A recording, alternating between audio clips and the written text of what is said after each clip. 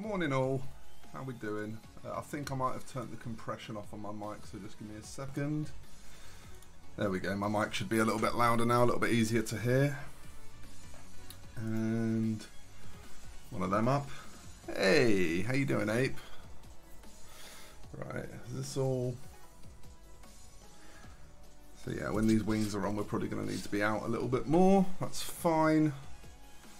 And when these are on, we can probably come in a bit. How are we, folks? Yeah, today's a bit of a sort of I've got a lot of little jobs to do kind of day. So I thought it made sense to be a stream day. I've not really fancied streaming much recently, but I thought today might be the day to break the silence. So we'll see. Yeah, there's a few bits I need to do on this just to tidy up this dry brush and make it look a bit more presentable. And I'm just in the process of finishing off these guys for a video. So everything that you see at the moment is part of a video, and then everything that I'm going to do today is just stuff that is already covered in the previous parts of the series. Adam, Elliot, how you doing? How are we all today? Is everyone well? Are we up to much? Are we spending our day on anything fruitful? Is anyone lucky enough to be able to hobby today, or?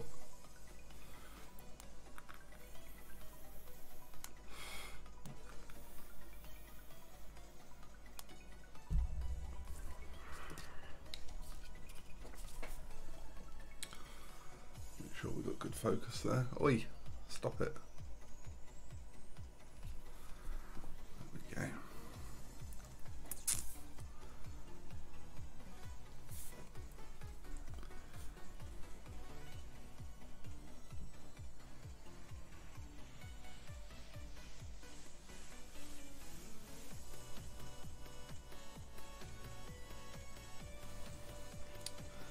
Hunter, how you doing? Yeah, those flesh golems are really lovely. I'm glad I left them till last. Because to be honest, I'm sort of just starting to get to the point where I've painted so many Bloodbowl undead now that they're becoming a little bit uninspiring. So to then have those flesh golems that are so different to the rest, but just so nice as well, it's like a really welcome breather.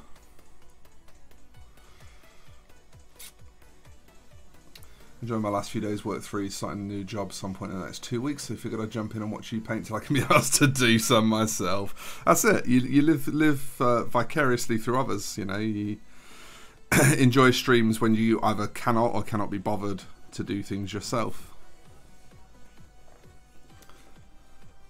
Doing well, thanks, currently working and hopefully getting some work on my Dark Elder today. Nice!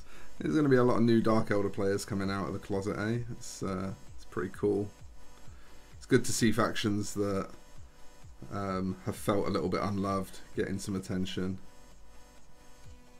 Hopefully Craft World soon. Ape is rebuilding and tuning a magic deck after finishing a webcam league. Ooh, what format?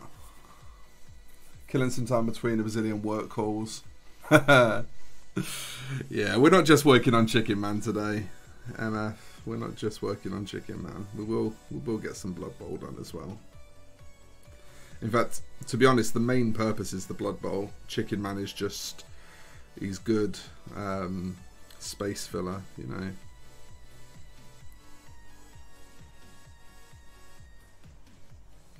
While I'm waiting for stuff to dry and that kind of thing. It's one of those unfortunate things with shades, is that sometimes you just can't hairdryer them. Sometimes hairdrying them will sort of push them around in ways that you don't want. So when it's one of those occasions, I like to sort of have a second piece on the table at the same time. The other purpose of today's stream is just to kind of have a catch up with everyone, because like I said, I've not really felt super up to streaming recently. My family had some bad news a few days ago, and it's sort of had us all a bit reeling,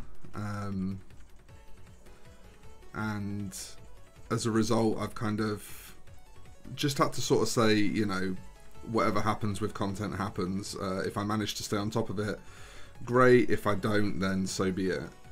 And streaming is one of those things that, you know, as I sort of bang on about quite a bit, I'm not the biggest fan of it to begin with. And I find it's fun as long as I keep it occasional.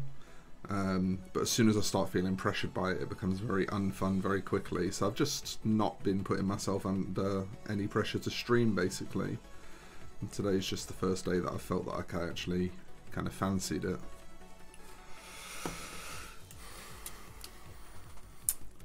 No one cares about NIDS, even GW. God, it's so true. I don't know. Craft Worlds and Imperial Guard are the two that feel kind of not necessarily desperate based purely on time frame. I think Eldar, you know, you can make the argument based purely on time frame for Craft Worlds. Imperial Guard more just that the model line just looks so fucking dated now. Those are the ones that I really want to see though. It's a casual format called Old Frame where you play with any cards from pre-8th with a restricted list. Nice. Yeah, it seems like a format where Storm's probably going to be a thing.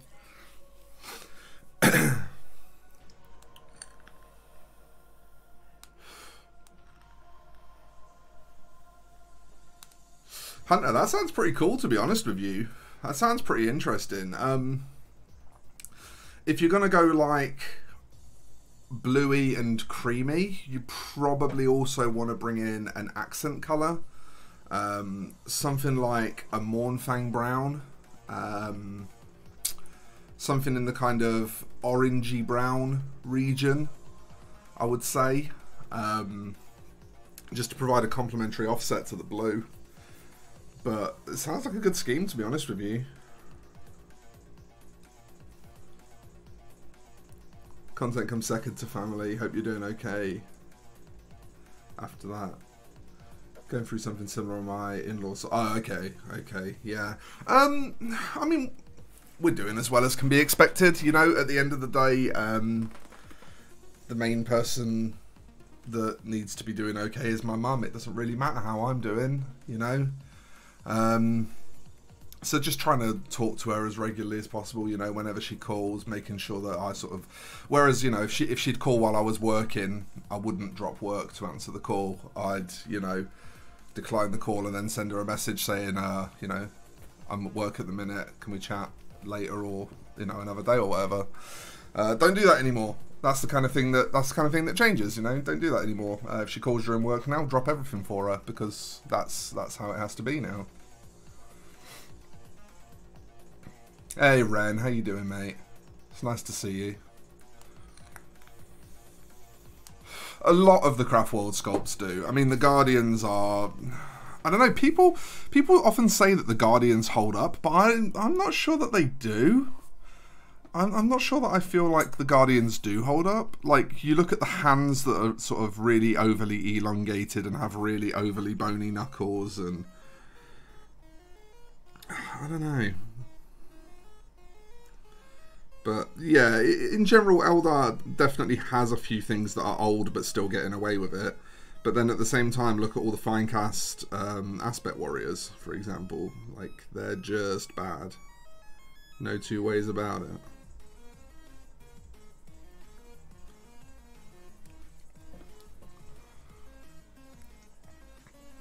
Storm's great, still got access to full P9, D-Tutor, Will, Brainstorm, Force, and Fetch. Yeah, it's pretty decent. And Grixis fetches as well, more to the point, which I presume are the colours that you play.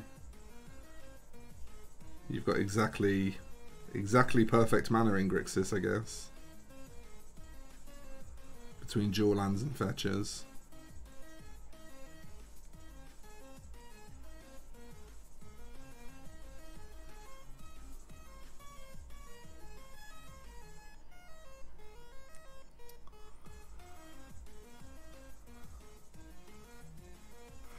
Yeah, I don't know, like, I'm not saying that I think my thoughts and feelings on the subject are irrelevant or anything, but what I'm saying is just that, you know, I have to place my focus where I can place it. And, you know, being someone who it doesn't necessarily always have the most agency over their own feelings anyway.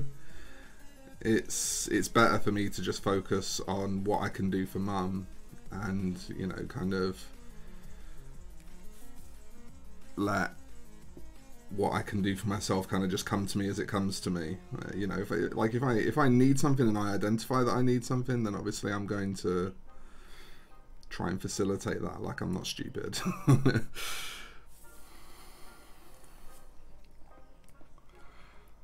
I'm firmly a person that drops everything for my family and closest friends. You get back what you put in with good folk. I'd also lose my mind over plastic Vostroyans. Oh, plastic Vostroyans, that would be nice. That'd be very nice. I'd like plastic Tanith. That would be the dream for me. If I collect Guard again, I'd really like it to be Tanith, but I don't think it will be. I'd like to be able to do... I'd like to be able to represent the Tanith first, as they are in the Saint Omnibus. So, you know, with the Pardus 8th as their tank support, and then like the Volponi as their heavy infantry, that kind of thing. I'd like to be able to do that with on the table, and currently the game doesn't really facilitate that, and the model line certainly doesn't.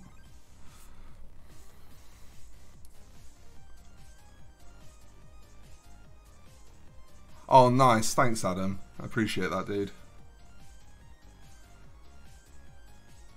Hey, Mikey. How you doing, man? It's nice to see you.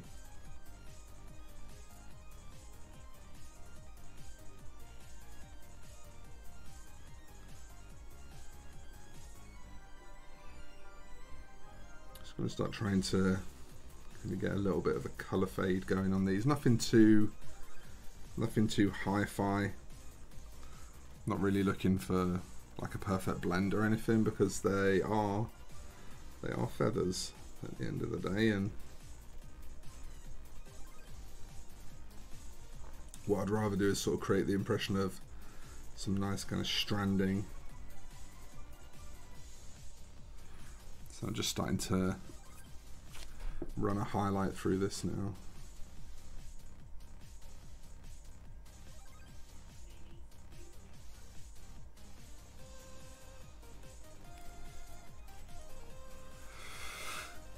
For all the forces available in 40k, it does feel pretty criminal that they don't do upgrade kits for some of the really popular regiments. It seems strange, doesn't it? It seems strange, considering that Gaunt's Ghosts is pretty much universally loved by the fan base, and is usually, it's certainly, in my online experience, the most recommended series of books for people wanting to get into Black Library. You would have thought GW would take that as a cue for, oh, we need to be able to represent this on the tabletop, it would make us money. But they do not seem to have done so. Tanith and Vagast only for the first, and then Volponi and Pardus. Yeah, exactly.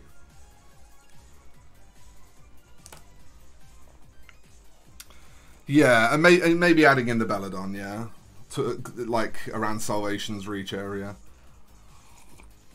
Because I guess you've kind of got to do that.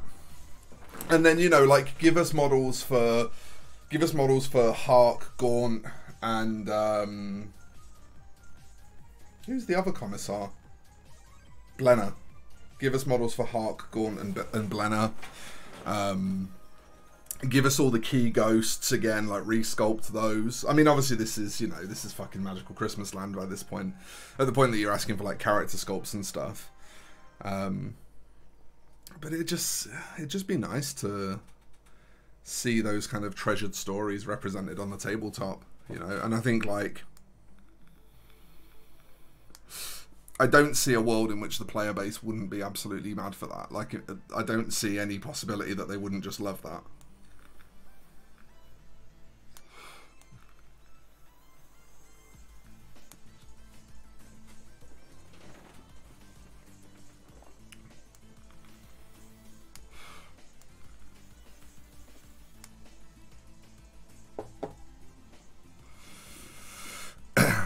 Yeah, exactly. I mean, if they did it as like an upgrade kit, then that gives them an excuse to start including a few female options in a new plastic guard sprue, which is something that kind of the community has already made clear they'd quite like.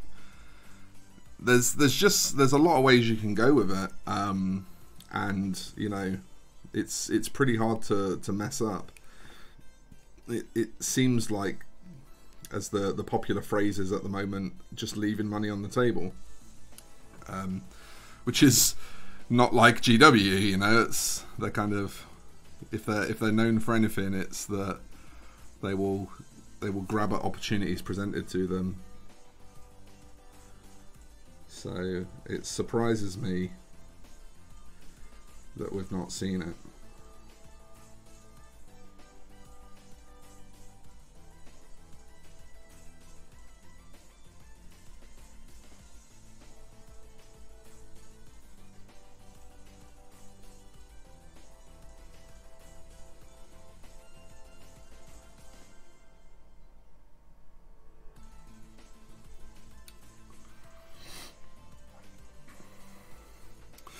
I mean, I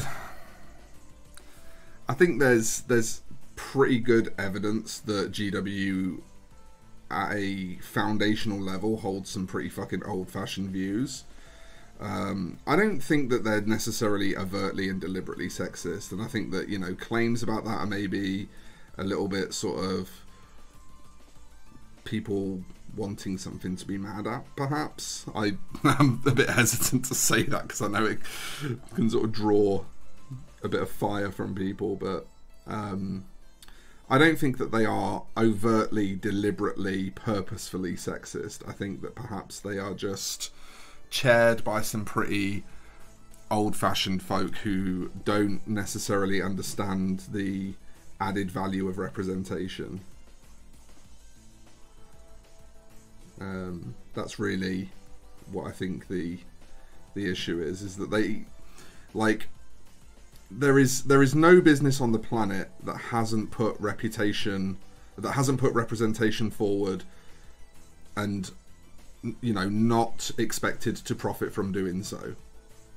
Companies that are very pro-inclusion are definitely doing so because they believe that being pro-inclusion is more profitable than not, right?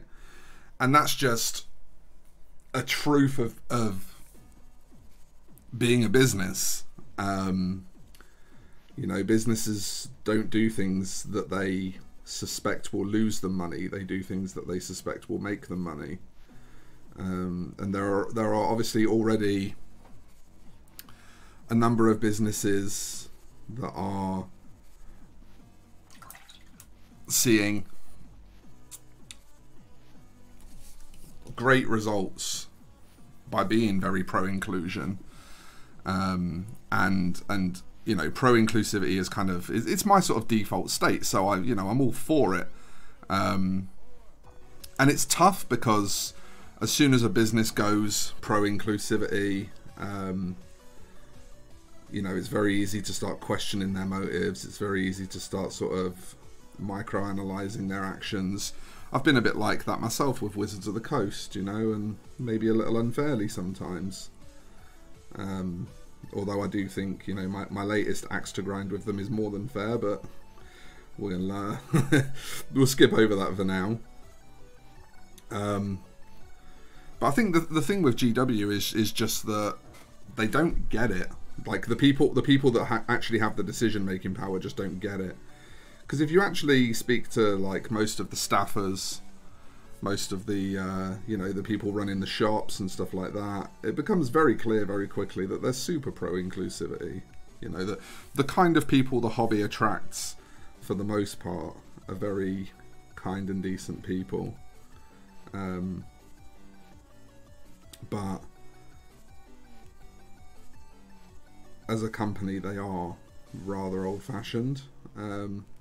That's no secret. You know, plenty of people that have worked for them in the past have sort of said, you know, they're pretty old-fashioned in how they do things and how they think and what they say and that kind of stuff. So it doesn't really surprise me that they're not amazing at representation.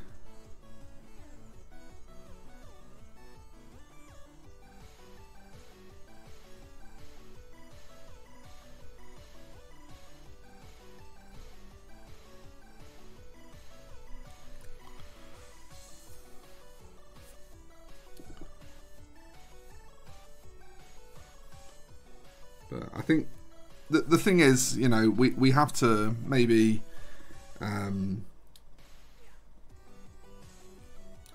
or you know, what companies like GW need to realize is that people want to identify with their heroes. They want to see themselves reflected in their heroes. You know, that's what draws people into loving those kind of things. More so than anything else. Yeah, that looks quite nice, doesn't it? How is everyone this morning? How is Shido?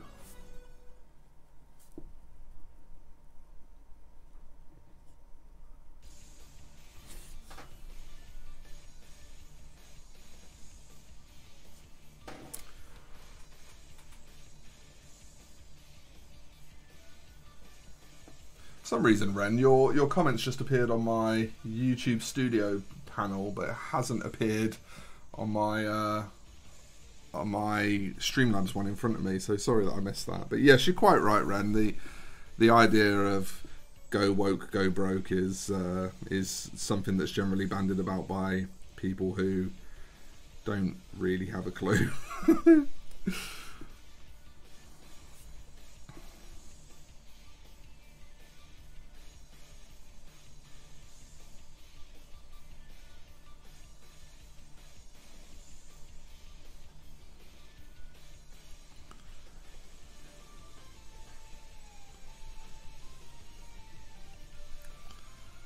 Yeah, I think that looks pretty cool. That's pretty. And then I just want to grab a touch of this brighter colour and just hit a couple of top edges with it as well.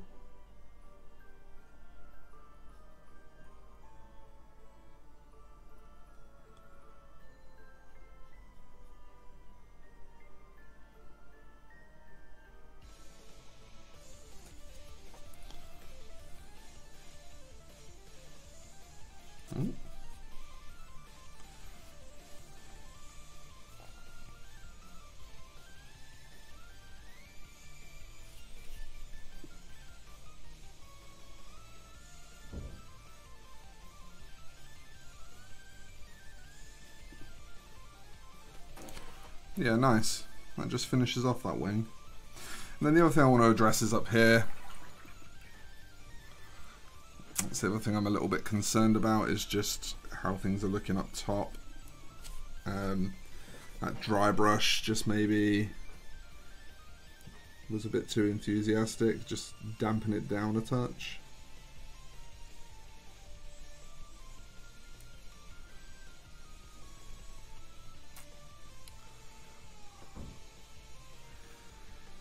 Yeah, turquoise and deep red is a surprisingly nice combination. The colour wheel says that there's not really an obvious reason for it to work. I mean, there are obviously, you know, obviously there is a reason for it to work, but it's not necessarily obvious. But it's a nice colour combination. It does some good work.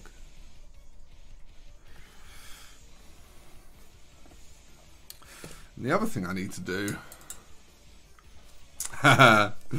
yeah, funny enough, I'm a big 90s video game fan. 90s was obviously my sort of formative video gaming era, so I often go for the chiptune station on Pretzel when I'm streaming, because it's kind of background music that I can vibe to quite easily. Aside from which, one of the pro-inclusivity Warhammer 40k groups I'm in, those are rare enough, there was a breakdown of the male-female split in recent well-selling GW boxes. Morgan, good morning. How are you? I'm doing okay, thank you. Yeah, I'm not too bad. Just got a few little catch-up jobs to get through today, so I figured it'd be a nice day to catch up with the community at the same time.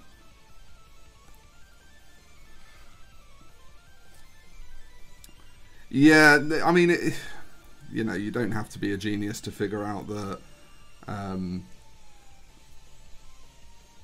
female representation in the hobby is, you know, it's not just a conversation about right and wrong these days. You know, any intelligent company should also be having a conversation about the dollar value of it, because, you know, going back to that point I made a few minutes ago, like, companies only go in for representation at the point that they know it won't lose them money. And whilst, you know, certain flavors of representation are definitely still struggling to obtain sort of mainstream acceptance, you know, there are certain communities that are still really battling just to be kind of seen and allowed rights in the mainstream. But, you know, in the year 2021, women's representation is really kind of a given for most people now. You know, it's not really considered woke or new age thinking or anything like that to believe that female representation is, you know, just sort of par for the course and should be part of the modern world. Most people think that, so it's very bizarre that there's any resistance towards female representation in Warhammer. It's definitely, you know, it's an eyebrow raiser for me, certainly. We live in a world now where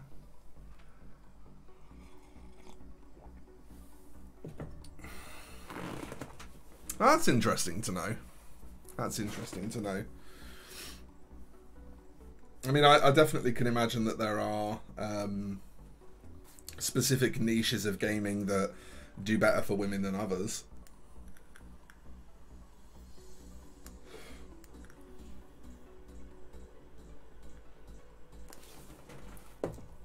But it just, honestly, it just strikes me as very odd that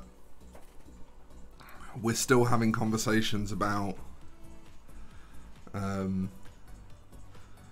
you know, women's place and representation within the hobby in 2021, where in every other area of life we don't need to have these conversations as much anymore.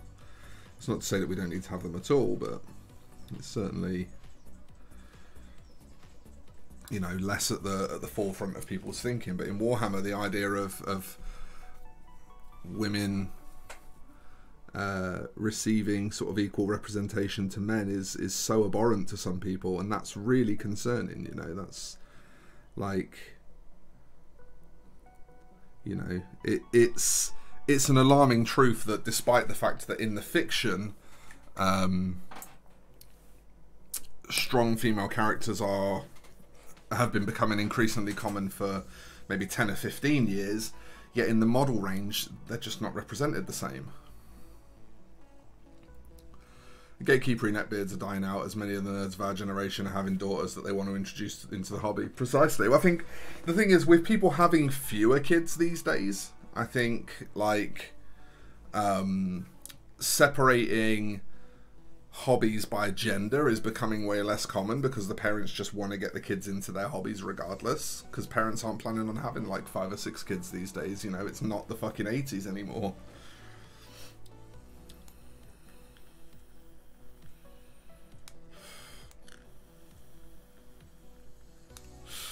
Yeah, I struggle with that. I struggle with that. There are times to use the word female, and, you know, things like female representation, for example, because that's not necessarily talking about women. That's talking about female presenting forms. But in the case of where we're talking about, you know, cisgendered human women, we should be saying women. Like, there is a word for that. Hey Emma, how you doing, mate? 51% of the global population are women. I think there's an extra dot in the percentile there, but when you're talking about 51% of 7.8 billion people globally, that's a lot of people. It is a lot of people. It's about 4 billion people. My 6-year-old daughter loves video gaming and hobby, and strange that in 2021 we're having to argue about this. Yeah, exactly, Adam. That's the point. That's exactly my point, is that it's so bizarre that in 2021, like, and it really is like just the Warhammer community, in terms of, certainly in terms of the things that I'm aware of. You know, women are certainly mainstream accepted in gaming. You know, most of the people that sort of dish hate towards women in the gaming sphere are very clearly in the minority, and, you know, very clearly made to look very silly very quickly. You know, in most areas of business now, women have equal representation. At least, you know, in a mainstream capacity. It really is like Warhammer is like one of the last bastions where it seems to be popular to hold on to the idea that women shouldn't get as much of a push as men. It's really bizarre, really strange. Yeah, exactly. Who can afford 5 or 6 kids? Exactly. Yeah, like our parents, a lot of them had 5 or 6 kids. You know, people my age. I actually turned 36 on Friday, and I am the 6th of my mum's 6 kids. Thanks, Emma. That's good to know. I appreciate your seal of approval on pretty much anything, but when it comes to something that, you know, you technically have more of a horse in the race than I do, then I appreciate it that little bit more. More like female is used as a noun instead of an adjective. It dehumanizes a bit. Yeah, I agree. I'm not a fan of it at all. I'm not a fan of it at all. The Klingon, the Ferengi memes were kind of a little bit, I don't know. I got a bit irritated with all the Ferengi memes. Oh no, not belated. No, Friday as in Friday coming, Adam. Yeah, I'm like 2 days away from turning 36. Yeah, I got a bit agitated with all the Ferengi memes around the subject, but that's more just I don't know, memes in general just kind of irritate me at the moment. I think that's just me. I don't think that there was particularly anything wrong with it. You want to do a write-up? What about like Warhammer being the last bastion of sexism in nerd culture? Fuck off, James. Thanks, mate. As backhanded as that compliment was, thanks, mate.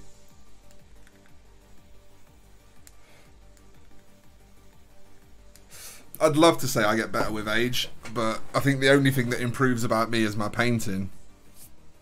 It's my body is not enjoying leveling up, to be honest with you.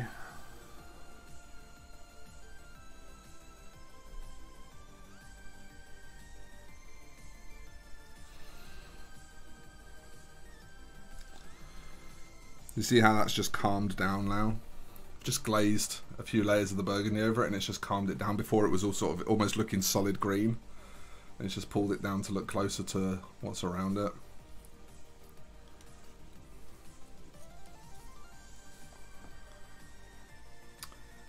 Me and the missus have been playing games since day one, and we're together 19 years. She's a decent gamer, no big deal, and she paints minis too. Exactly.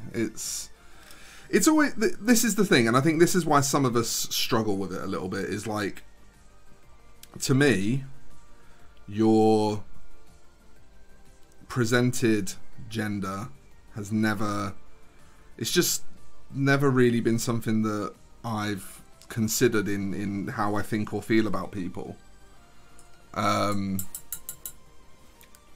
Oh, mate. I'm so used to you making backhanded comments that I accuse you of them when you're not. I'm sorry. Thank you, dude. I appreciate it. It's very kind. Yeah, I don't know. It's strange. Like, for me, I've never looked at people that way. You know, I've never made my decisions about how I think and feel about people based on their gender. It's always been based on, you know, how they treat me and others. That's kind of always been my guiding star in life, you know. If people are nice, then be nice back as much as possible. So I think it just feels a bit alien to me, to be honest. I might be getting old, but we started to communicate in memes and it grinds my gears. Yeah, it's... I know what you mean. I hate sounding like an old man by saying it. And, like, don't get me wrong, I definitely find a lot of memes funny, but I tend to find the sort of non-targeted memes funny. You know, the memes that are just either satirical or just sort of poke fun at general things in life. The memes that are, you know, used specifically to target people, I just think that's kind of low-hanging fruit. I guess that's sort of how it feels to me.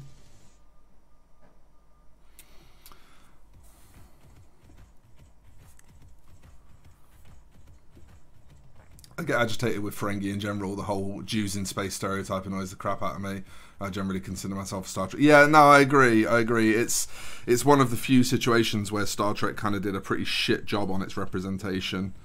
And, you know, for you, obviously coming from a Jewish family, I can particularly imagine how frustrating that must be.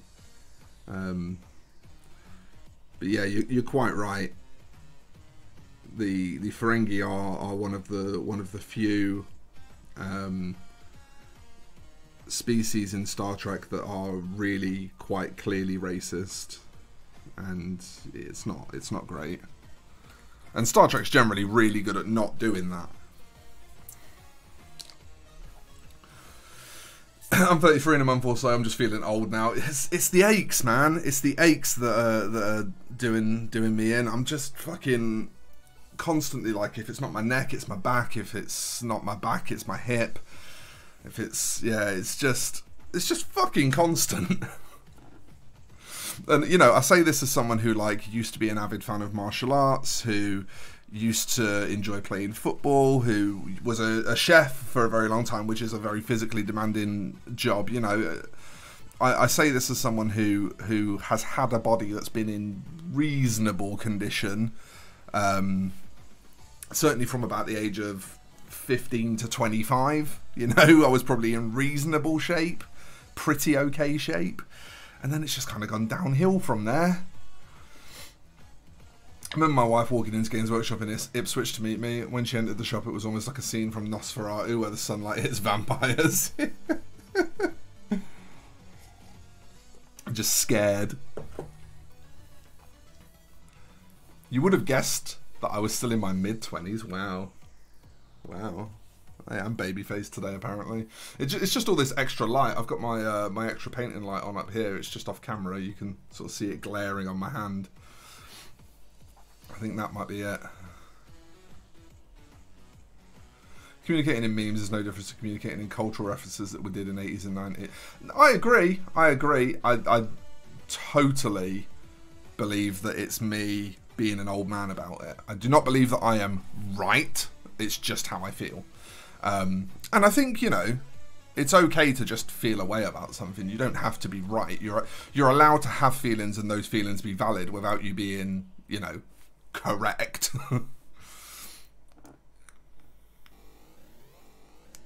Yeah, I completely agree, MF. It's only really in ST Disco era that's getting some good LGBTQ plus characters. Yeah, Disco's been great for that. It's really brought a lot of people around to the idea of Star Trek.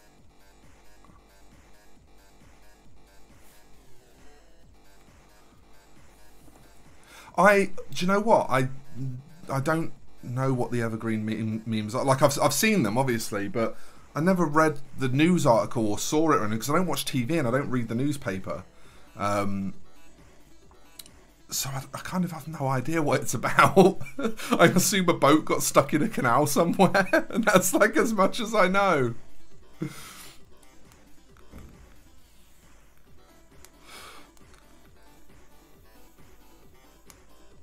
30 in July, I can relate to all this. Had my daughter at 22 though, so I guess she keeps me on my toes. Yeah, but at least she's kind of now at that age where, you know, you can kind of sit her down and give her something to do and she'll get on with it.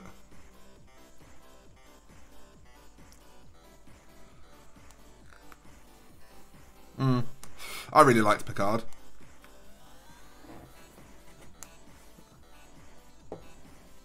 I really, really liked Picard.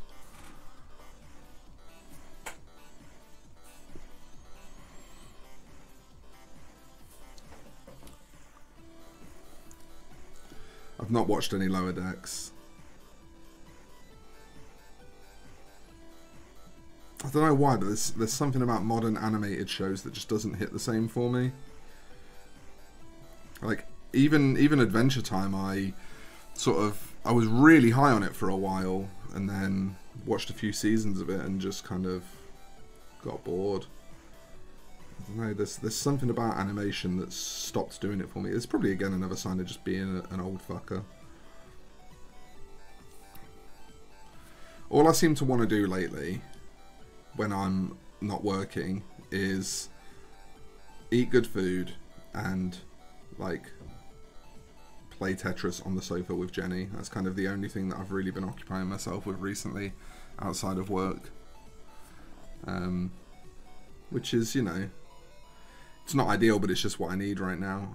I've not been feeling particularly sociable at all recently, which is not great, because I'm not the best at maintaining social relationships anyway. And so, you know, going through an extended period of not feeling very sociable is sometimes not ideal. But I just sort of, you know, I've learned to just accept the fact that sometimes you just need to be or do a particular thing, and it's just a fact of life. I don't know, Felix. I don't know.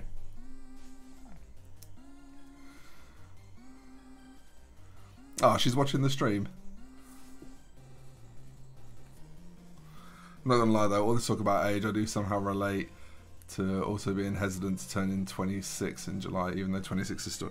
Yeah, it's a strange thing though, James. I definitely think people experience age differently. And I think, you know, and I say this not to patronize in any way, so please don't take it that way, but I think people of your generation experience age a little faster than my generation, and I think people of the generation before me experience age a little slower than I do, because the social landscape has just changed so much between each of our three generations that the expectations of us are so different comparatively, you know. For example, my generation, the lucky ones, the smart ones, or the ones with rich parents, got on the property ladder straight away, and they were the last people for whom it was affordable to get on the property ladder. For people of your generation, it's completely normal now, completely normal to rent for most of your life. Most people are lucky if they ever aren't renting now. The vast majority of people, you know, that were born in the mid-90s will probably never own a house unless they're very successful. And obviously that isn't the vast majority of people. The vast majority of people are not very successful.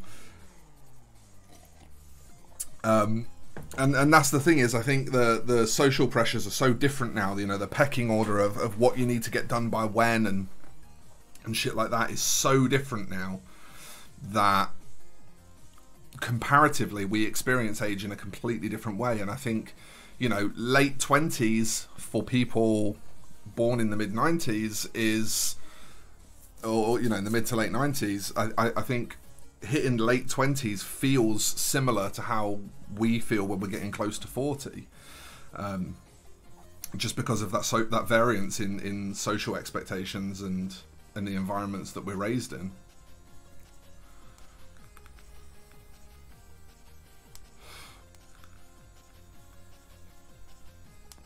Been going to bed at 8, reading a book for a mug of tea. Peak old lady. I've started reading again. I found that whenever I got a really good audiobook, it was starting to just keep me awake, because I was just getting more interested in listening to the story than I was in going to sleep. So I've tried to start backing off on the audiobooks now. I've got a Caiaphas Cain book to finish, and then I'm just going to leave my Audible account for a few months and just raise a few credits and just keep reading paper books, because I find that I'm just sleeping way better if I read paper books. Because you get to the point where you're just so tired you can't be fucked to hold the book up anymore. And so, you know, you put the book down and then you're just going to sleep at that point. And I'll probably start putting podcasts on. I'm thinking about maybe getting it back into the SCP podcast, the SCP Foundation podcast, because there's a lot of it to go back through. You know, it's pretty difficult to exhaust. Is that the new Xbox version of Tetris? No, it's Tetris 99 for the Switch is what we're playing at the moment. Tetris Effect is the other one that we really like. But we prefer playing Tetris Effect in VR, and the type of VR headset that we have now is not the same as when we got Tetris Effect. It's a bit more of a fuck around to get Tetris Effect to play in it. So we just haven't sat down and worked it out yet. We need to work it out at some point, but we just haven't yet. 37 going strong. After 30s, your metabolism and physical condition are only downhill if you don't do something about it. Yeah. It's true. I'm 37, and during lockdown I've put on a bit of weight because I've been doing remote working, supporting people who can't Google things. Yeah, but my activity levels have gone down. They weren't great to start with, but lockdown has definitely hurt them. 40 is the new 30 for our generation. Yeah, I agree. I agree. Kid wants to hobby now, so guess I'd best dig out a Stormcast. Take it easy, folks. No worries, mate. Enjoy, both of you. I'm mostly sat in front of the computer from day to day. My bad day yesterday was topped off by my dad dropping off some tools I'm borrowing from him and spending 10 minutes telling me how fat I fucking love it when parents do that. Oh, it's not the best, is it? It's not the best. Just like no filter whatsoever. Like, you're my child, so I can say what I want to you. For fuck's sake.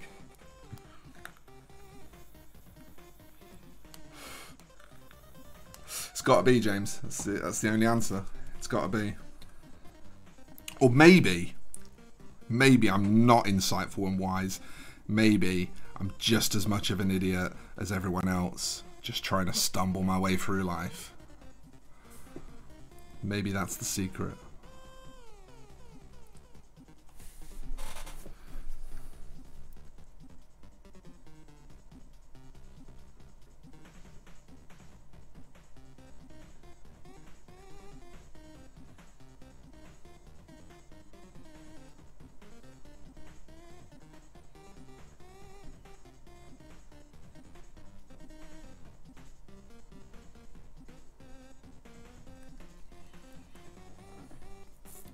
The only issue with paper books is when you fall asleep and lose your place. I do that a lot. I'm currently reading American Psycho.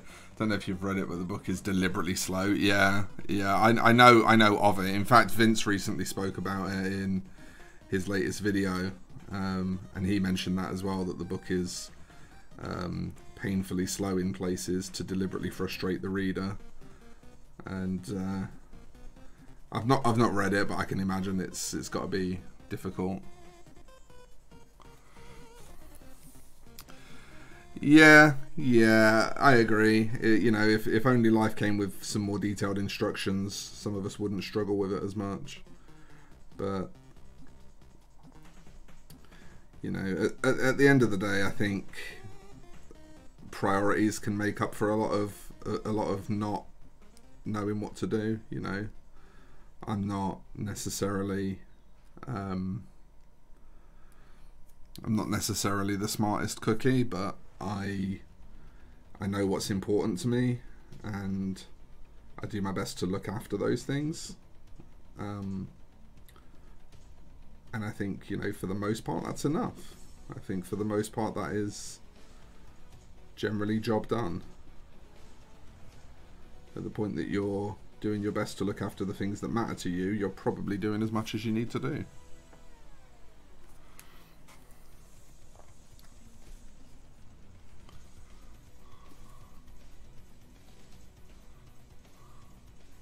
Yeah, yeah, it's an interesting insight, Ren. Probably not far off the mark.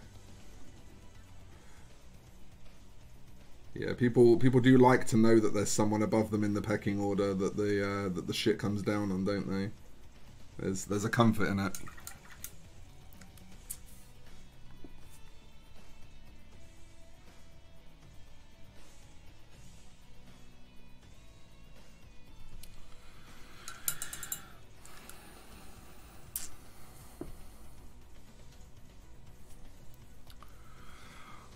know, my life manual is drink and spew words onto a bit of paper. Yeah, but you do both of those things so well. You do both of those things so well. You're one of the few columnists that I still read with any degree of regularity, so take that as the compliment it is if you need one. I mean, I have to admit, you know, I don't read. I don't instinctively jump on Magic content. When you share Magic content, I'll sort of read the article title before deciding if I want to read it. Whereas if you share Warhammer content, I'll generally just read it regardless. But in either way, I'm not really consuming anyone else's written content these days, so it's definitely still intended as a compliment. I used to be a huge consumer of Channel Fireball content. I was all over everything that they did. I had SCG Premium for a while. I even wrote myself. There was a podcast in the American Midwest called Card Knock Life. Lovely guys, and I even wrote a few articles for them, wrote a few articles for Magic Madhouse, did commentary for Magic Madhouse on their Pro Series, which was pretty good fun. But yeah, as my passion for Wizards waned, inevitably my passion for Magic suffered, and as my passion for Magic suffered, my motivation to engage suffered, unfortunately. So whilst I still keep an awareness, I don't really consume anymore.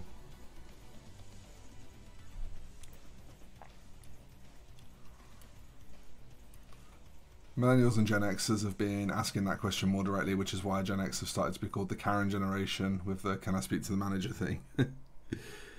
Yeah.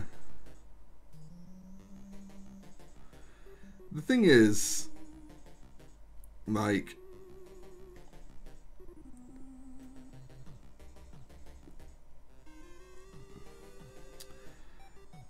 I don't know, the whole Karen thing is difficult, right? Because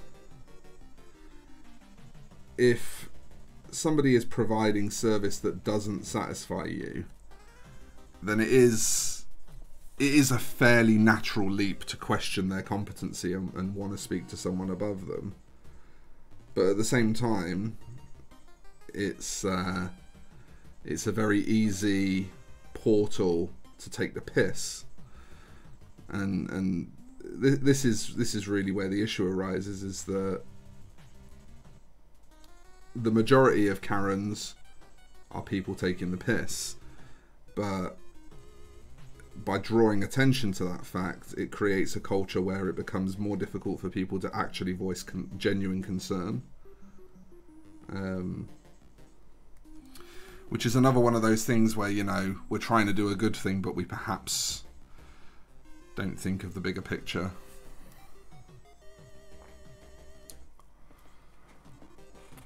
Got some Warhammer content in the pipeline next month, though. Yes, I'll be looking forward to that. In the time it's taken my flatmate to have a shower, I've made an omelette, eaten said omelette, washed up and twiddled my thumbs for ages. Jesus. I've been feeling very similarly with Magic Stew, which has led me away from normal formats and towards ones more intended for the old fun styles it maybe used to be, like old school and pre-modern. Yeah, and this is the thing, is, you know, the actual game of Magic the Gathering is a thing that I have always enjoyed, and I'm not saying that I suddenly, miraculously, overnight stopped enjoying that. I even reinstalled Arena a couple of months back, just to, you know, have a little crack at it and see how I felt about it. Like, I'm not through with the idea of a fun, interactive, socially centered card game. That's been a constant in my life since like 1994. You know, I was like 8 or 9 years old when I got given my first Magic cards by a schoolmate, and I had, like, you know, a Crawworm and a Serra Angel, and these were all beta as well. So, you know, And it was an instant addiction. You know, I loved it from the word go. It was incredibly my type of thing, you know, because it felt very similar to the worlds that I was just starting to explore in Dungeons and Dragons, and so I was instantly drawn to it. And from there, you know, it was an on and off passion / obsession for many points in my life. And eventually, I didn't actually go to my first FNM until 2012, because I always just enjoyed playing at the kitchen table. But the process of going to an FNM sort of opens you up to the wider player base. And at the point that you become familiar with the wider player base, it's pretty much impossible to not start paying more attention to Wizards as well, because you'll start getting directed to the mothership for articles, or you'll, you know, start getting directed to this person's content or that person's content. And so, you know, from 2012 onwards, I started to become more and more aware of who Wizards are and what they do or don't do, as the case may be. And that's really where the difficulties have always lain for me, is I really like Magic as a game, but I really don't like Wizards of the Coast as a company. And in order to fit in Magic circles, it's a very difficult thing to do if you have a distaste for the company that administers the game. And so that's kind of really what ultimately steered me to find something different to focus my life on. Because obviously, you know, magic altering was pretty much a career for me. You know, I was earning an actual wage off of it.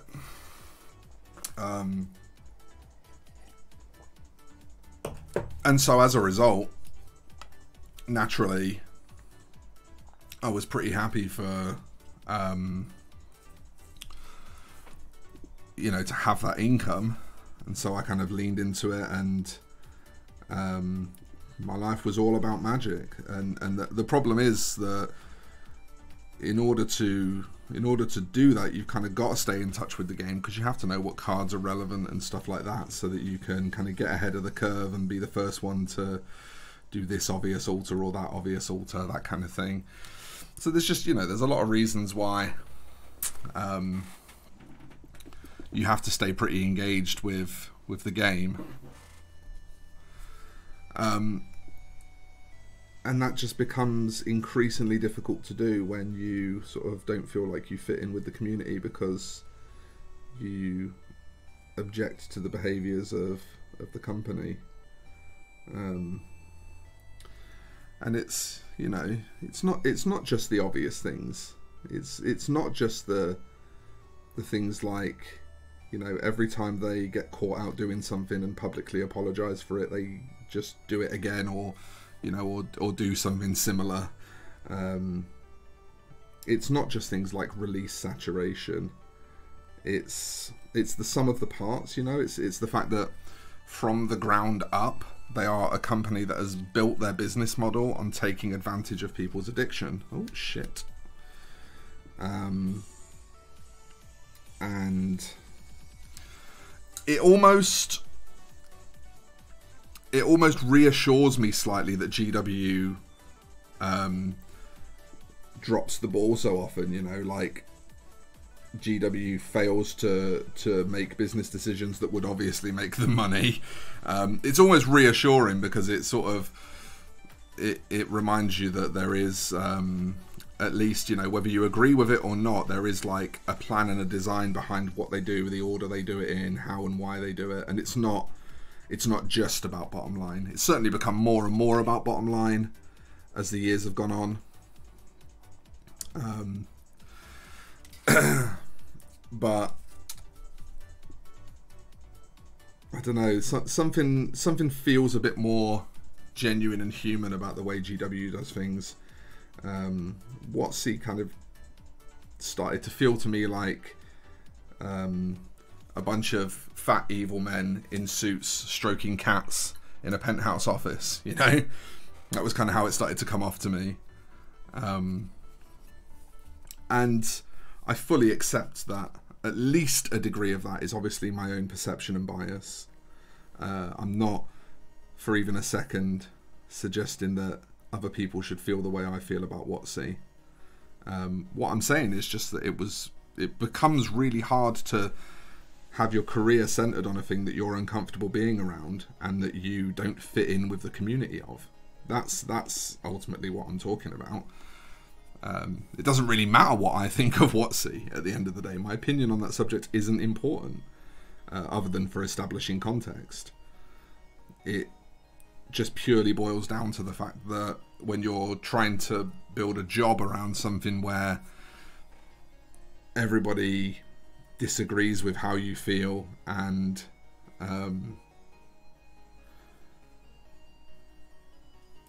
is actively taking part in something that you perceive as harmful, it's you know, it makes it unenjoyable to do that. And so you hit a point eventually where you say, okay, maybe I need to move away from this. And by that point I was just so used to the idea of my passions being my career that the only other logical decision there was to make Warhammer my job instead, because that was my other thing that I was passionate enough about and knew enough about to do for a living.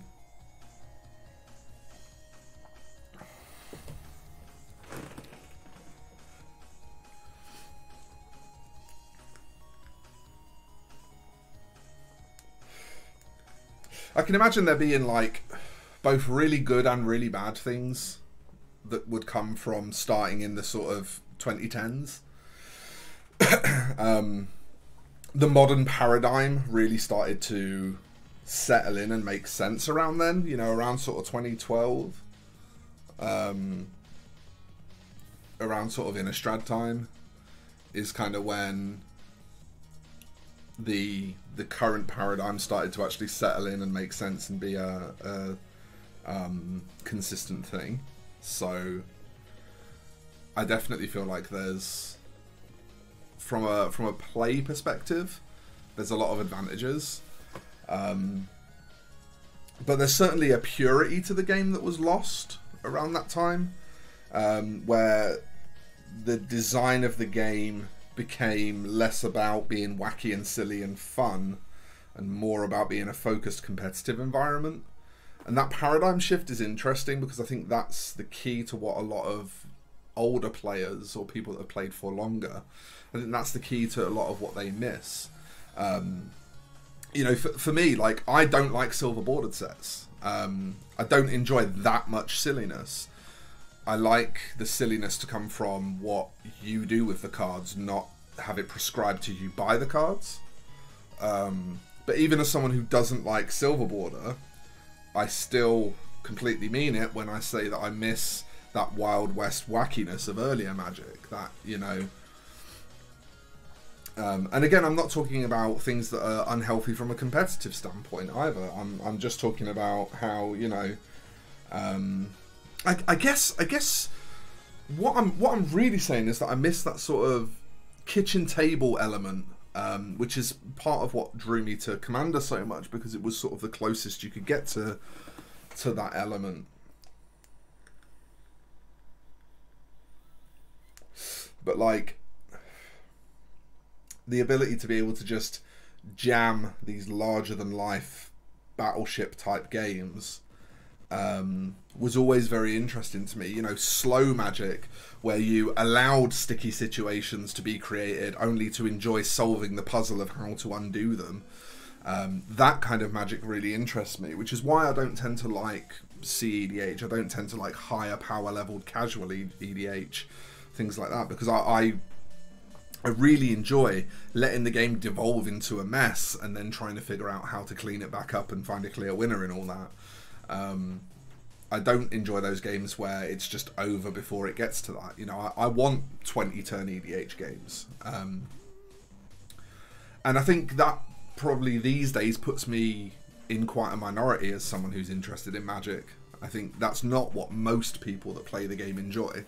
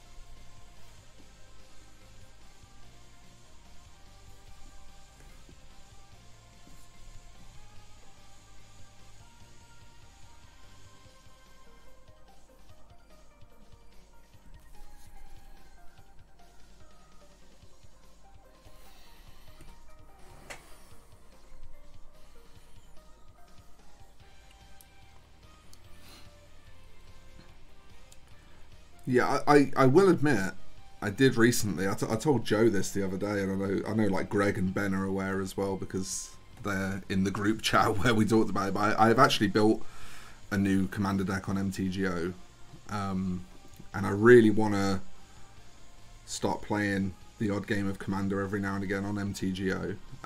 But I know for a fact that the power level that I like to play at is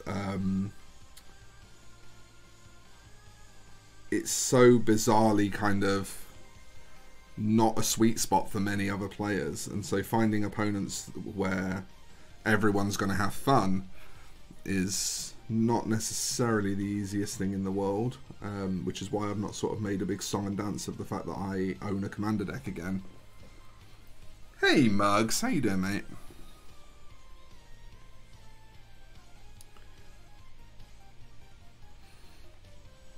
Folks, if you want some real nice chill-paced painting tutorials, have a look at Mug's channel. You'll have a good time over there. Very much the yin to my yang, I think, where I tend to sort of maybe put a bit too much energy into things. Mugs is really good at keeping those energy levels low, and very easy to just sit and enjoy what they do.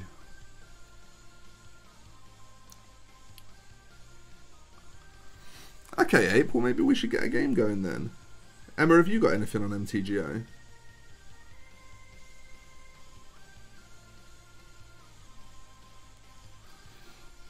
Maybe we should just get a little game going and hey, have some fun.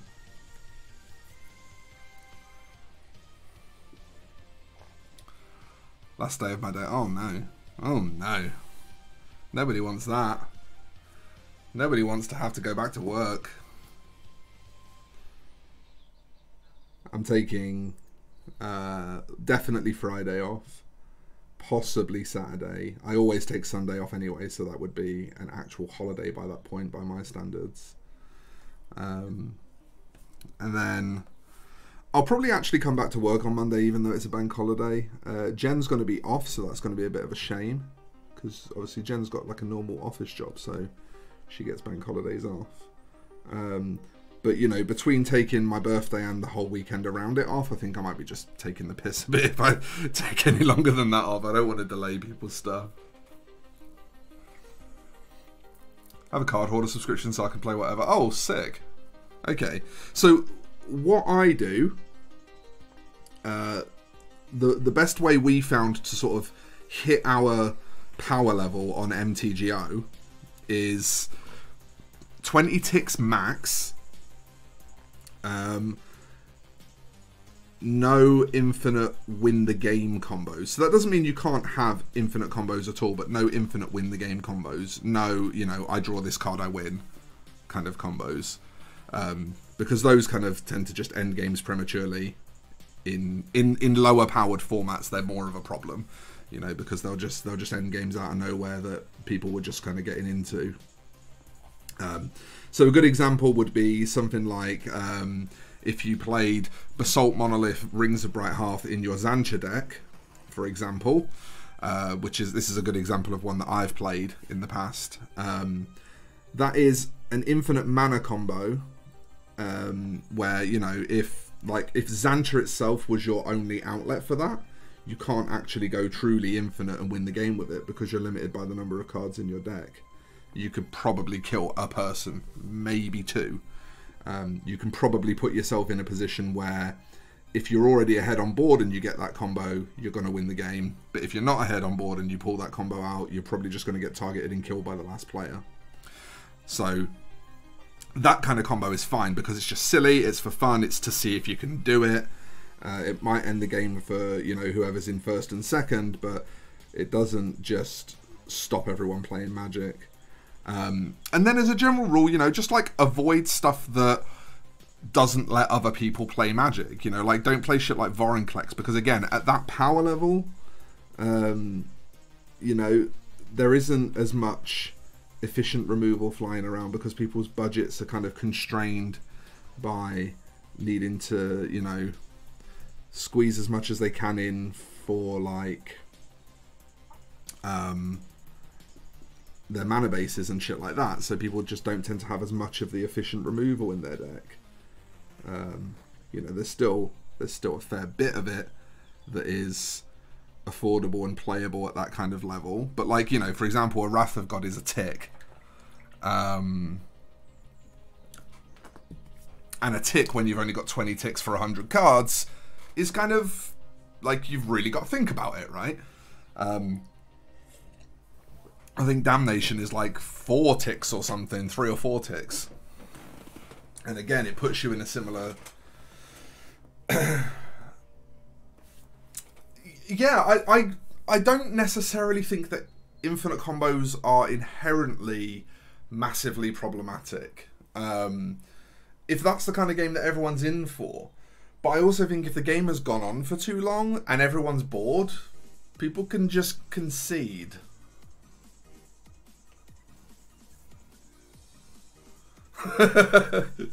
Yeah, I mean, yeah, things like stacks or combo, they just tend to be problematic in the sort of format that me and my friends play.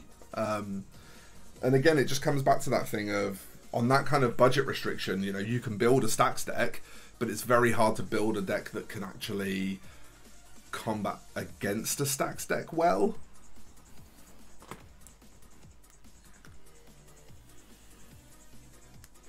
Yeah, we're talking about Commander, yeah.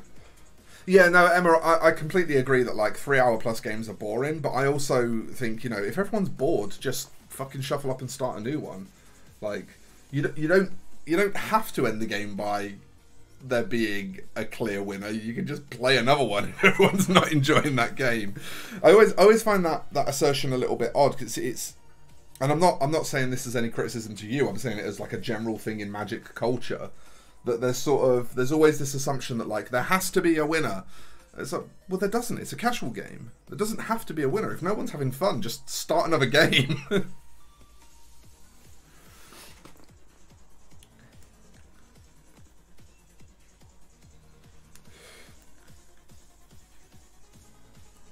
Yeah, you can certainly do a lot with 20 ticks. Let me show you what I'm doing.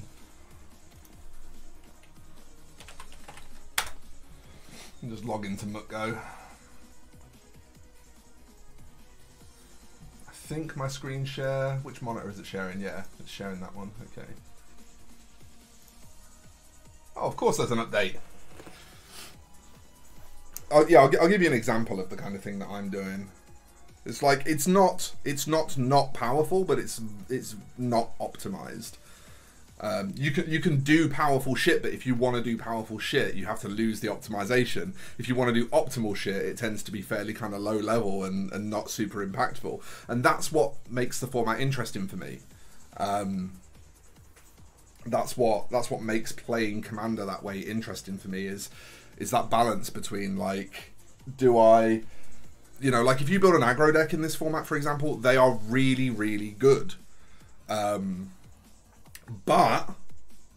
you are not going to be able to build an aggro deck that is particularly resilient to mass removal, and there's still going to be mass removal at the table, albeit because of the budget restrictions you may find that there's only like 3 Wraths per deck instead of 6 Wraths per deck, you know.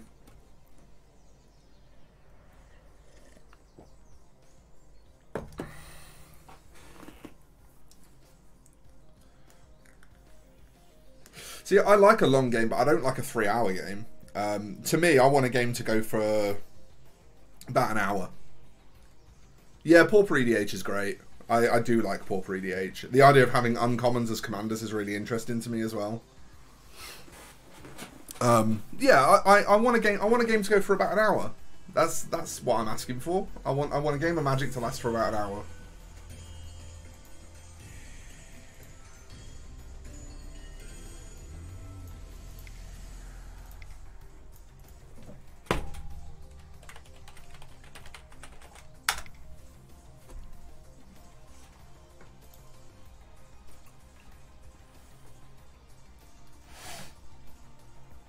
It's weird, like bazaars are like a tick. You know, you like if you're playing Riel, for example. Is it Riel or Meriel? I can't remember what she's called. The Wheels commander, the one who's like, what is it that she does? It's like, whenever you discard cards, you draw cards or something. You draw that many instead. So like, you tap a bazaar and it's just a fucking draw 6 or a draw 5 or whatever. Like, you can build that deck pretty powerfully. I had that deck built pretty powerfully for this format. There's still powerful stuff you can do.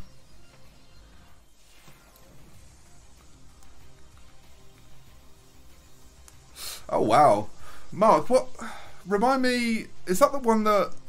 No, it wasn't the Shawn Michaels one. Remind me what altar that was.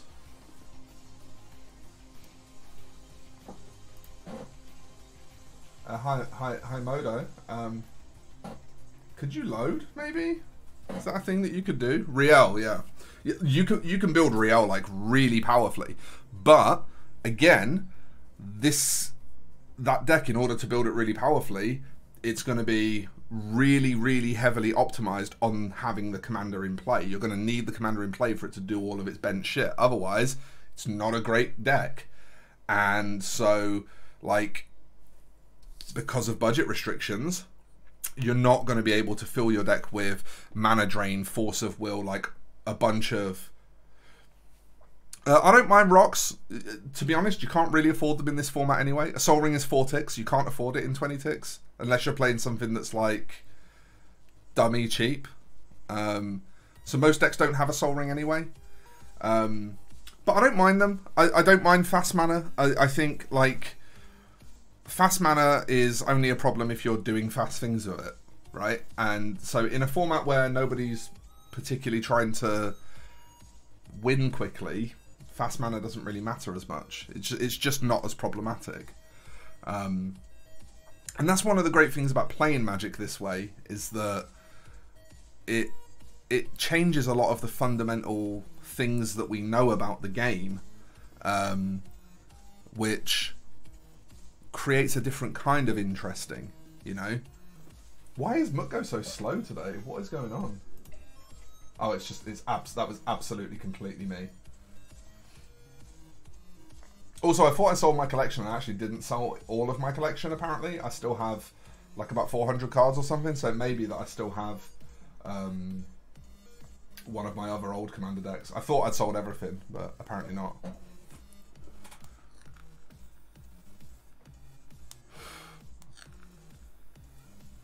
Yeah, like, you can't really play fast mana in this format. I mean, you absolutely can. You can physically fit a Soul Ring and a Mana Crypt into a deck because they're both less than 20 ticks. I think the cheapest Mana Crypt, I think, is about 10. and Soul Ring is about 3 or 4 when stuff's in stock.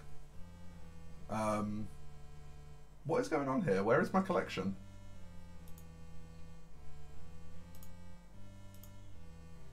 What? Why is my collection shown as empty?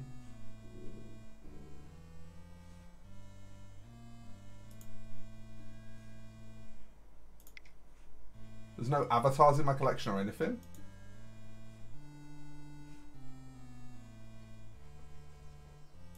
I'm confused. I'm gonna try restarting Mutgo.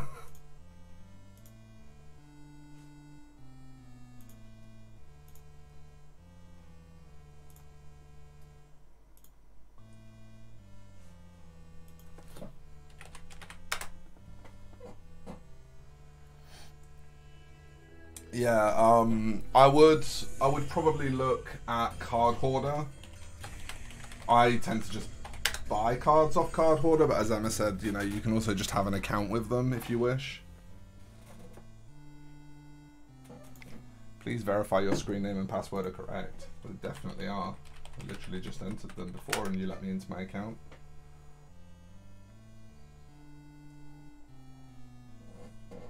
It's just not normally that slow. Like that's incredibly slow. Obviously streaming is going to be using up quite a lot of my upward bandwidth, but it shouldn't really be using much in the way of downward bandwidth, so just a bit puzzled as to what the issue was.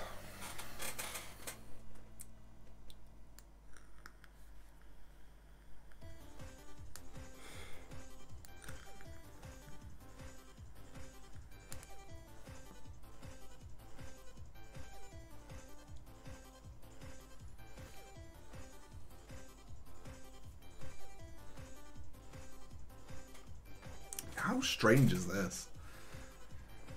Why would it decide to be slow now?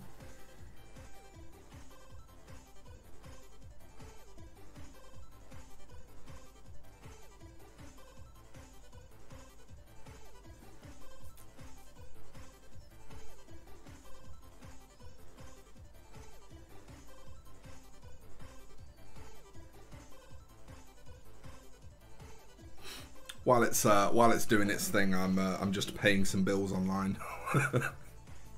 So I'm leaving the camera as you see it for a minute.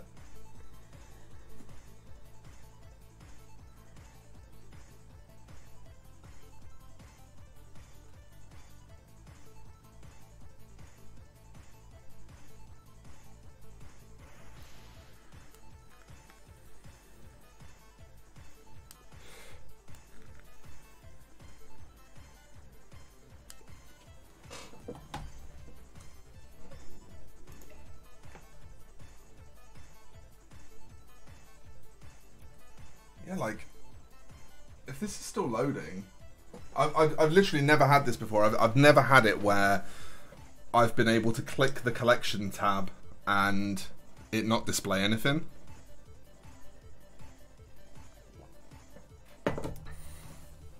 I've never seen it loading this slow before. Is this a thing that just happens sometimes? I've just never experienced it, so I don't know. If this is just a thing that happens sometimes, then fine.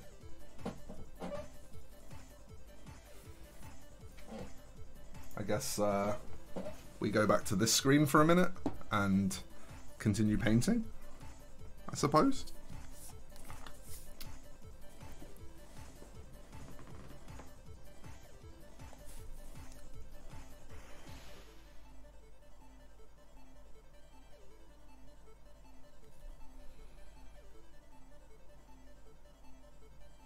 Hey, by the way, Chad. Yeah, I'll just leave it in the background, and when my collection appears, I'll go back to it. So I want to show you folks what a deck looks like in this format, so you can get a clear idea. We did for a while over in the Wholesome Degenerates Discord. We actually ran this format as like a regular thing. And it was pretty good fun. I think there was just not enough of us interested in it to keep regular games going. So it was kind of getting to the point where like folk would ask if anyone was around to play a game, and there just wouldn't be enough responses, and so people just stopped asking because it got to the point where more often than not there weren't enough people to fire a pod. But like the server's a lot bigger now than it was back then, and there's every possibility that we might be able to actually get something of some kind of regularity going.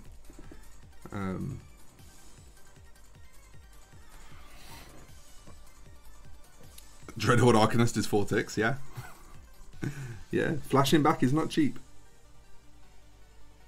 It's a really interesting format. Like, just the build budget alone poses some really interesting restrictions on what you can do. I mean, like, the deck that I've built, I don't think it's very good. I built it more just because the commanders looked like fun. I'm playing partners. They just look like something that I've not tried before. And I wanted to give them a go. But, like, the deck that I've built is only 14 ticks. So I could have actually fit a Soul Ring in, I just didn't want to spend the money on one. And that is actually, to be fair, mostly because I only built this deck to kind of play with my old friends from Bath, and I wasn't sure whether I was actually going to start playing with any regularity again. Oh, there we go. The Loading Magic Online panel has just come up.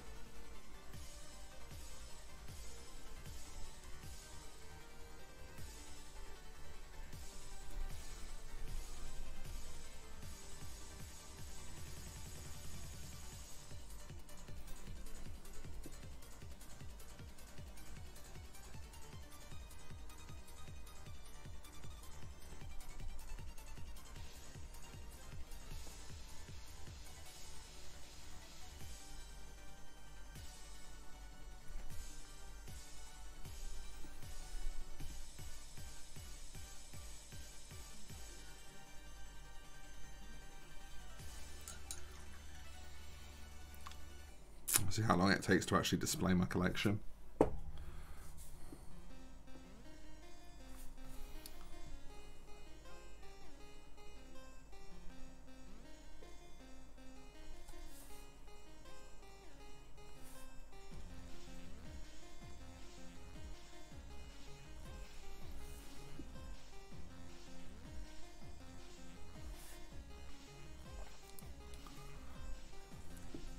Yeah, I mean, Modo's server is not the best, and it does get taken down on Wednesdays for maintenance, on Wednesday evenings for maintenance.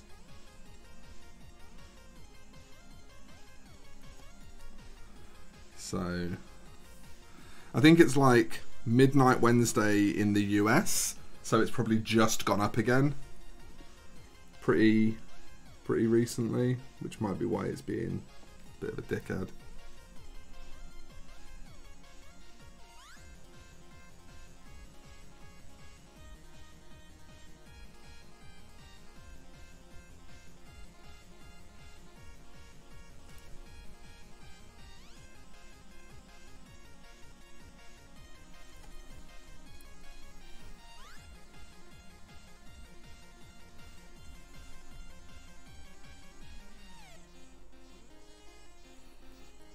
Seems like I got some fucking shiny Agrax today.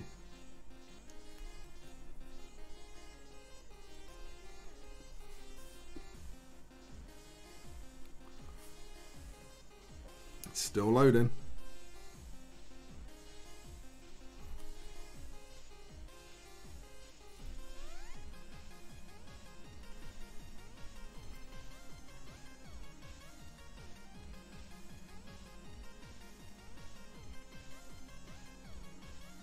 Ooh.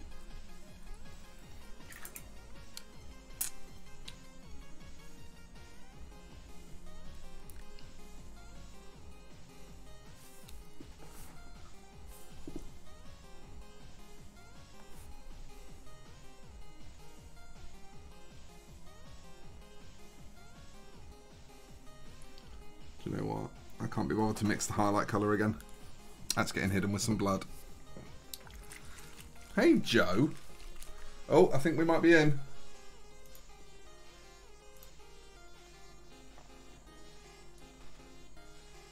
There we go. We're in. All right. So this is the kind of thing that I would typically play in the format. So I'm playing Elgath and Kodama as partner commanders. So this one turns scries into draws. This one gives you 3 permanents, but they are both expensive. It's 2 6-mana commanders. So the idea is that instead of the deck being entirely reliant on having both in play, the deck has some shit that it can do when either is in play. Yeah, Chris, it's kind of a thing that all paints do. They go plasticky if you put them on too thick, and I just put it on too thick. That's honestly the problem. I was just rushing a little bit this morning because I wanted all the shade on before I streamed, and I just put it on a bit too thick. I can fix it with some matte varnish before I do the metallics, which is what I'll do. I'll just throw some matte varnish down before we get to metallics. There's not a lot of metallics on these guys, so it's not a problem. So yeah, like in terms of mana base, it's a pretty basic 2-color mana base. Things like Hinterland Harbour, Temple, you know, they're easily affordable. Path of Ancestry is cheap. In terms of fast mana, Mindstone and Diamonds and Signets tend to be the main ones that you take. Yeah, Mindstone, whatever your colours Diamonds are, and Signets are always going to be kind of your best source of fast mana, because they're cheap as fuck. And then, I mean, you can kind of see what the deck's doing. You know, there's sort of some minor landfall elements.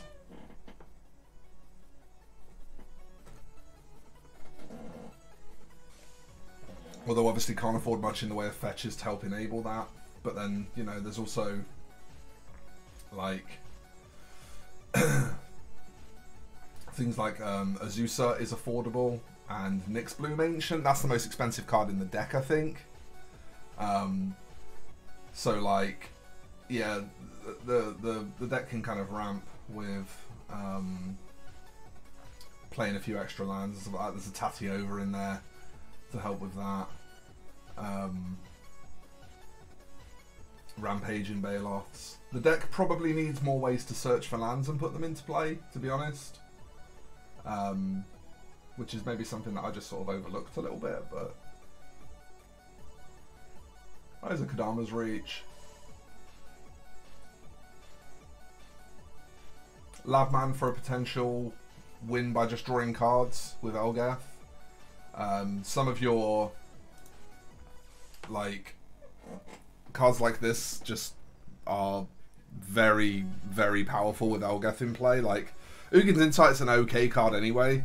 You know, 5 mana Scry X draw 3 is just like fine for Commander anyway. And if you have Elgath in play, it's just ridiculous. It's 5 mana, like it's probably going to be like 5 mana draw 7 at least. In fact, no, Elgath himself is going to make it. It's going to mean it's 5 mana draw 9.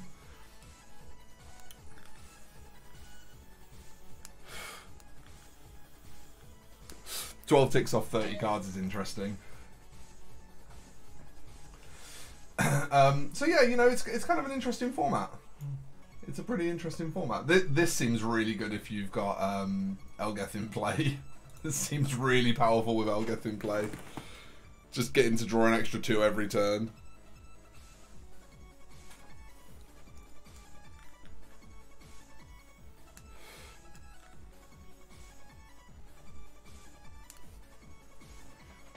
And again, she kind of plays into the game plan of both commanders.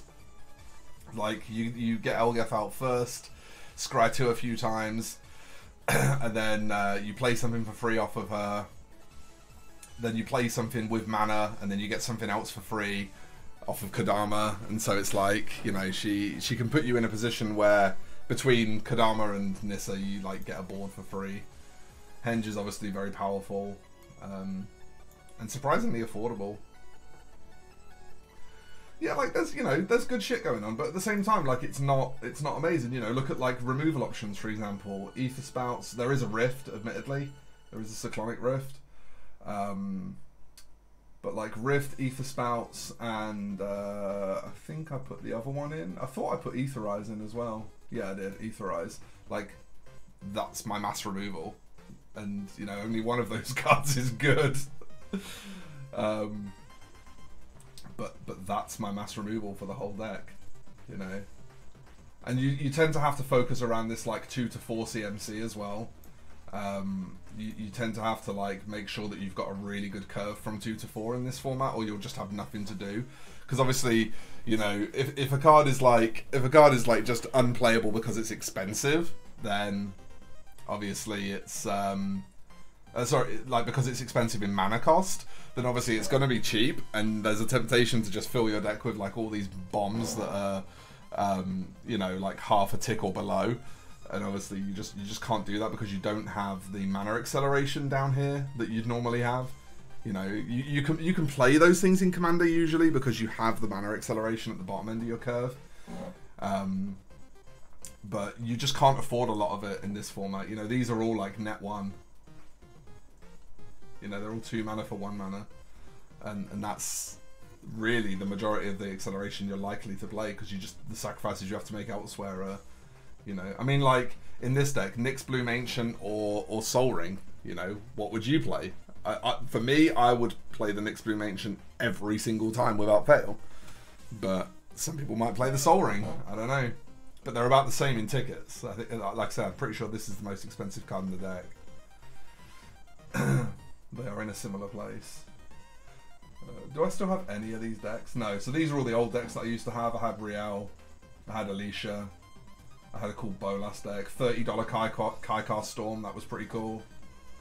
King Makar, $25, which is, again, $25 is about 20 ticks, it is within the limit. The Kaikar deck was a little bit outside of the limit.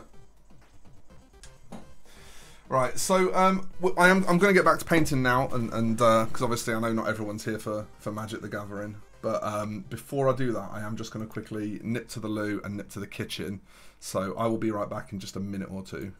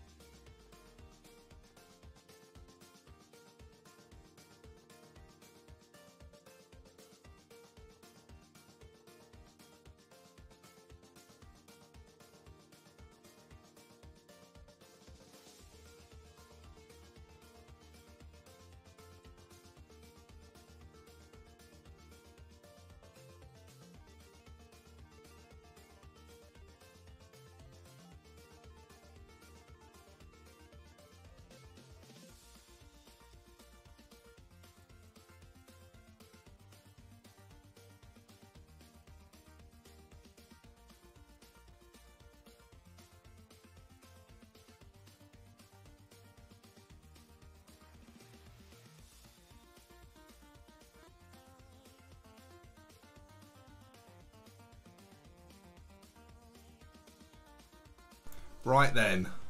Let's actually get on with it for a bit now, eh? Tell you what, thank goodness so many of the Storm Enablers and cantrips are cheap. Yeah, Storm's interesting in that format. It's definitely interesting. I think Storm in Commander is pretty interesting anyway, to be honest with you. It's not like necessarily overtly suited to Commander, but some of the shit that you can do is pretty hilarious if you can make it happen.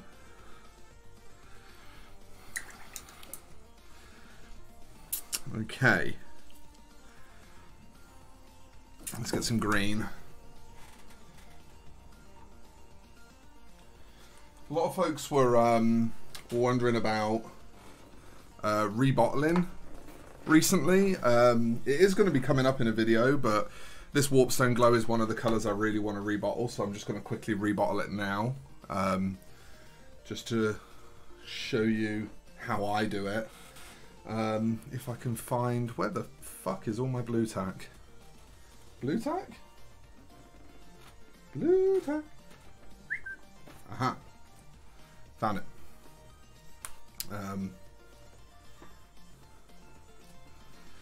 Probably going to regret doing this on stream because it can be a bit messy. Bit of blue tack on the bottom of the bottle just to hold it steady so that you don't need a hand on the bottle. And then what I'm going to do is, first of all, just with an old brush, get all of the paint out of the lid reservoir. Completely clear that back down into the pot.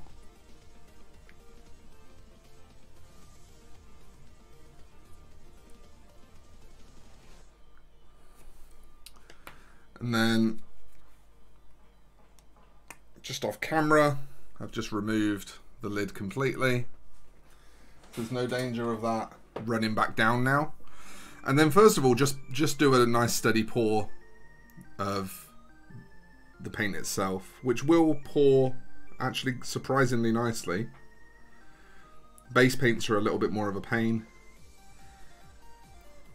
but for the most part you're okay here.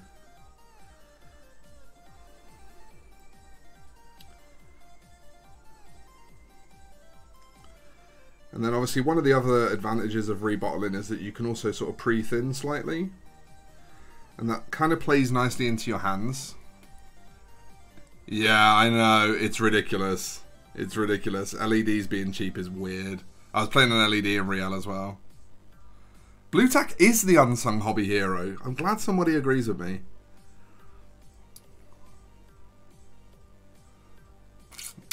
Use Card Hoarder's built-in deck builder. That way not only do you know the tick cost, but you know the actual tick cost that you're going to buy from the store that you're probably going to buy them from anyway.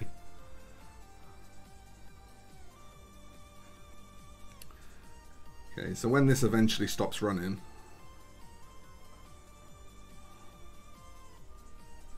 we've just got dregs now in the bottle. So now I throw in a bit of airbrush cleaner or thinner or whatever you like to use. And like I say, you kind of want to pre-thin.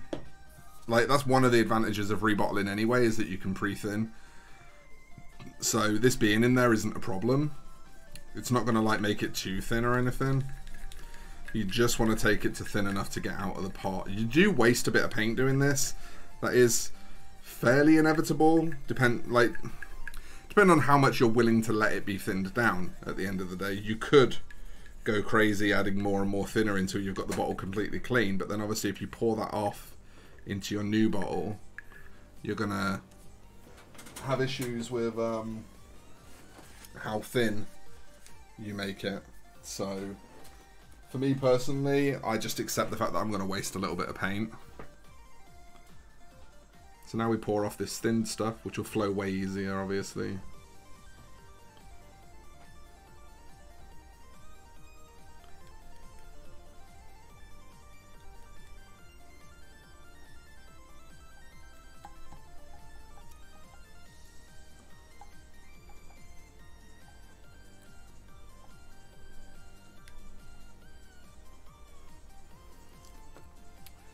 Maybe go just once more.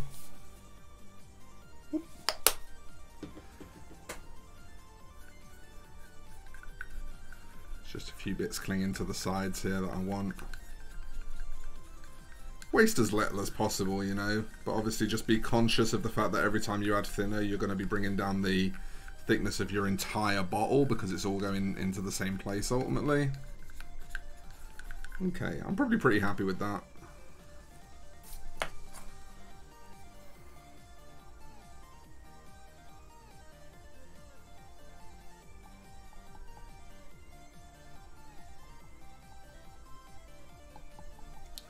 Okay, so the next thing is agitator beads. A lot of the conventional wisdom is that the larger, heavier agitator beads are better.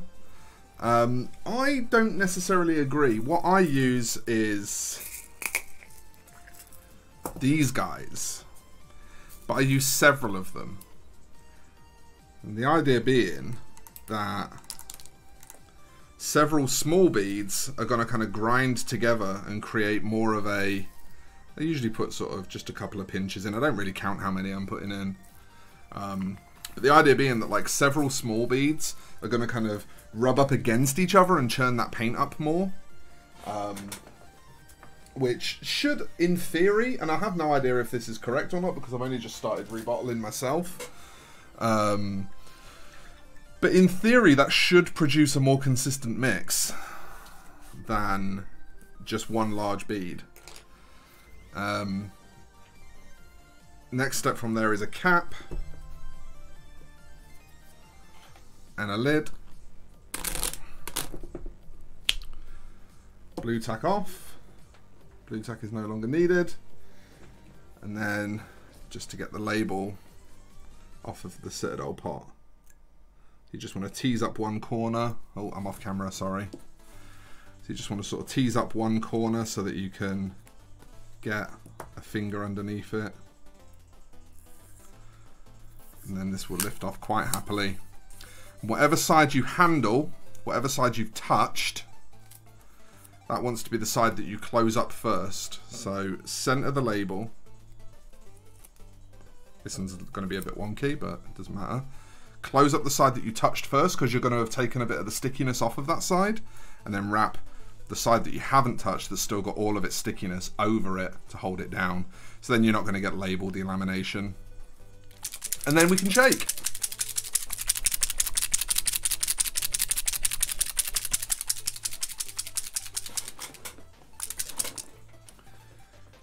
And then we get beautiful pre-thinned Citadel paint.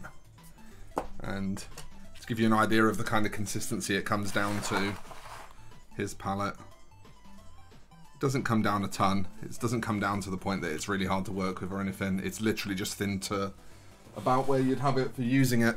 So it's kind of ideal.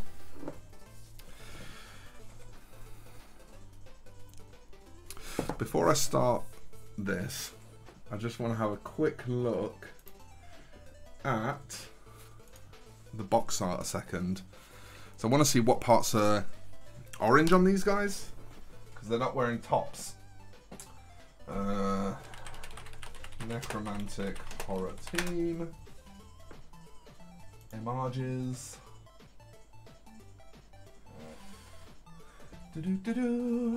Okay. Oh, interesting. So GW have gone with this grave plate here, this tombstone plate, being completely orange. Okay, I'm not against that idea.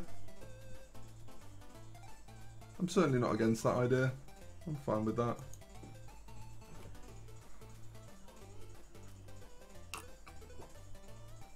Am I zoomed out? Yeah, I thought I was.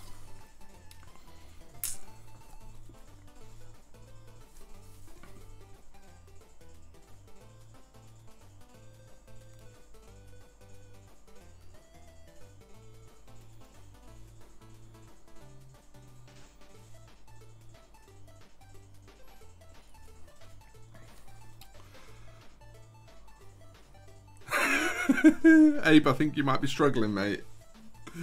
I think you might be struggling, mate. That doesn't sound like you're going to get there. Do you even have a mana base yet?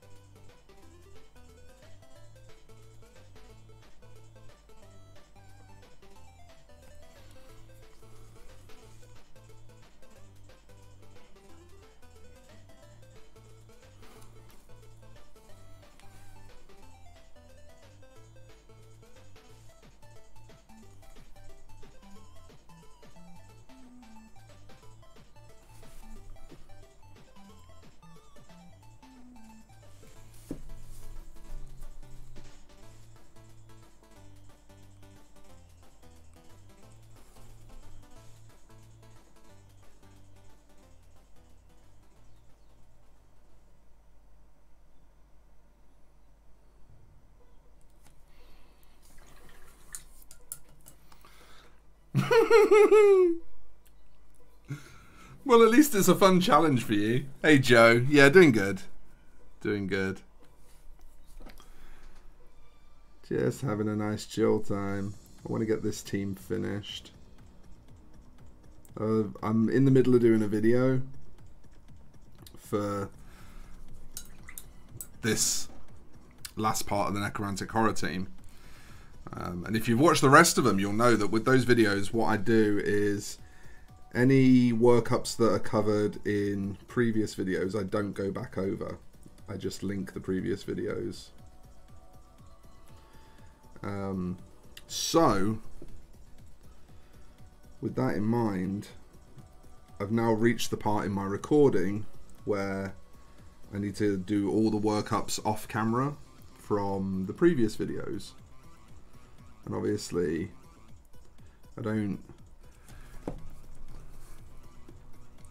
there's nothing new there. So they're kind of an ideal thing to sit and do on stream.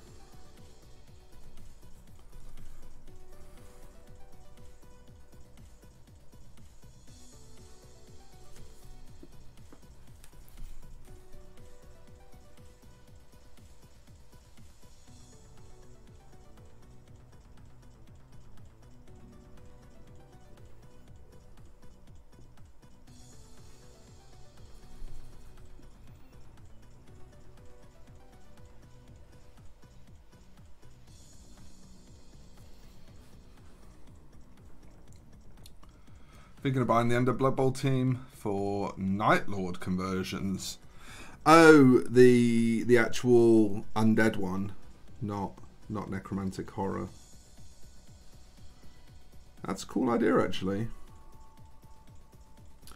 Man, I do love Night Lords. I'm going to be starting a tactical squad soon for Chris. You know, my client that I'm doing a whole army for. Start a tactical squad probably next week. Be painting them at the same time as Escher's, and then probably be starting on Balnor's Slanesh after that.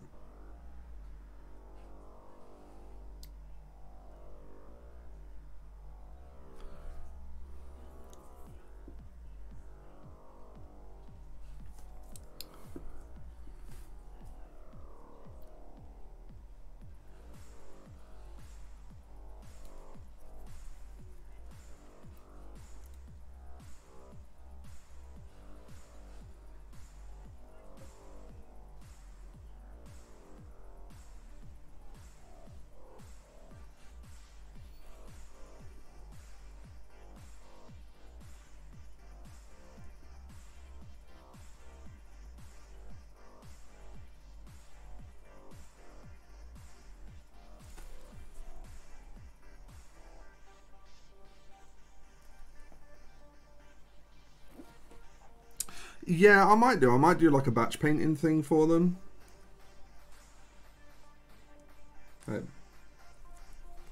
I tend to sort of, if it's a big commission like that, then I tend to sort of eke as much content out of it as I can, because obviously it's hard to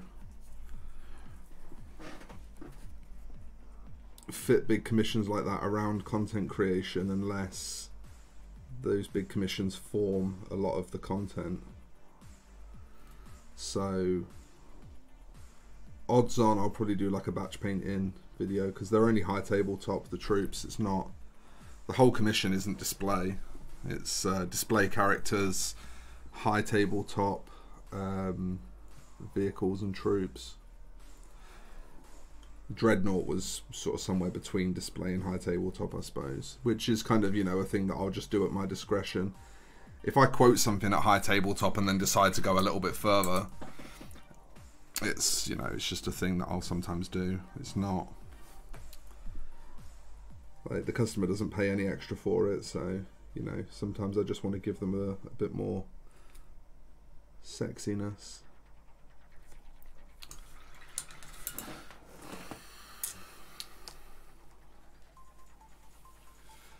One of the 3D print patrons that I follow are doing fantasy Ewoks next month, aka cave halflings wearing bear skins. That's sick, yeah, that's sick. I'm here for that. I am with you, Ren.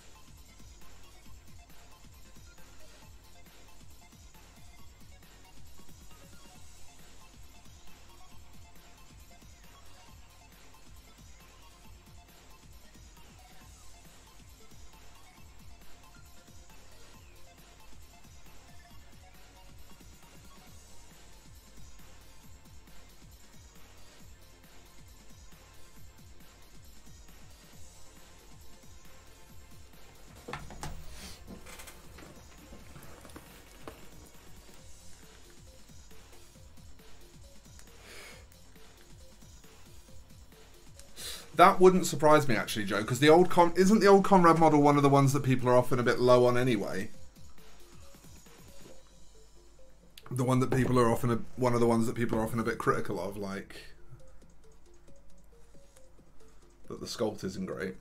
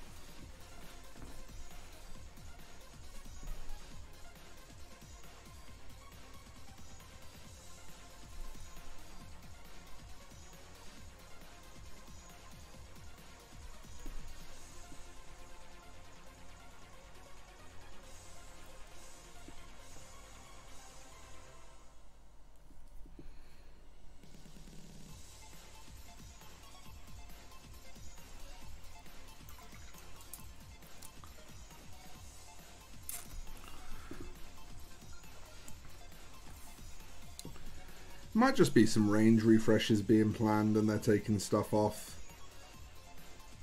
for that. It could just be that they're discontinuing some bits. If stuff stops selling, I know that they're obviously not above discontinuing it, but I don't necessarily strictly regard that as a problem. You know, it's unfortunate for the minority of people that can no longer buy minis that they wanted to buy. Oh, is that true? I didn't know that. I hate doing this, but I'm going to have to trim the guide hair on this brush.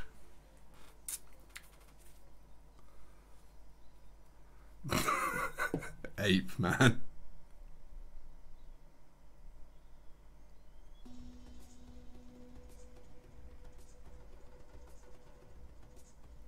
Got it. Guide hair was just protruding ever so slightly too much. I kept getting a bead, which becomes a massive problem when you start doing fine lining because you don't have a consistent brush width.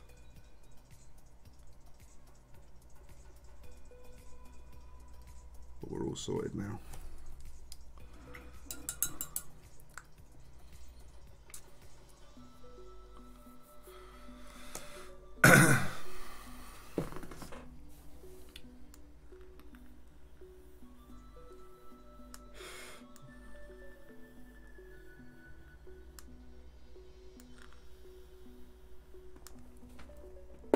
Oh yeah, no, Joe, I don't disagree.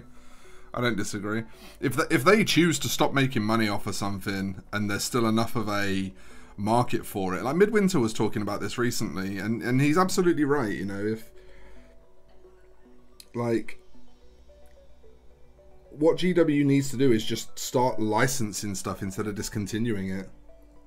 If they want to discontinue something, put a license up for it that people can bid for and sell licensing. But again, this is an example of GW just being a bit old-fashioned. Like, they don't realize that in the modern world, collaboration is a really good way to make money, even as the bigger company.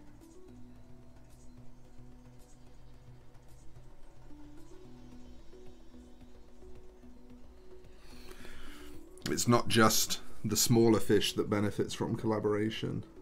Like, communities just like seeing creators that they like do stuff together, you know, whether that be making miniatures or releasing paint sets like you see with, you know, Nocturna and Vallejo, for example. There's all sorts of forms it can take.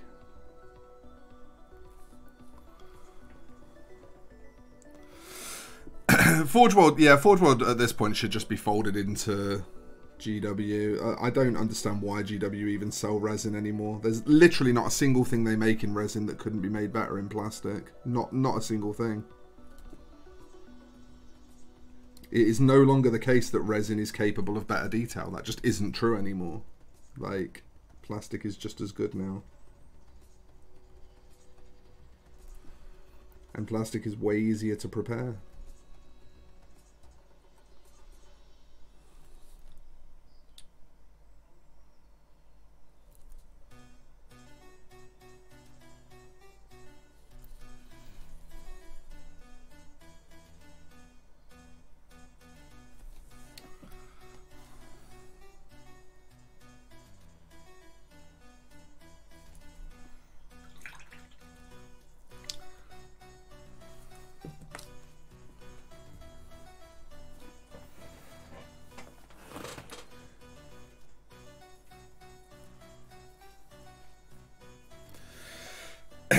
Yeah, Mugs, I think you're absolutely right. To have an editor-in-chief, I would like an editor-in-chief, then licensing in that order. Well, yeah, a little bit more care with editing might be a good idea as well.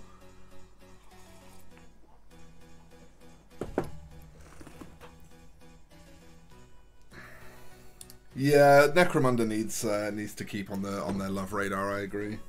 Did you folks see the Popo that I did? I come up with my test scheme for my coppers. So this was actually voted for by you folks. I had a few suggestions. Like, I had a few schemes that I was kind of happy to do, that I wanted to do. And I put it up for public vote as to which one I actually pulled the trigger on, and this is the one that won. So I've got to now paint the rest of the squad like this. These are for myself, so it'll be ages before you see them get painted. And I've also been working on Escher. This is coming out in a video soon, so spoiler alert. This girl will be released in a video very soon. She's looking lovely.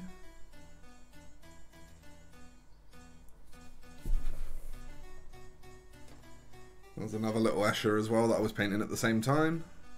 Do them in twos. If I'm doing high quality batch paints, I always do them in twos.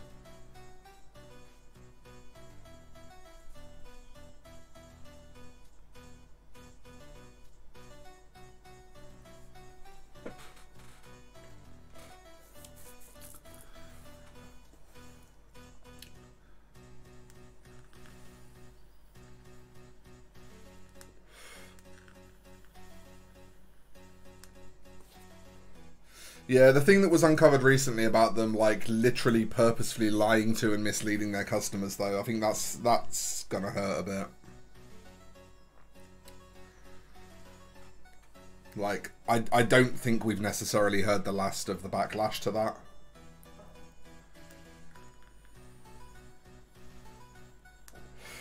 I think, Ren, I think Mugs means, like, LGSs. Because Forge World typically, a lot of the stuff tends to be like overpowered. A lot of the 40k stuff tends to be like overpowered, so a lot of LGSs just don't allow it. It's just like mainline GW minis only for their tournaments.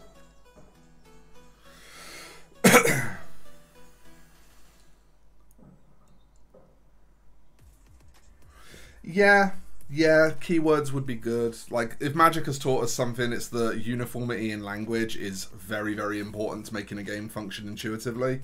GW just aren't good at that.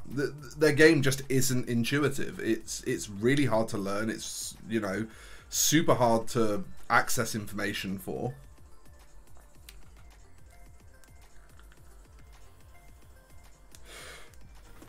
I've certainly heard of it before.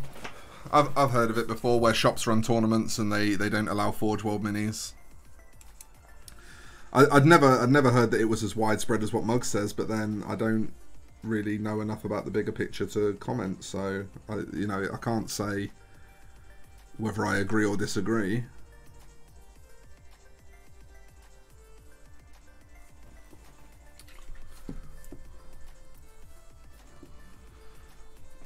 Oh no, with 40k, like competitive 40k Tyrannid lists, for example, are mostly Forge World models at the moment.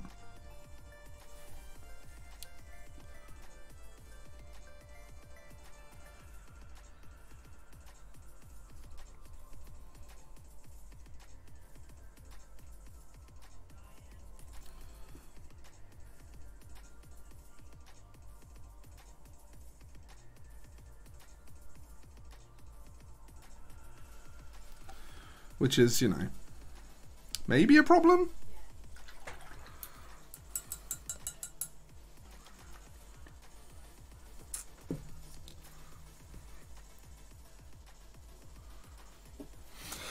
Oh, I see. You're not talking about playing with, you're talking about availability.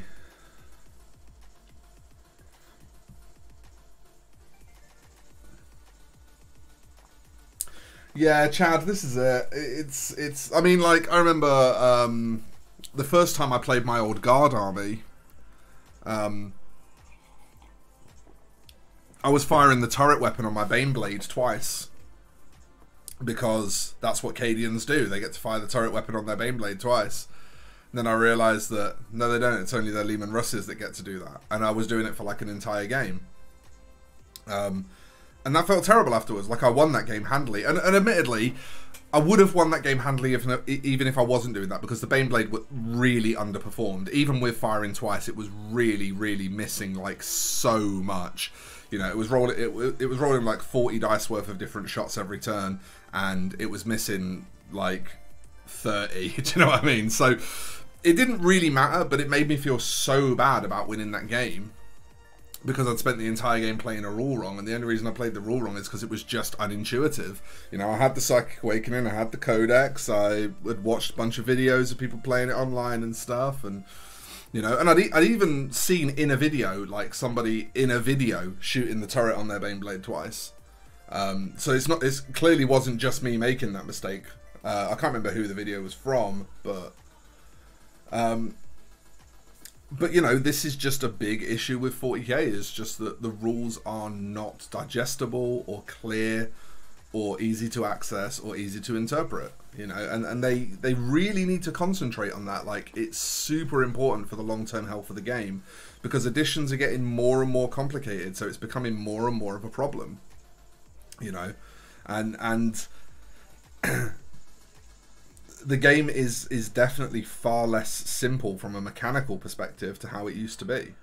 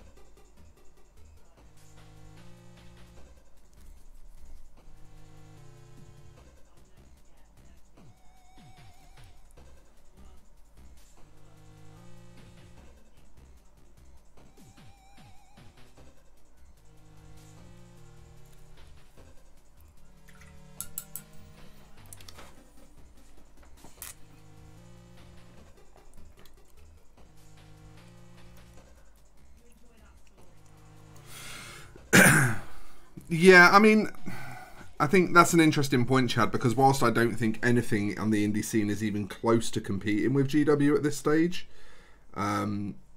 combined, the fact that you can like actually legitimately have a healthy, catered for miniature wargaming hobby outside of GW these days. Like you can engage in the pastime of miniature wargaming without ever needing to touch a single Games Workshop product now.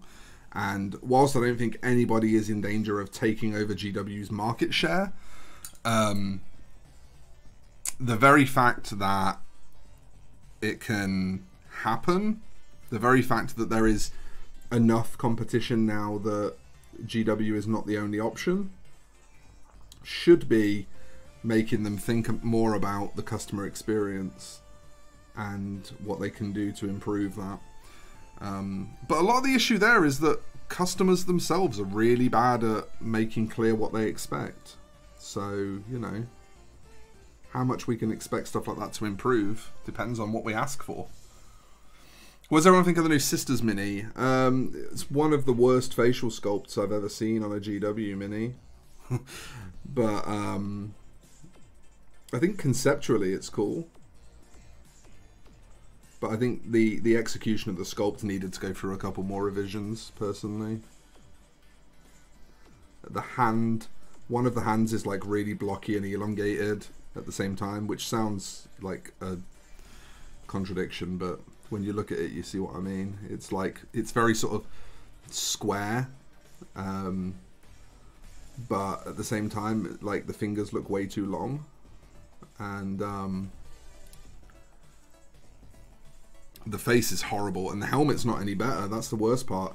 I didn't realize it came with a helmet option, and at first glance I was like, oh thank fuck it comes with a helmet option, we don't have to look at that face. And then I took a sort of closer look at the helmet and was like, that's not any better. How is that possible? How is it possible that the helmet is just as ugly?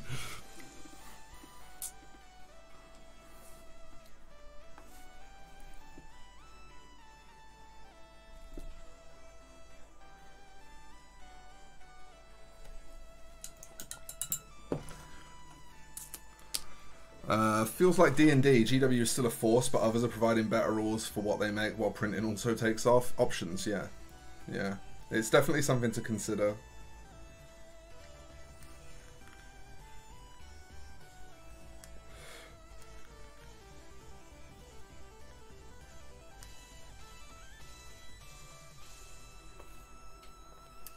Face was awful, model's left hand was awful. Yeah. Yeah. I think that's going to be a lot of people's take, and it's a real shame, especially as like when Warhammer community shared it, they were like, look at that scowl, like they were drawing attention to the worst part of the mini, and that really tells me that someone there just doesn't know what faces are supposed to look like, which is bizarre because you look at, like, I'll take a couple of examples, okay?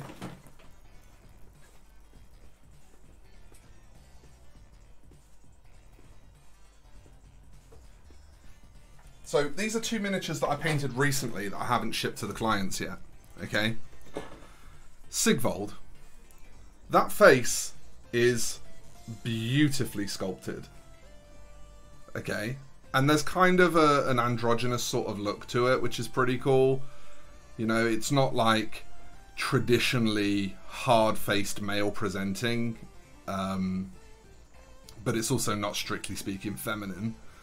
It's a really beautifully sculpted, really, really well done face. Great job. GW, you did a good face. Raldoran. Space Marine. Space Marines usually have the chunkiest, clunkiest, shittest faces, but look at this guy. There's so much character and thought and sculpting, actual sculpting present in that face. It's a really, really good job. Like, they have people who can sculpt really good faces.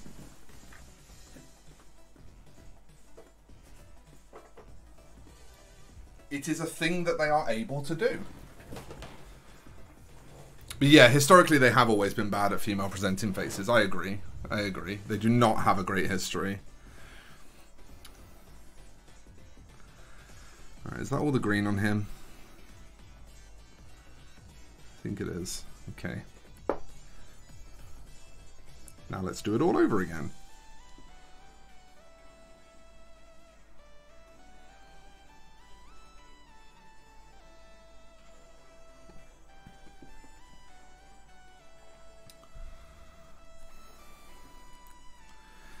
Yeah, I find it bizarre how, like, they clearly have people in their employ who are good at faces, yet they so frequently seem to struggle to do good faces. And that just seems so strange to me.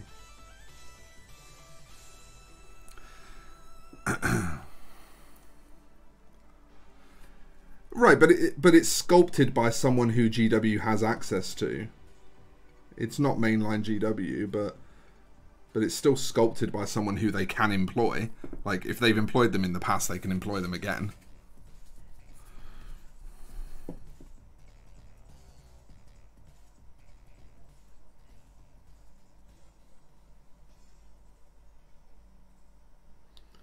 And again, like, this isn't new criticism either. It's not like this is the first time we've gone, GW, you really need to learn how to sculpt female faces.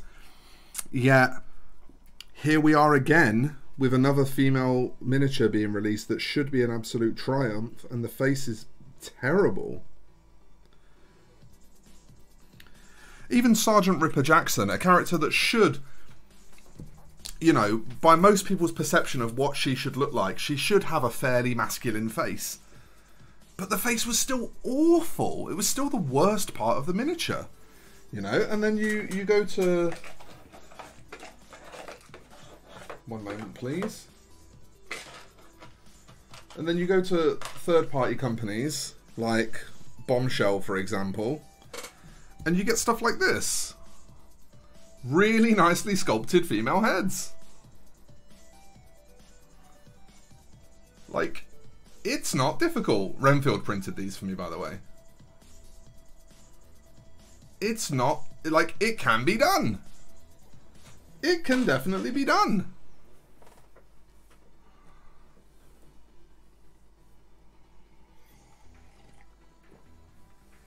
It's one person does a single sculpt.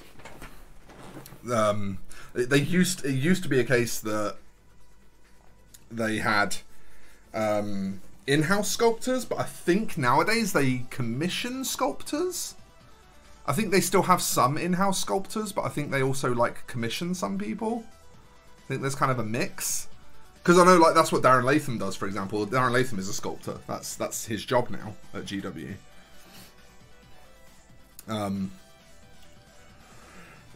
But yeah, like, if there's someone who's insanely good at sculpting female heads, why don't they just commission that person to sculpt?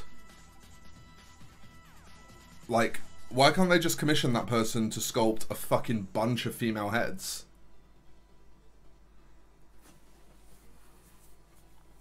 We also just state that resin still has a place in miniatures. Resin definitely still has a place. Like, home printing is definitely an advantage of resin. You know, being able to home print in resin is fucking brilliant. There definitely are big positives, but that doesn't mean that there are not also major issues with how it's done by most companies.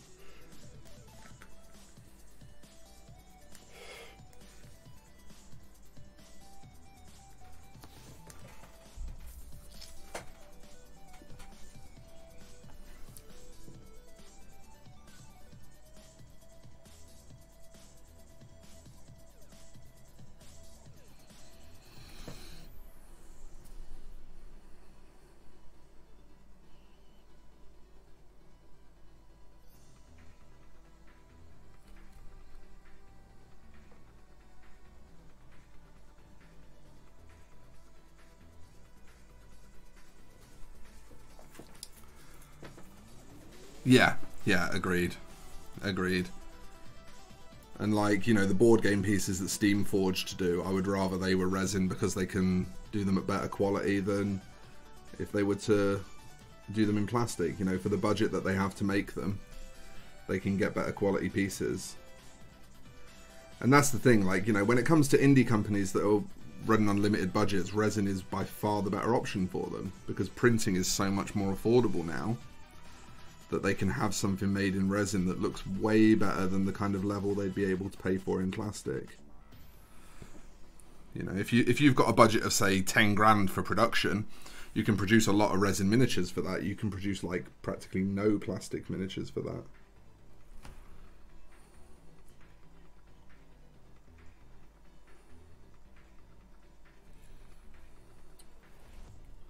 So yeah, for the indie market, resin is definitely the best option available right now.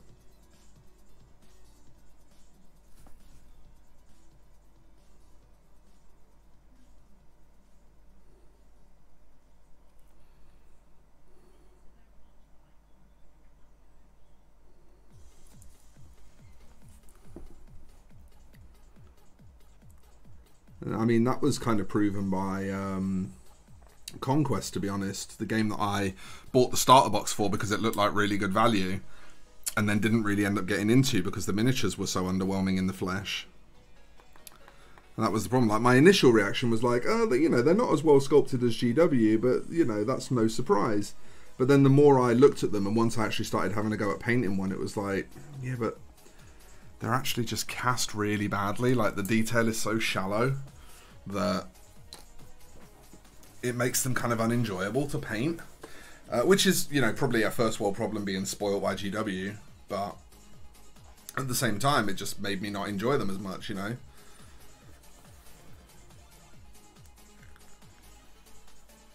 Nice, Joe. I'll keep an eye out for the order.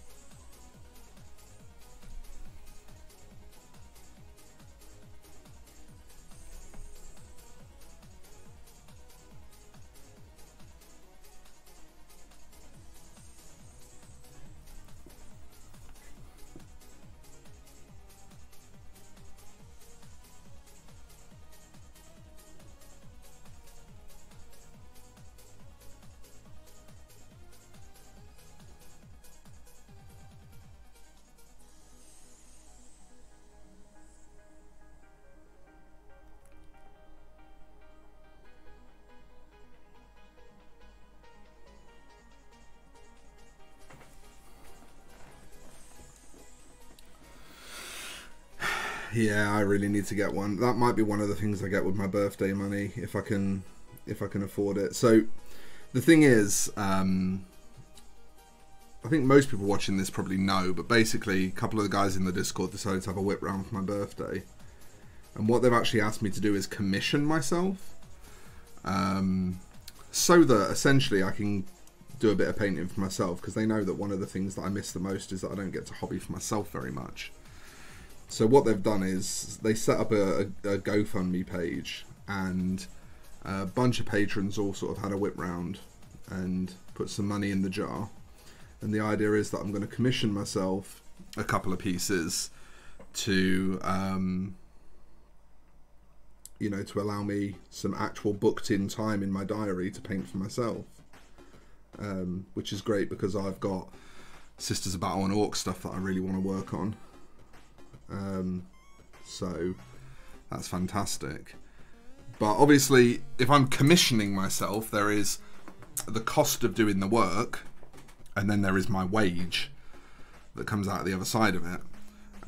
So if there's enough left from the wage part of it, if there's enough left, then I might look at a 3D printer, because it's getting to the point where I feel like we maybe, from a business perspective, could really benefit from one. There's certain things that I could produce if I teach myself to model. So there's kind of some long-term benefit there as well.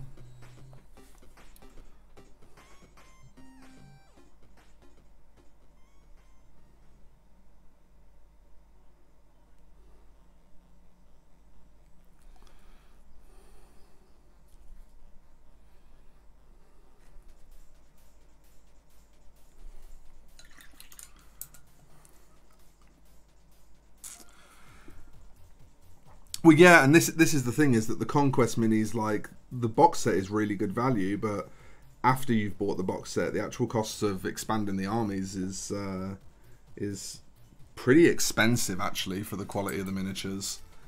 And that was kind of the other thing that put me off a bit, was that if I get into this game, whilst I may be able to afford the starter box, I'm not really going to want to spend the money on the Oh yeah, no, totally. I can absolutely claim it back. Yeah, you'd be amazed what stuff actually counts as a business expense.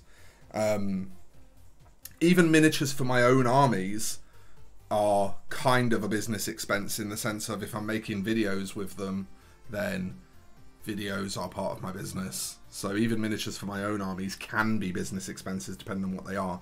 Obviously I have to be really careful with that, because anything that I buy as a business expense, when I sell it, I have to sell it with an invoice as a business. I can't just go PayPal friends and family, you know. So it's like, you have to keep track separately of what you're buying for yourself and what you're buying for your business. But as long as you do that, it's fine. And I do that. Gaming Tortoise, hello. I have a tortoise, but he doesn't game. He just fucks things and eats things, and he's my favourite creature. His name's Billy.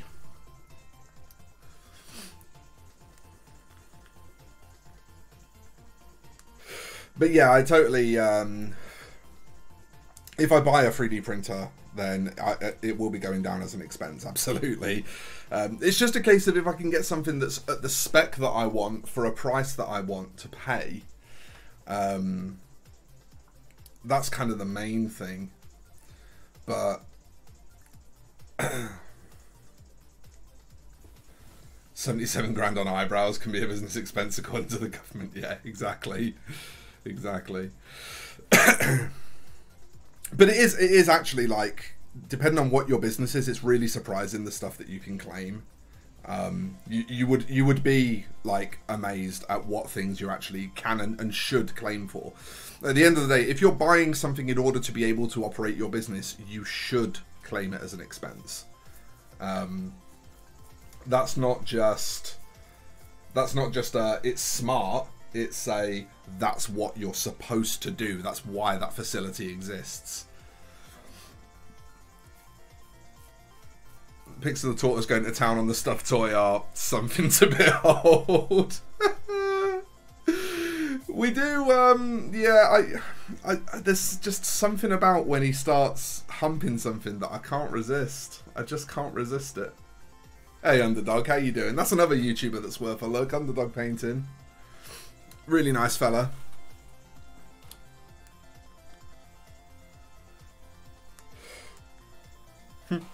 It's funny, Steve, because you're absolutely right, but you absolutely should be wrong. If the world were running the way that it's supposed to run, then that's exactly the people you should be looking to for moral reference. You know, considering that we're supposed to vote them in based on believing them to be competent to execute the will of the public that votes for them. But no.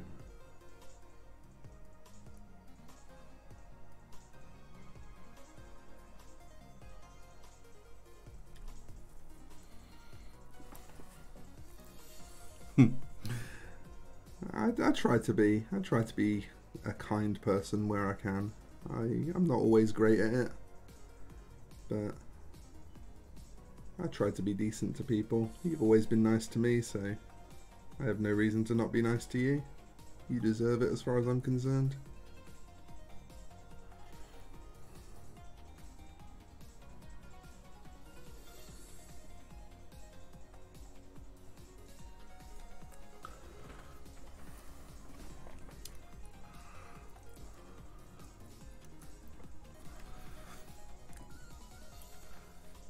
Oysto, how you doing?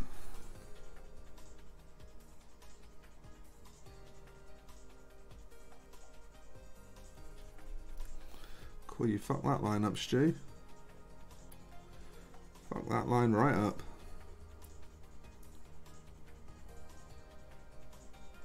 To be fair, I'm being a bit of a champ here. I'm not making sure that my hand position is particularly locked in before I'm putting these lines in. I don't really like painting these lines. This is why I don't edge highlight very much. So I do have a habit of, you know, the first model that I've got to do, I sort of take a lot more care on, and then I'm like, fuck it, I'll just tidy it up with black. Which is, you know, totally a legitimate strat. Like, you can absolutely just fuck these in and then tidy them up with black. You don't need to put them in carefully. You know, you'll generally find you'll have to do a little bit of black tidying up anyway, unless you're like god levels of steady-handedness. So, you know, if you're gonna have to do a bit of tidying up anyway, then it really makes zero difference to have to do a bit more. Like, it's not going to cost you any additional time.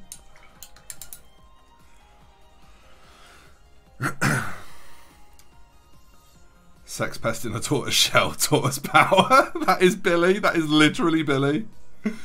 77k on eyebrows. Maybe they became a politician because, just like the UK, they are high maintenance. Not too bad, thank you. How are you? Keeping well, I hope. I'm doing okay. Yeah, all considered, I'm holding up all right. I actually, bizarrely, we kind of touched on this a minute ago, actually, I think just before you arrived, but due partly to the generosity of my community and partly to Jenny, I'm actually looking forward to my birthday for the first time in quite a few years. I don't normally, like, when it starts to get close to my birthday, I tend to not really talk about it that much usually. I don't tend to really mention it, because you know, a few bad uns and a bit of depression around the idea of getting older and stuff like that. But folk have just really been kind to me surrounding this birthday, and it's kind of made me pretty excited for it, to be honest. I'm gonna have some opportunities to do some painting for myself. I bought myself some Palanite Enforcers and some Sisters of Battle, and I've got some Orc stuff as well. I'm actually going to get to paint them. It is indeed all about that volumetric. That is definitely my preference, as you can see from stuff like that Rowdaran that I showed a few minutes ago. I definitely have a strong preference towards volumetric. But, I mean, even with volumetric, you have to do a bit of edge highlighting, right? You can't escape it, so, you know, it never hurts to be at least reasonably practiced at it.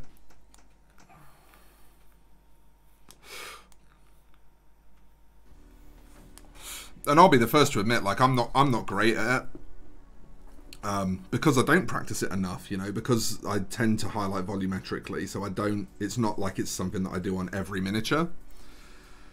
But then at the same time, if you don't do it on every miniature, you also don't need to be great at it. The only time I really find that I have to concentrate a lot on edge highlighting and really knuckle down is if I'm doing NMM, because you have to edge highlight NMM. That's not a choice. You have to edge highlight the living fuck out of it. As you will know if you recently watched my video on understanding NMM.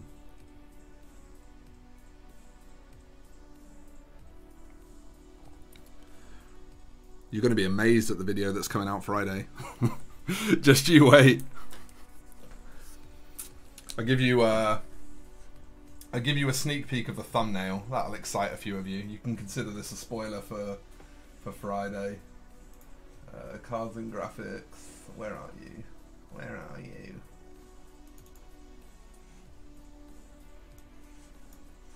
Here you are, folks. Here's the thumbnail for it.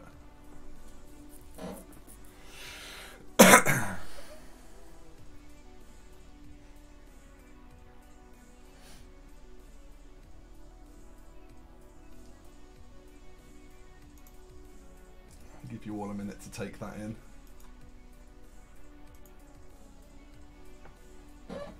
I like both Oysto, to be honest with you, mate. I like both. I think there's just different applications that benefit from one or the other. What I don't like is mixing them. I don't like seeing miniatures that have both on them. It's just visually jarring to me. That's not to say that, like, you shouldn't do it or you're bad or wrong or whatever if you do it. Like, paint however the fuck you like. But it's not something I'm going to enjoy and appreciate.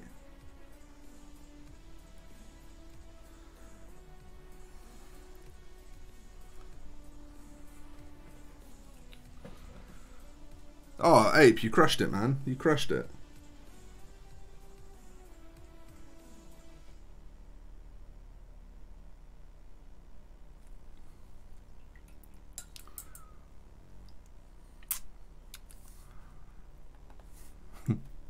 I often use ice yellow for my non-metallic silver, you know. It's usually sunny skin tone for gold and ice yellow for silver. I quite often go that route. Oh, his little hand thing and his lower shoulder.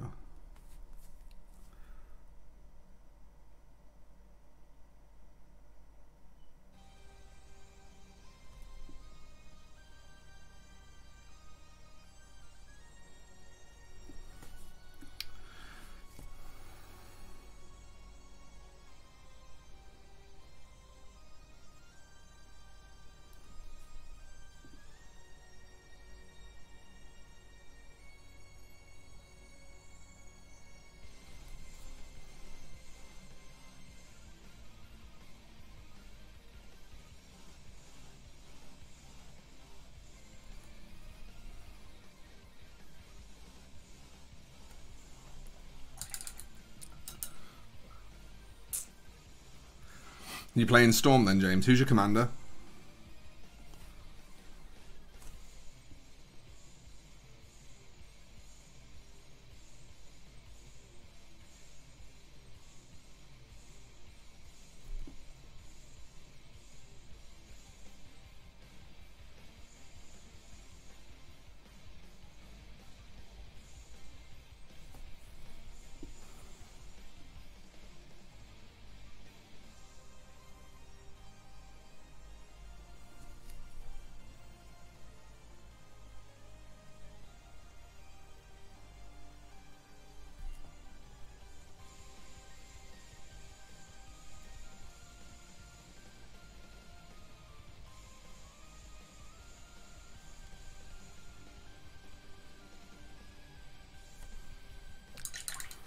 Kess. Ooh. That's a naughty commander. I've always wanted to build Kess.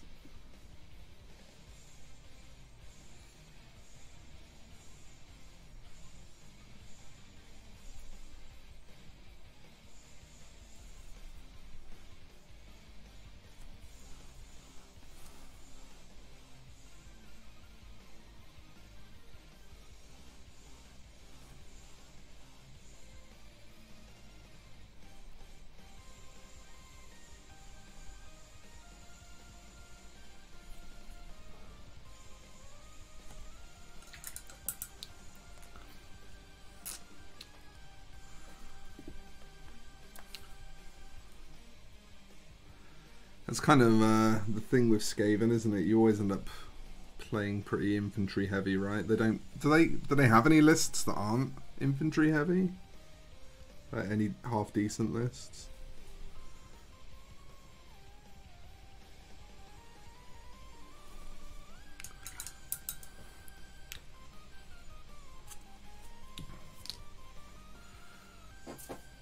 Spell slinging with a bit of storm thrown in. Nice. Spell slinging is always like it's never a thing you're gonna regret doing in Commander, right? Like it's hard for it to be the most powerful thing at the table, but it's pretty easy for it to be you have something to do every turn, and that's kind of enough for a lot of people. You know, just having something to do every turn just makes you feel like you're actually taking part in the game, which is kind of more of a big deal for a lot of people, just actually feeling like they're playing an active role in the game. Certainly is for me. Like, actually feeling involved is far more important than winning or losing. Yeah, Skaven.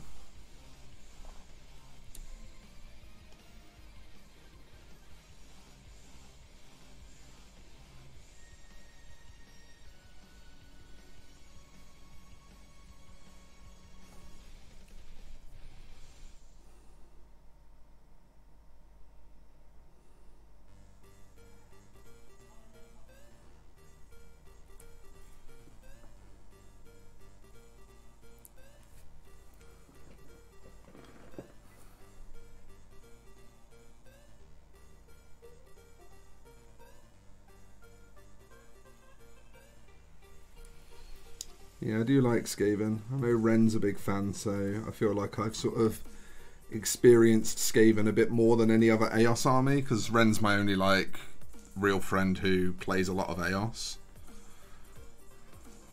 Most of my friends are 40k players.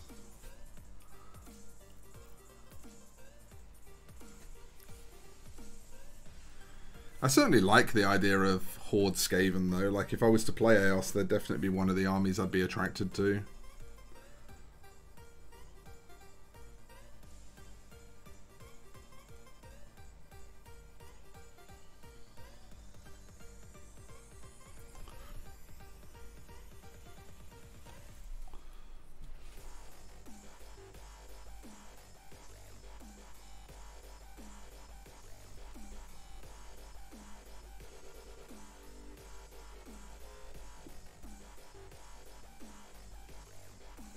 I had a little go of Tetris 2 last night for the Super Nintendo.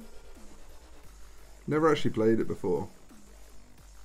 Just chucked it on out of curiosity because we've been enjoying Tetris lately. We've been enjoying Tetris 99, so chucked it on out of curiosity that had sort of grown from there. And it is nothing like Tetris. It was an interesting experience. I didn't particularly enjoy it, to be honest with you. It's just with how much Tetris we played lately, I felt like I was in the mood to play a game, but I felt like not playing Tetris 99 would be an alright idea. You know, the risk of Tetris overload, as it were. But I certainly won't be subjecting myself to Tetris 2 again anytime soon. It was not an experience that bears repeating.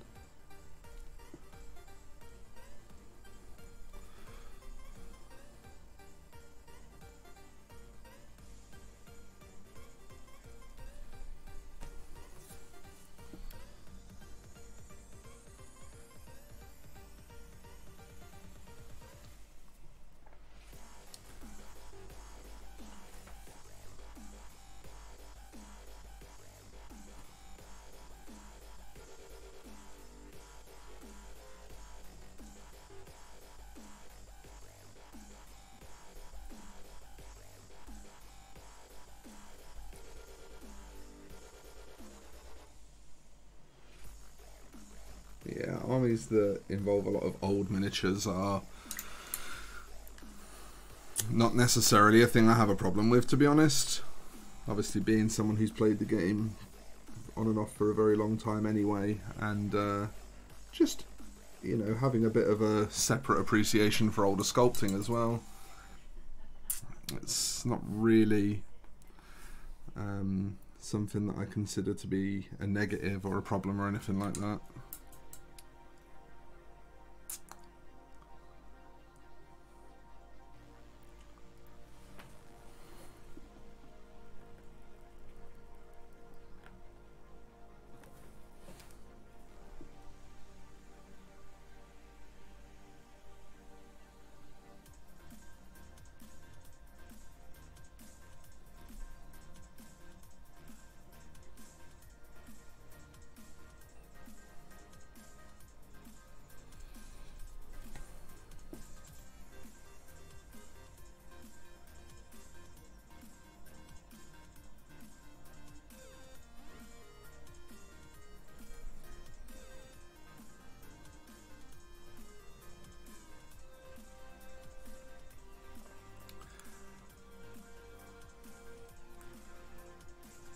Oh, that's awesome. That's really awesome. That must have been a pretty wow moment for that kid. The thing is, like, Jez probably made a fan for life by doing that, do you know what I mean? It's like such an act of kindness in the eyes of that one person that that person will probably remain fiercely loyal to at least Jez and probably Games Workshop for the rest of their life. So, you know.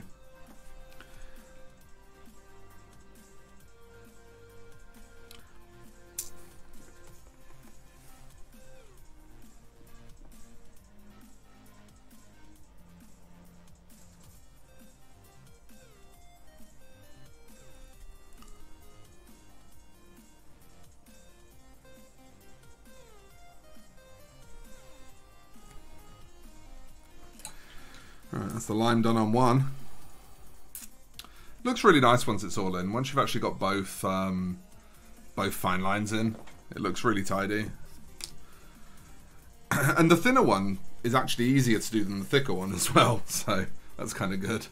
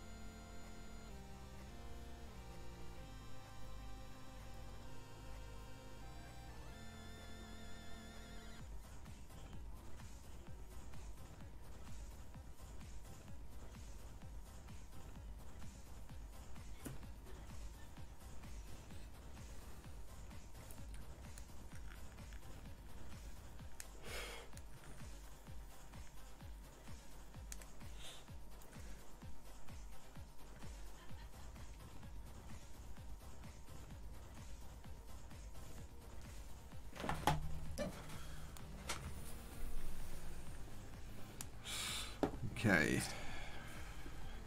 Fine lining number 2.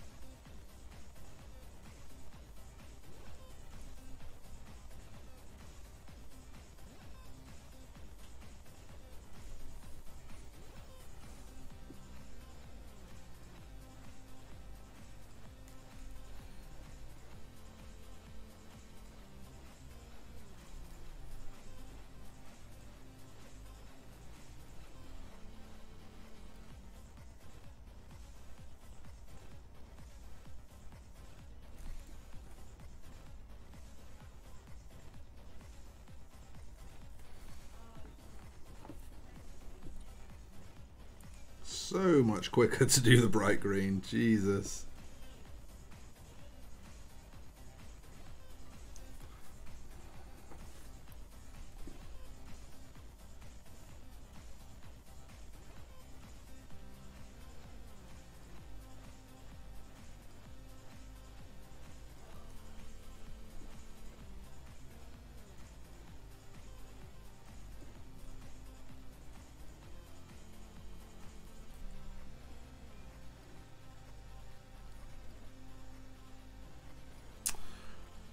I think we're planning to watch a film tonight called The Gentleman. Has anyone seen it? Jen reckons it's something that I'll enjoy. I don't actually know. I know nothing about it.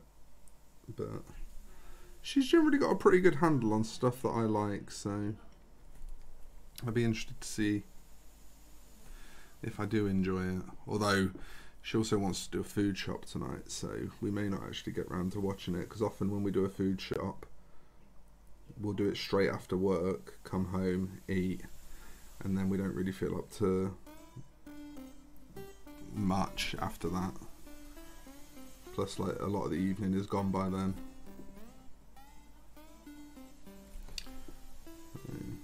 Movie's one of those things, like it doesn't obviously demand anything from you physically, but you do have to sort of be in the mood to sit and actually concentrate on a movie and take it in. Otherwise we end up just fucking heads in our phones and the movie's on in the background, and then there was no point in putting it on in the first place.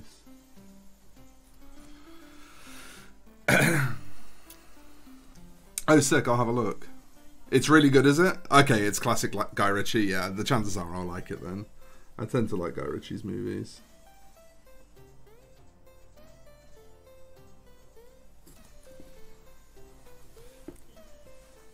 I'll go and take a look at your deck list in just a minute, Ape.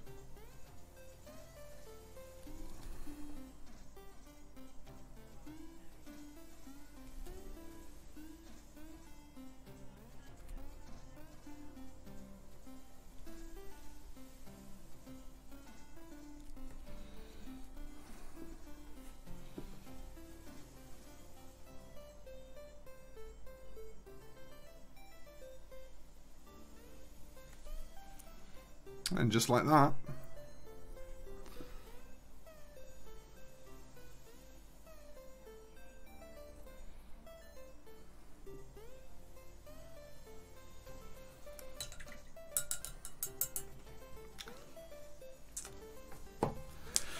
Alright, let's have a quick look see at Ape's deck list.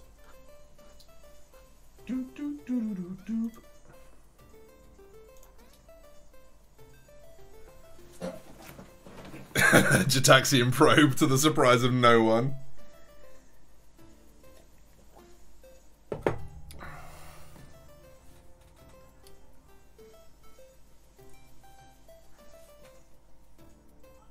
Oh, it's got Hugh Grant in it? Hugh Grant in a Guy Ritchie film? That's interesting. That doesn't seem like a fit, but... Okay. Yep, no surprises so far. No surprises so far. Drownu, pretty cool. 6-mana Niv, yeah, pretty cool. Explosion, yeah, fair enough. Stroke, yep. Yeah, I mean, that's pretty much what I'd expect to see in a deck at this power level. It's pretty much exactly what I'd expect to see. You know, you've got a couple of, like, cards in there that make you go, whoa, that's cheap, hang on. Which is always the case when you look at these decks. You always see cards that you're like, how is that affordable? You know, like in this case, we're talking about Yawgmoth's Will, Narset, Lion's Eye Diamond. Those are all cards that you wouldn't expect to find in a budget format. And certainly in paper, they wouldn't be in a budget format. But, well, actually, no, the Narset's an uncommon, isn't it? Narset's not actually expensive. Yeah, I like it. It's cool seeing, like, old standard staples like Beacon Bolt as well. I always like it when stuff like that crops up in EDH, when it just happens to be good in EDH.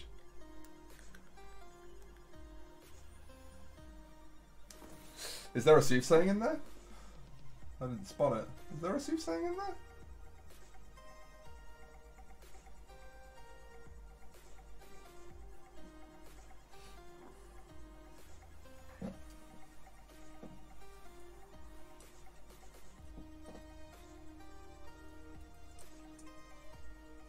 Interesting that you elected not to play Cyclonic Rift when it's cheap in this format. In fact, you're basically playing no removal. You're pretty much playing no removal. You've got very, very little meaningful removal. That's interesting. That is interesting.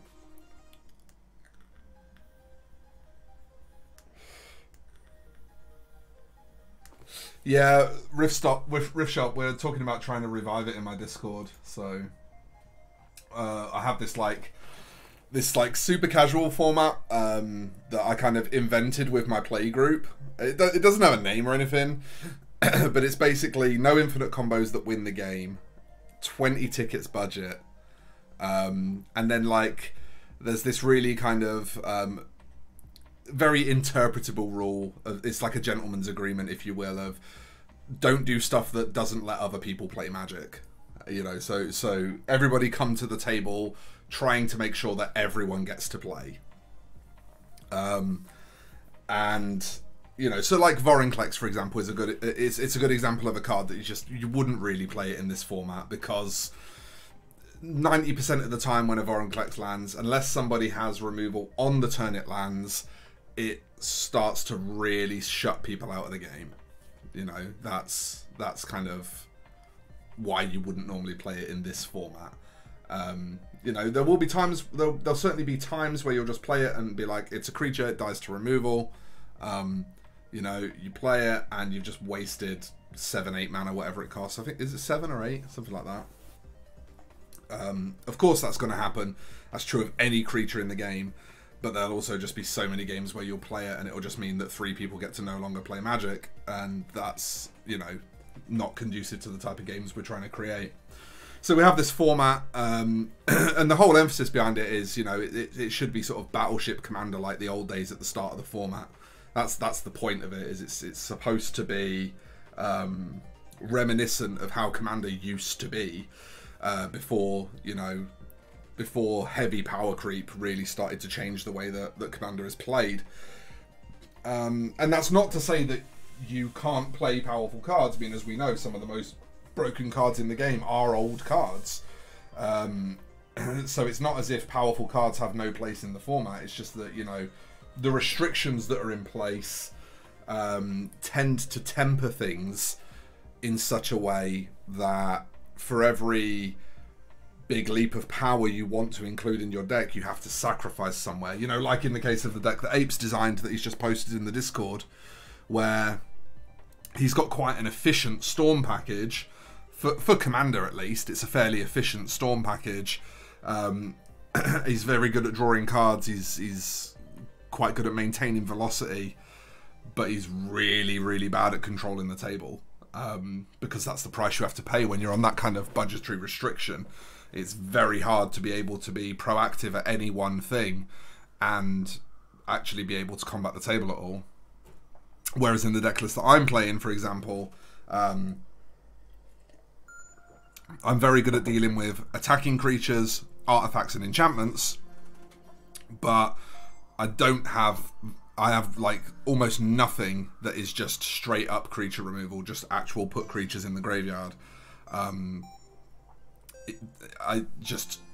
could play, there's 2 blue cards and a green card that all kind of do a Beast Within like effect. I could obviously play all of them, but the budgetary restrictions mean that I can only play one of them. So, you know, it creates a very interesting type of Magic, and it's a type of Magic that I really like playing. Games tend to last, we usually find games last sort of 30 to 60 minutes in this format, which again is the kind of length of game that I like to play. 30 to 60 minutes to me is a good, healthy game of Magic. It should give everyone a chance to do something, even if they're behind. And then Mulligan rules, we play 7, 6, 6, 6. People don't usually need to mulligan more than 4. You know, typically you would sort of mulligan 5, 4, 3, 2, 1 after that, but we normally play 7, 6, 6, 6.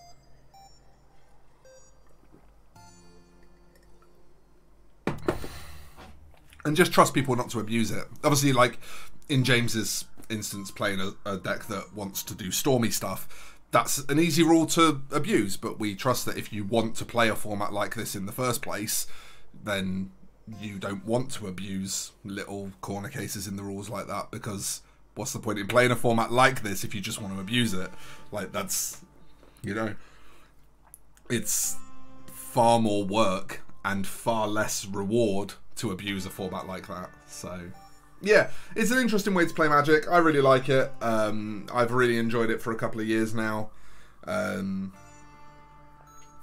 It just feels fair, and it feels like Battleship Magic, like it used to be at the start of the format, you know, where everybody was doing kind of fairly dirtly stuff. Like even the aggressive decks weren't hyper aggressive because they just didn't have as much fast mana. And certainly, you know, that's not to say that like Sol Ring, Mana Crypt and Mana Vault, for example, didn't exist. Like, they've existed since the start of EDH. They've always been in the format. But, you know, back in the old days, you wouldn't necessarily have all 3 in a deck. Whereas these days, in a competitive deck, you almost definitely have all 3.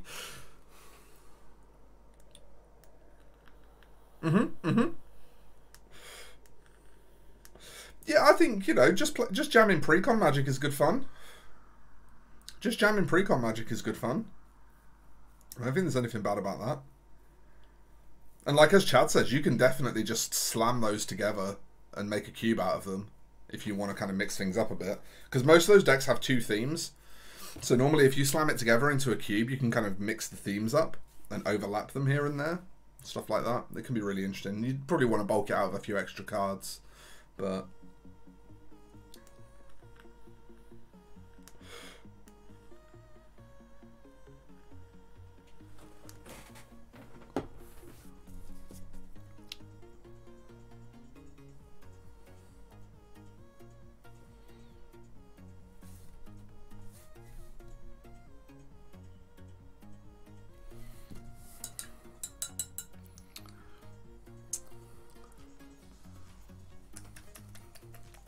apart from Dragon. Yeah. 2015, I think, was it? Was it 2015 was the Commander decks that were all, like, really good? Was that the year where they released the Commander decks that were just all really powerful?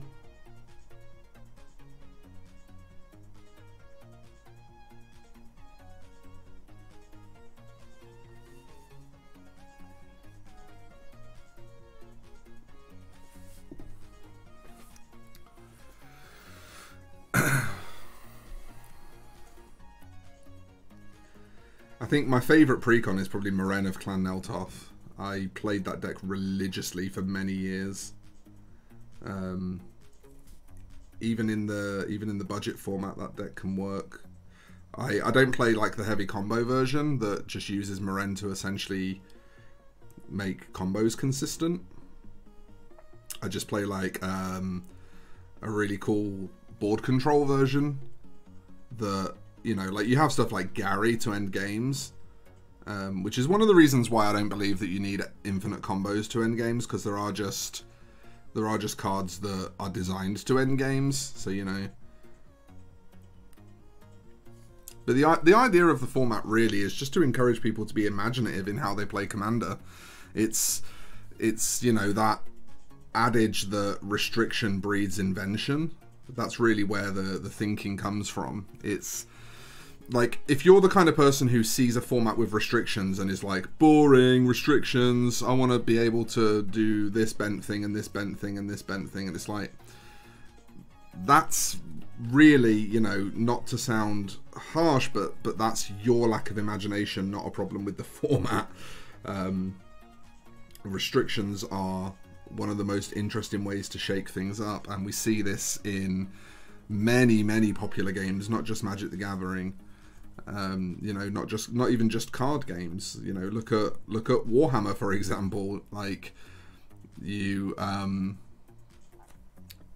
the way Battleforged armies work, you know, having to be able to construct an army within the boundaries of Battleforged gives you access to certain benefits and stuff, and it's like, it isn't boring to play the game that way. Those restrictions actually make the army lists more interesting, and ultimately I think the goal of Games Workshop is that those restrictions will also make the army lists more representative of how the army should look on the battlefield, although that's not necessarily the case at the moment.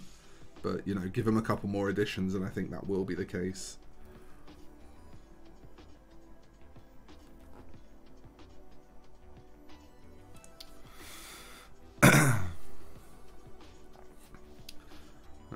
But yeah, I think, you know, anything that encourages inventiveness from players, and especially when, you know, when the end goal is to try and make sure that everyone at the table kind of gets to play a game as well, it's doubly beneficial.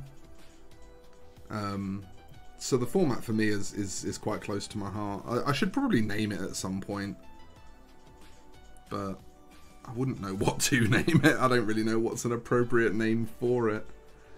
But the goal is certainly just to get people to play Magic.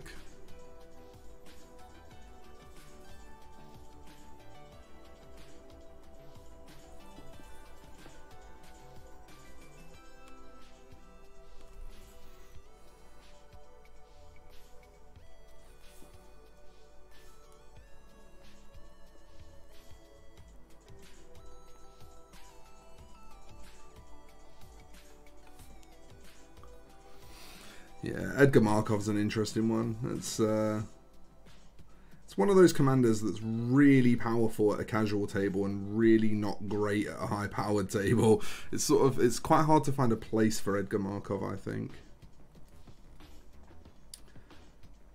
Like it tends to be a commander that at the cash tables really draws a lot of hate because it's just so easy for it to get going and be hard to stop. But it tends to be a commander that at the more competitive tables is just not even taken seriously because what it's doing isn't in any way broken, it's just fast. But that's kind of a thing with Commander in general, is that, you know, fast decks are just good in Commander. That's like just part of Commander. It's a format where fast decks are good.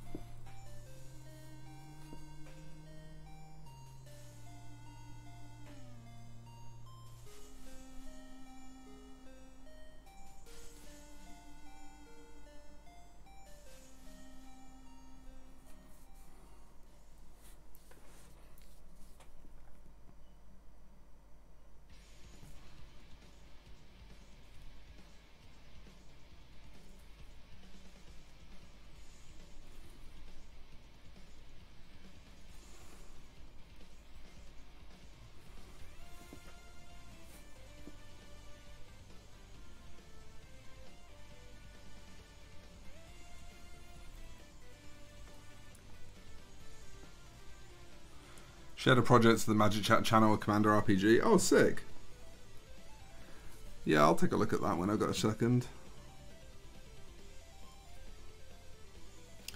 Yeah, I'm a big fan of creative constraints. You know, it's just something I personally really enjoy. And I do get that for some people being as competitive as possible is the be-all and end-all of games. Like, I understand it. It's not my way of thinking, and it's a way of thinking that I kind of find a bit irritating. But, you know, ultimately, you're allowed to not gel with things, and that doesn't mean that those things are bad just because you don't get on with them, right? Like, I'm not the fucking king of the world. The fact that the fact that I find something a bit annoying doesn't mean that people who like it are in the wrong.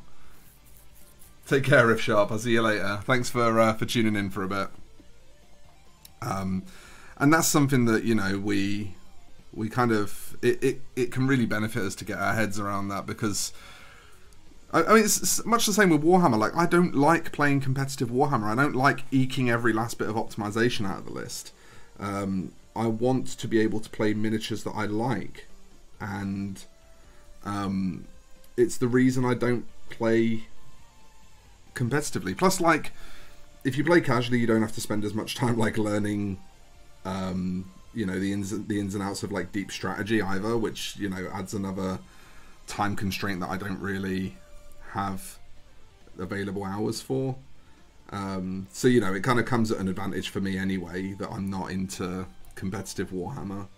But the main motivator for me is always the fact that if playing competitively means that I have to forego miniatures that I think are sick, then I'm going to play a suboptimal list. I'm always going to choose a suboptimal list. I've actually... One of the reasons I decided to embrace my Ultramarines a little bit more and actually run a little bit deeper on them is because if I actually collect an army that is kind of always fairly competitively relevant, and I collect that army extensively enough that I can field many different lists, then at least if I do get an itch to play some competitive Warhammer, I have stuff available, right? And I figured Ultramarines like Primaris Space Marines are always going to be relevant. There's never going to be an edition where Primaris Space Marines are just straight bad. That's just not the future of Warhammer. So that would be the safe bet for which army to collect. extensively. So whereas most of my armies I stop when I get to around sort of 2,500-3,000 points, and I don't really worry too much about collecting any deeper than that. With Ultramarines, I'm just going to keep collecting and collecting until I've got pretty much everything imaginable, because by doing so, that gives me options if my mood changes, you know. But as a general rule, I tend to be someone who favours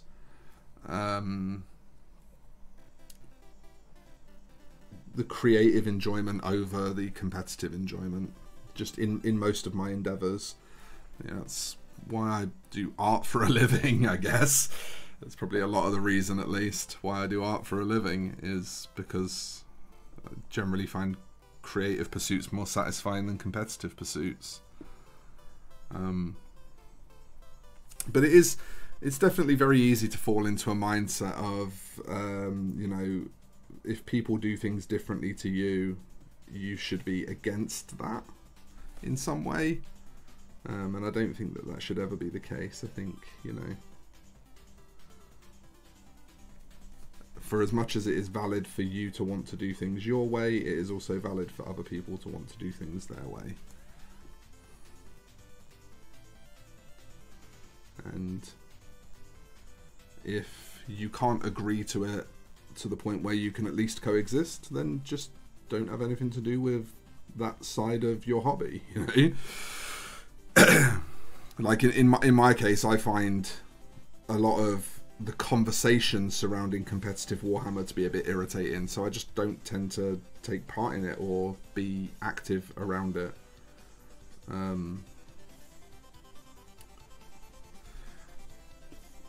And I just find it irritating largely from that perspective of, like,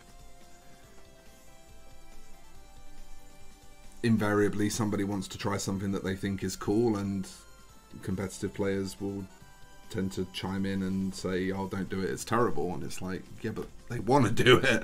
It doesn't actually matter whether or not it's good, you know. So I tend to just stay away from highly competitive spaces because I don't want to be around that kind of thing. It sort of winds me up a bit.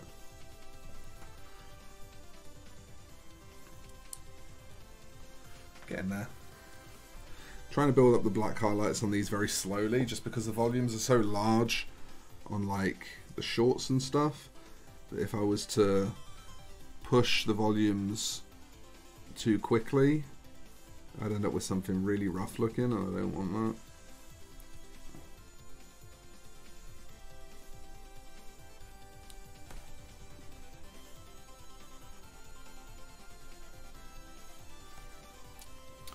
Remember the Ur-Dragon deck being really inconsistent out of the box. Used to struggle on mana too much. Yeah, it's often the way with with stuff like that. Is that's one of those commanders that it really takes very little imagination to build a powerful deck with it. But that doesn't necessarily mean that the version out of the box is great. I think the main reason everybody wanted that deck, that precon, was so that they could expand upon it, not so that they could just play it out of the box.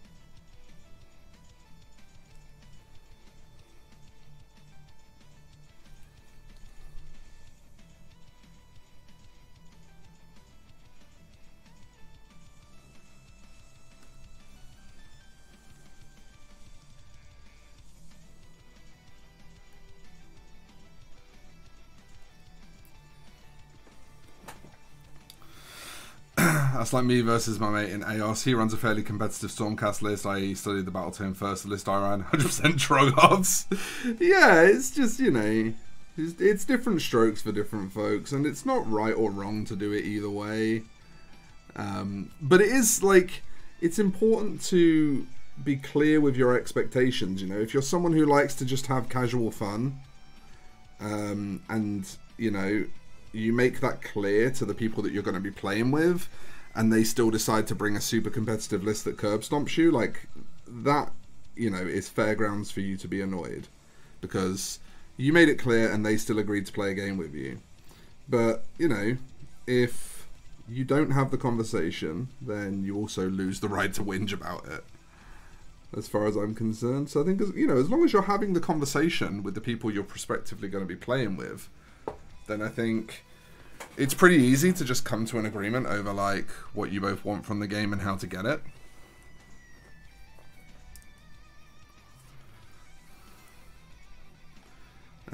But where the issues tend to occur is on people just not talking about it first. You know, people just going into it with different expectations, but not actually communicating those expectations to each other. I think that's where it becomes a problem.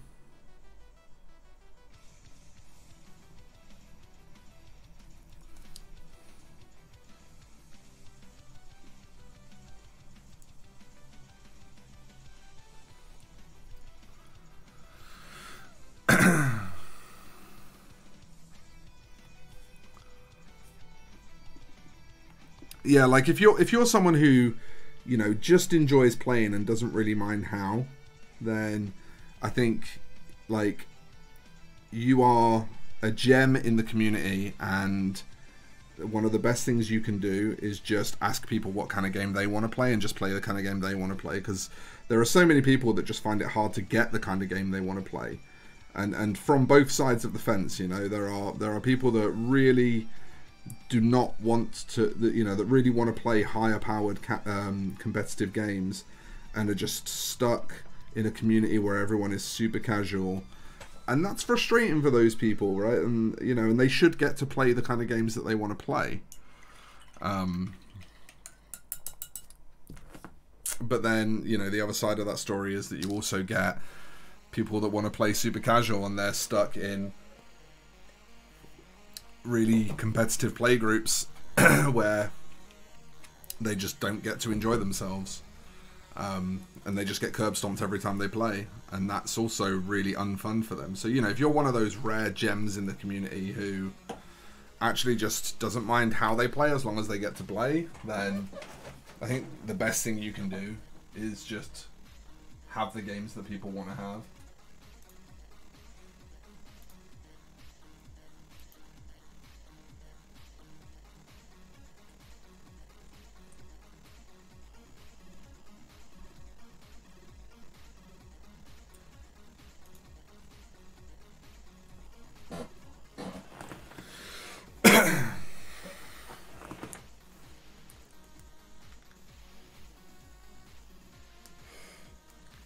Chad, just start it. Like, honestly, I've done a couple of podcasts over the years, and the best advice I can give is to just give it a go.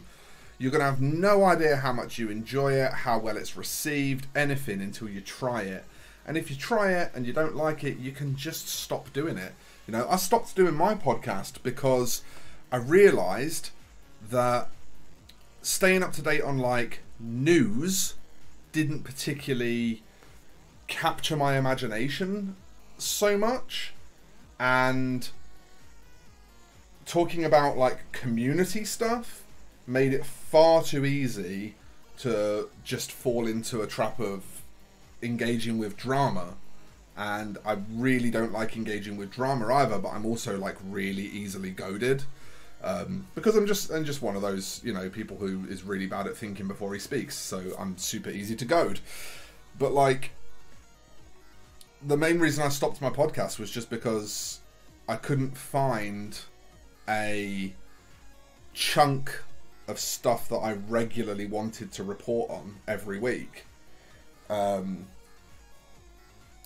without slipping into one of those two things, either having to, like, trawl new releases and shit like that, which doesn't really interest me. I don't really like trawling new releases. I don't really like, you know, looking through all of the community pages, because the thing is, by the time you know that as a podcaster, everyone out there pretty much knows it and has their opinion on it anyway. And that to me that's not content that I'm interested in making. That's content for other people to make, you know. Folks like Kirioth are fucking great at doing that kind of content, where they will share their opinions and encourage people to discuss it, and there's no new information there insofar as everything he knows, by the time he knows it, it's public, right? So it's not like he's ahead of the game in any way, but he's really good at like teasing a conversation out of stuff like that. I don't have that skill. That's not something I'm good at. All I can tell you is if I like something or not, and that's it. And then like I say, the other side of it is the community stuff, which I love talking about the Warhammer community, but if there's drama going on, it's really hard to steer clear of, and I don't want to drag myself into drama all the time. Like, I don't have any strong enough feelings against anyone to want to get involved in their drama. Do you know what I mean? Like, even the people in the Warhammer community that I'm not massively keen on, like, it's not as if I think about them all the time. It's not as if it's not as if they're like a major influencing factor in my life. They're just people who I just don't interact with because I'm not that keen on, you know, how they do things. It's like, and it doesn't mean anything. Like, you know, it's just people I don't interact with. So there just wasn't really a place for the kind of podcast that I wanted to do, which is absolutely my failing. You know, it's absolutely me needing to be a bit more clear on a mission statement and stick to that mission statement, and, you know, and understand things a bit more before I proceed to go and do a thing.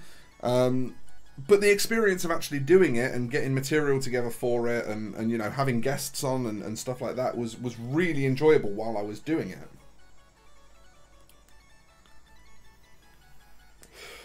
My last 2,000 point game, I took Red Scorpions. End of turn 2, I had my Dreadnought HQ left. My opponent had all his army. I've missed every to hit, failed every armor save. Oh no. Oh, that's tragic. And that's kind of one of the things with like, you know, any game that involves dice as well, is like, this is kind of my thing with Warhammer. I think this is a lot of where my casual standpoint comes from, is you can fully optimize your list. You can bleed every last possible advantage out of your list ever, and just have a really shit game of luck and get rolled by a fucking 5-year-old. You know what I mean? It's that kind of game. That's what games of chance are. And so I think in a world where that is possible, why not instead just focus on eking as much fun out of it as possible? Why not focus on making, you know, making your dreams come true on the tabletop in some form or another? Play the units that you've always been too scared to play. Play the models that you think are the best models in the range and that kind of shit. And I always think just going with that just makes more sense to me, because it doesn't matter what happens in terms of chance and odds, and, you know, you like, it just doesn't affect your enjoyment. Some of my best games I've ever had, I've been stomped. I've lost handily, you know, and still had a really good time.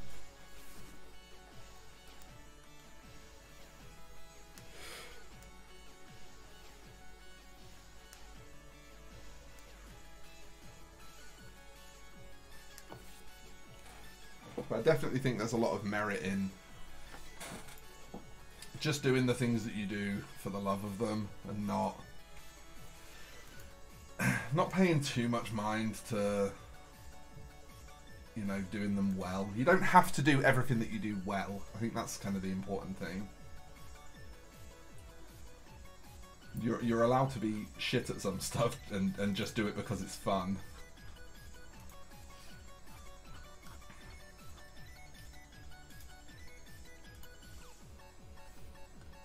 I think another part of that as well, not wanting to flog a dead horse, but, you know, just to sort of, for the sake of completing my thoughts on the subject, it's just also like the mental health implications of only ever doing things for the win or the loss. You know, if you're only ever motivated by the win, then maintaining stable, positive mental health can be really, really difficult. And Warhammer in particular being so high variance, and you know, Magic is also very high variance. I think it's all the more important with hobbies like that, because there are so many factors towards that win that you have no control over, you know. Factors that don't even directly relate to the game.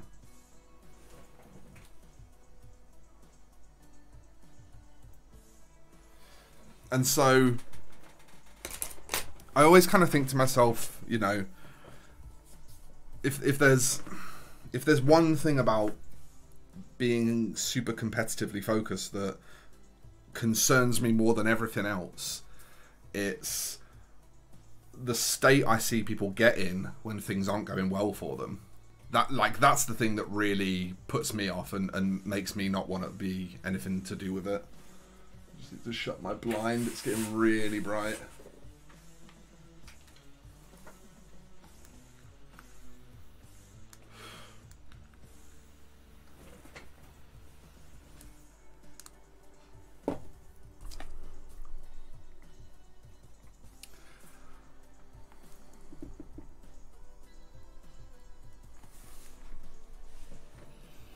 Okay.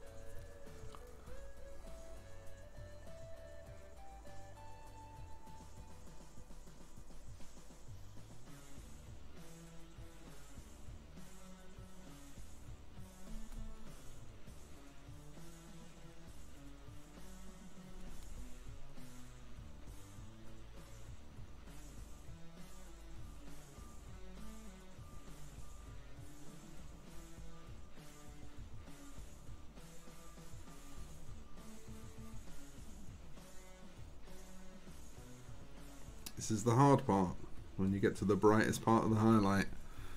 Making sure you place everything just so.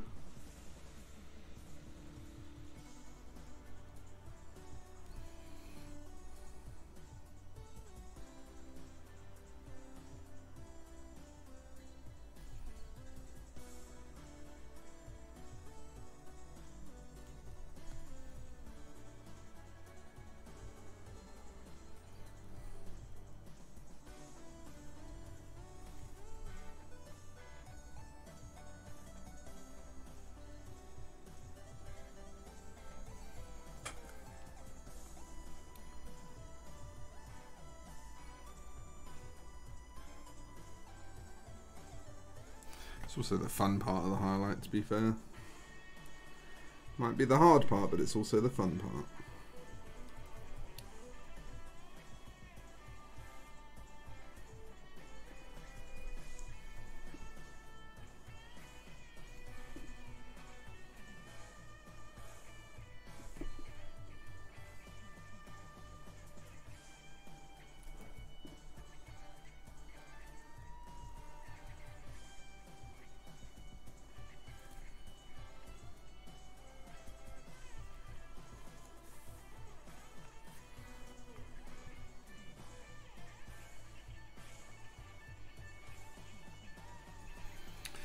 You know, I think I may have actually figured out what the hardest part of that highlight in black is.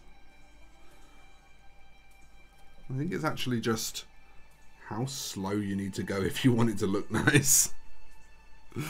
How much you need to just slow down. Like, it's so easy to make a mess of it if you rush it.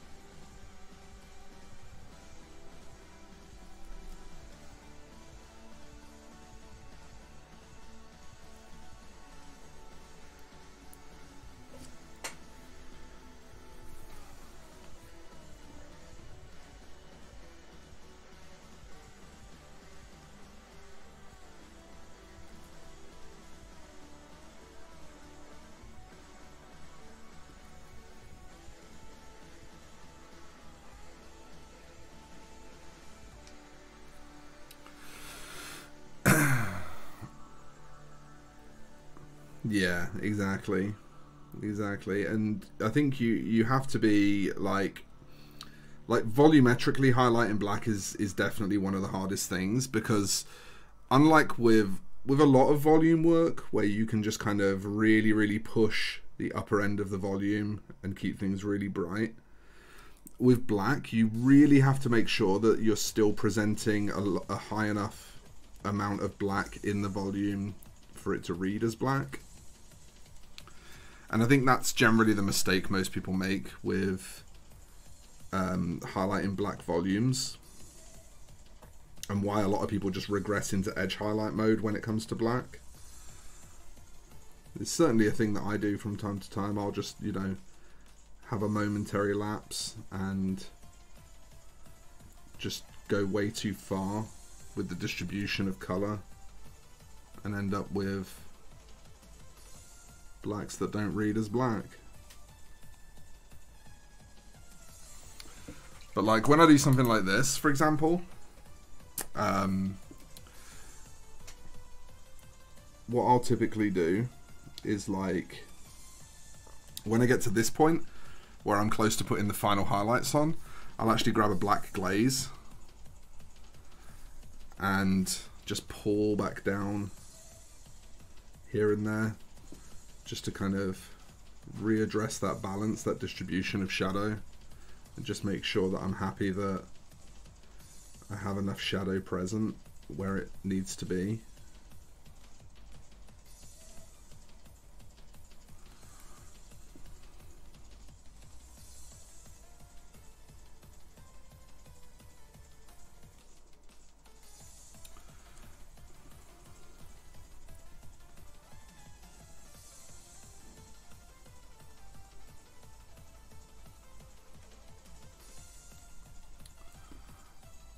My method for black highlights is to highlight it as much as I dare, then use black ink mixed with glazing medium. Yeah, that can really work well, is to over highlight it and then pull it back down. That's kind of the same principle as what I'm doing now.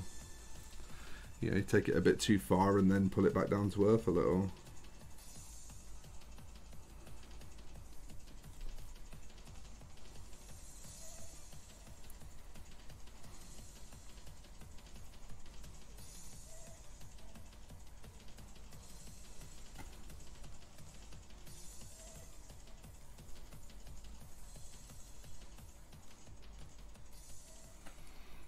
There we go.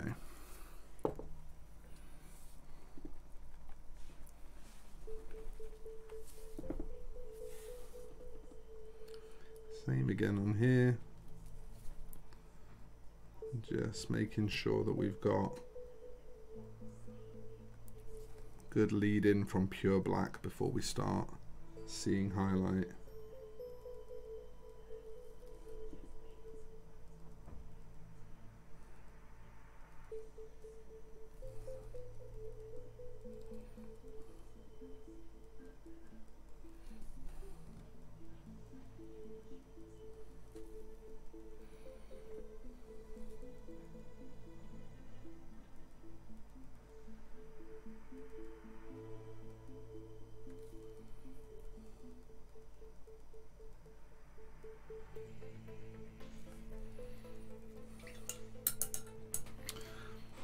And then at that point, I'm happy to add the final highlight.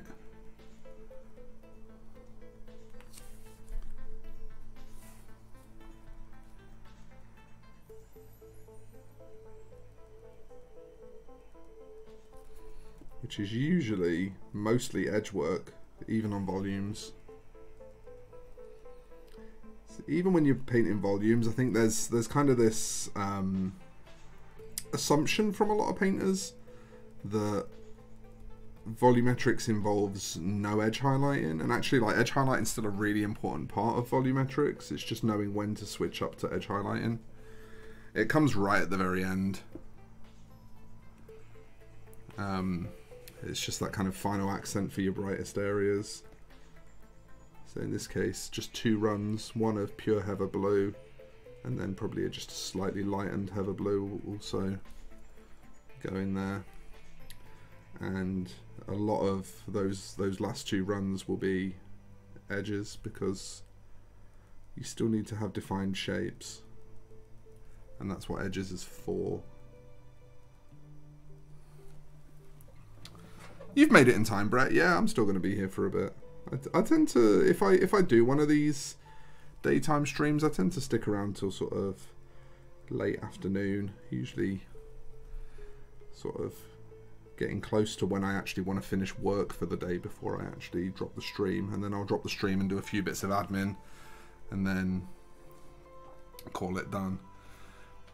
You see how like that volume on the top of the leg there, like there's a really good sense of light belonging. You did do a nice video on that, that's true.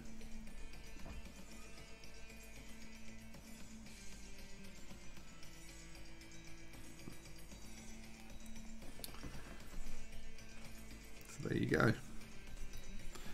And the only reason, if you've noticed, I'm not really pulling these shoulder pads up maybe as bright as they should be, and that's actually just because they're going to have numbers on them, so anything that I do on there is going to get covered to an extent, so there's just not a lot of point in doing anything too crazy up there.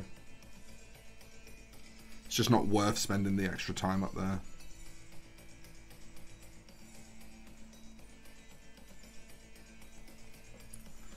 There we go. And that's probably about as far as I'll take the black. It's probably about as far as it needs to go.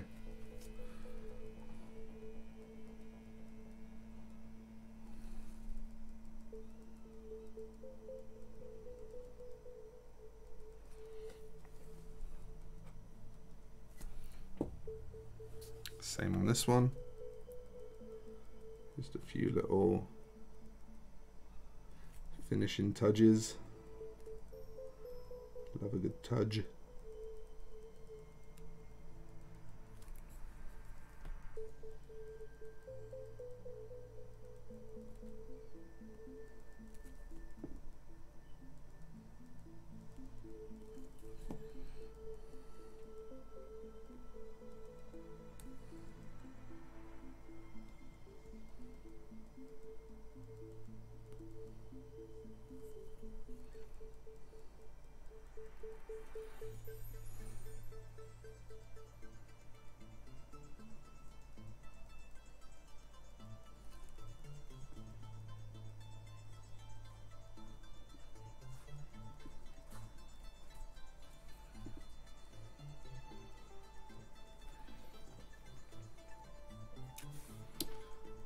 Nearly there.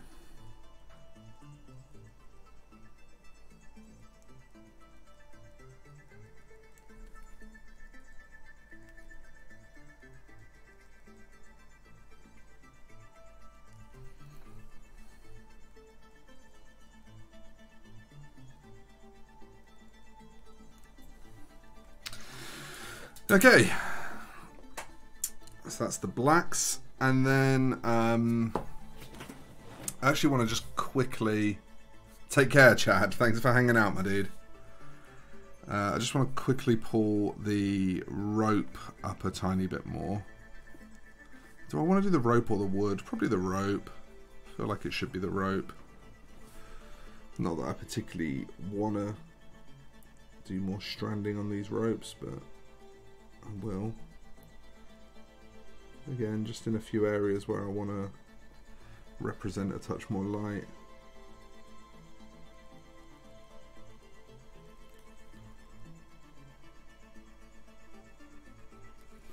And also just to separate it from the wood. When they're both the same base color and they're both near each other, you know, it's never a bad idea to make some effort to separate them from each other.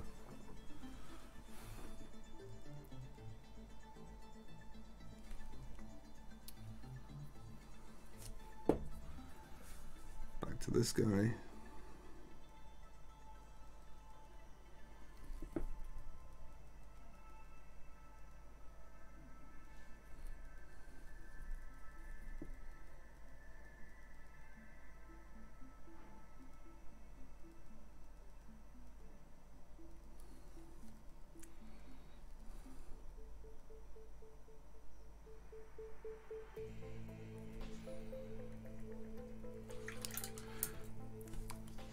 Maybe one more layer of highlight.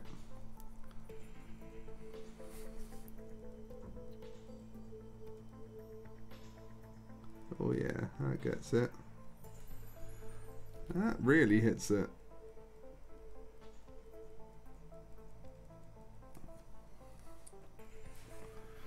Just in a couple of places. I don't think you need to go wild.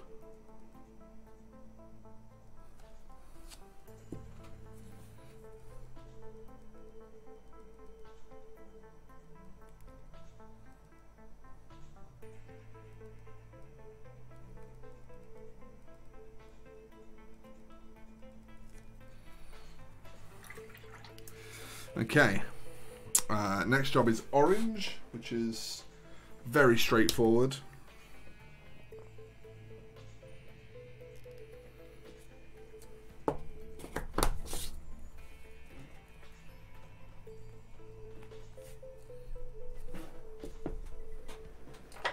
So on these guys, the oranges are a bit different to on the rest of the team. It's this entire grave plate, according to the box art. And we are supposed to be copying the box art here. So this tombstone shaped plate here gets a coat of, first of all, Jakiro orange. It's going to get a couple of coats of Jakiro orange. Get it nice and solid. I was just saying I'll probably be here till like late afternoon. I tend to, if I'm going to bother to do a stream, I tend to make sure that it's, you know, a reasonably lengthy one. So yeah, I'll be here a while, Brett, don't worry. I'm going to go and get another cup of coffee soon though, because I'm kind of parched from all the chatting.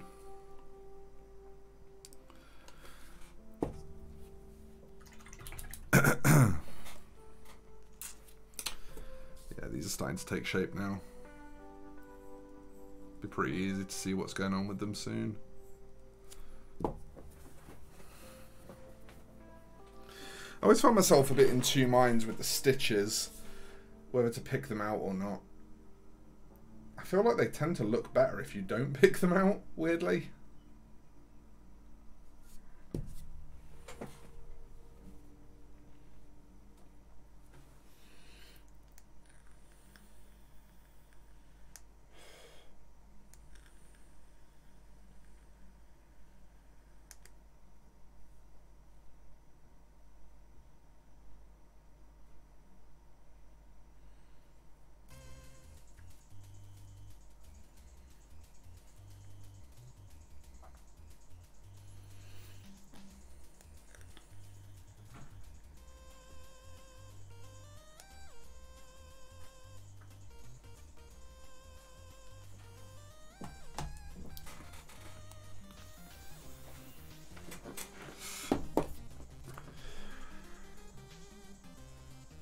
Okay, second coat.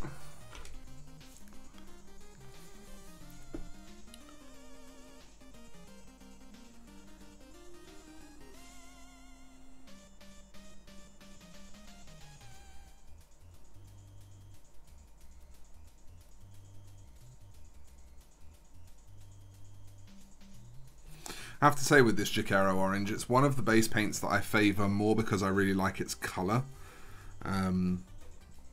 It's actually a bit too thin in the pot, I find. So it's quite hard to get good coverage with. I actually used it as an example of bad coverage in an upcoming video. It's pretty tricky to get good coverage from because just straight out of the pot, it's pretty thin. Like, probably a bit thinner than I would take it normally. I really like its colour. It's a really good starting point for doing orange surfaces. Yeah, so, I mean, if they're meant to be staples, then obviously metallics, definitely. The tutorial's coming out for this soon. This is actually why I'm doing these in-between bits off camera, is for the tutorial, because the tutorial always skips the bits that have been done in previous videos. So yeah, there will be tutorials on how this is done. It's very, very easy indeed.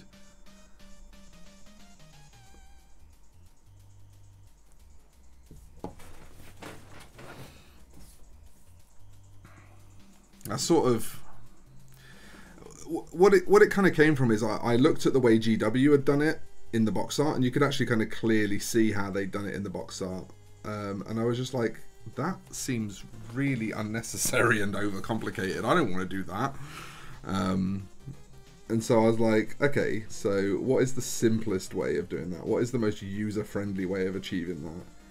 And it occurred to me that, like, if you use the washes as filters effectively, as a shade and a filter at the same time, then I can effectively base coat and highlight with the same colours, and the washes will just be what give me the distinct colours, the 3 different distinct colours of flesh.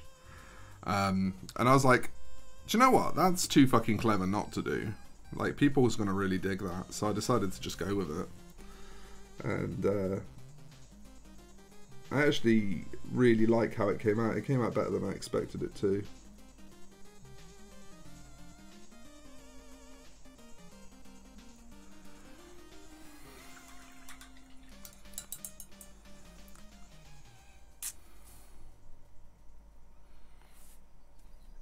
But it is very easy. It's all just Rakar flesh shaded in 3 different ways, and then it's all highlighted the same way.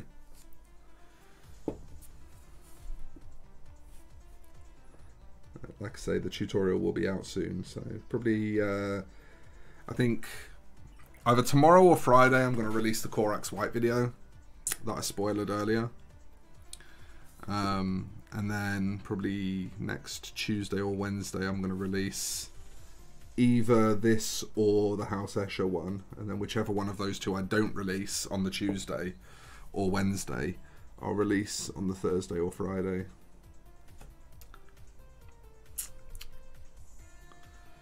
My release schedule at the moment is kind of... I'm still deciding where it's best to put it. I've been having a bit of trouble with that, to be honest with you, figuring out release schedule.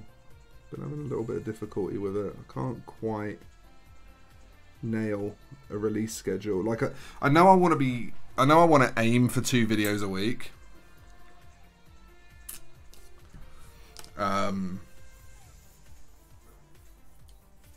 One of the main things that I want to be able to consistently put out 2 videos a week, but it's just which days to drop them on, so as to get best visibility. I've been really struggling to figure that out. My analytics don't reveal much of a picture to me of what days are best to release videos on. The one thing I know is that Sundays are a really bad day to release videos on, which is super weird to me, because I would have thought that Sunday would be the day where everyone's bored as fuck and doesn't know what to do. Oh yeah, Sahara Yellow is not a good one. I mean, Scale 75 in general is not good for coverage. That's not what it's for. But you know, Sahara Yellow is definitely a particularly bad one. Also missed a bit of agraxing on these.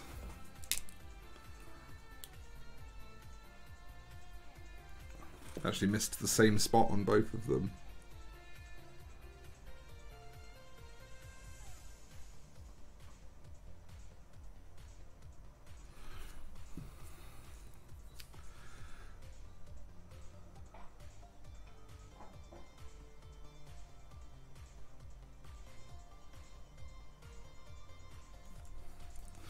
I have to say this though, Mugs, because you brought it up.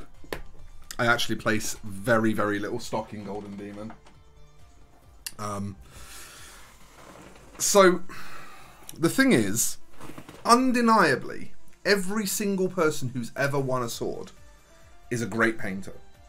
So it's not in any way any observation of the painters themselves. I don't, for a second, take a single thing away from them. The reason I don't hold a lot of stock in Golden Demon is twofold. Not really a fan of competitive painting, for the same reason I'm not really a fan of all the other competitive things that I explained earlier in the stream that I'm not a fan of. And competitive painting, I think in particular, is one of the ones that really, really adversely affects mental health. But The thing is, I personally feel that winning Slayer Swords is more about what GW wants to showcase that year than the work the painter has done.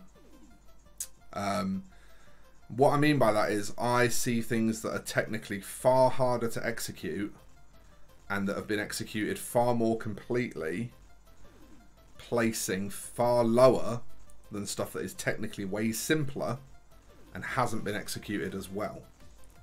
And like I say, within that, I'm being very clear about this. Every single person that has ever won, every single person that's top 3'd a Golden Demon is an incredibly talented painter, amazingly skilled painter. Every single person, they are all really fucking great painters. But as a competition, I don't think it's a great competition. I don't think that the interest in that competition is in showcasing innovative or highly skilled painting. I think that the end game for that competition is to push whatever GW wants to push in the world of miniature painting at that time. And so it's very hard for me to relate Golden Demon to the rest of the wider world of painting.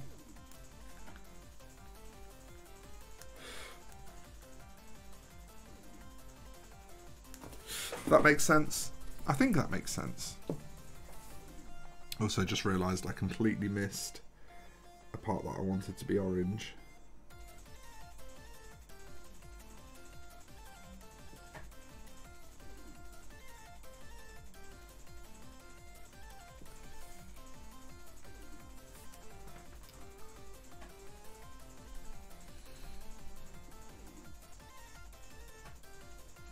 Yeah, coverage in general with Scale 75 is, you know, I mean, it's not what people buy Scale 75 for, so it's not like that's a complaint. You know, if you buy Scale 75 expecting a high coverage paint, then, you know, fall on you for not doing your homework, because that's not what it is. Fuck, that's hard to reach. Oh god. Oh god.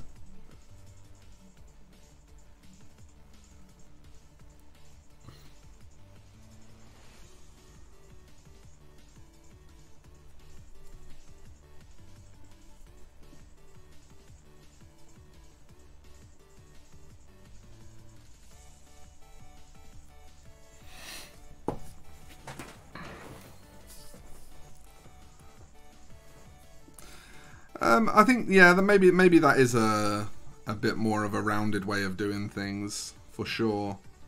For sure. It's the problem for me, where I struggle with competitive painting, is that it's too much about the judge, you know. It's too much about how the judge perceives the work, and two different judges can score the same piece so wildly different. And so that to me, like, what's the information that you can take away from that?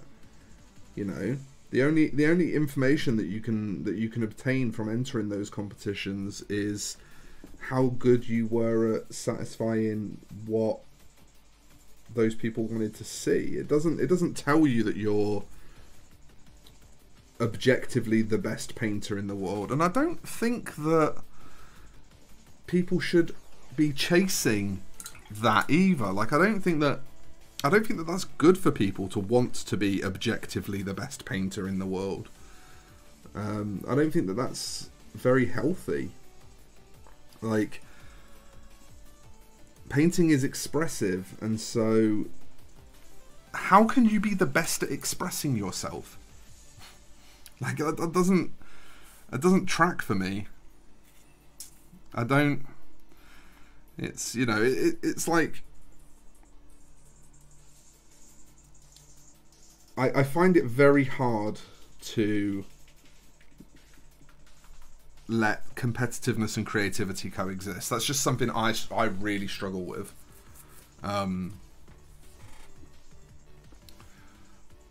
that's probably a me flaw, but well, I mean, I don't know if it is a flaw.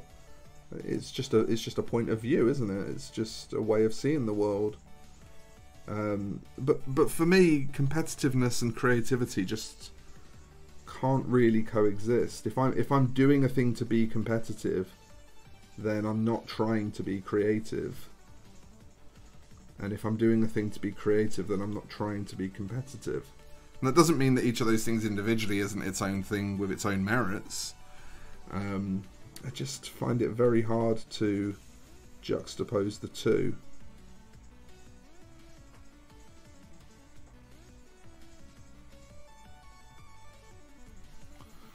I really need to work on my blending. I think that's one of the things that I hear most from students. I've got a lesson coming up with a couple of students soon where they both just want to learn the basics of blending. Like, what are the fundamental techniques so that they can go off and practice them. And I think that that's like a really great thing to do, actually, is to just get someone to teach you the starting point and then go off and experiment from there. Because a lot of the thing with painting is that like feel really matters. The way I do certain stuff is limited by the way I like to do things, and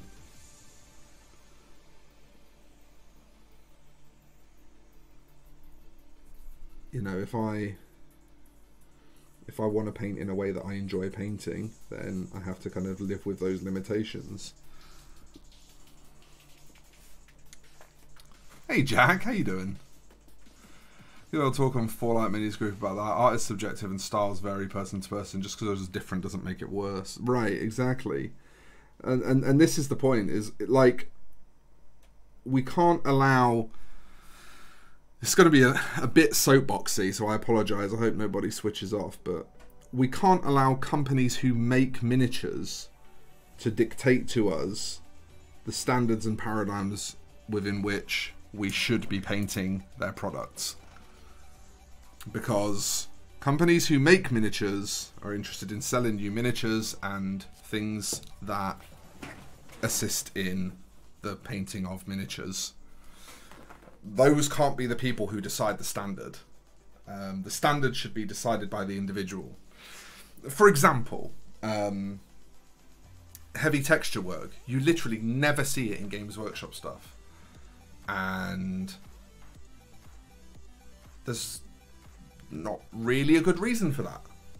Why do you never see it? Why does it never feature in any of their artwork? You know, why do you not see like lots of cross-hatching or dashing or, you know, other forced texture techniques?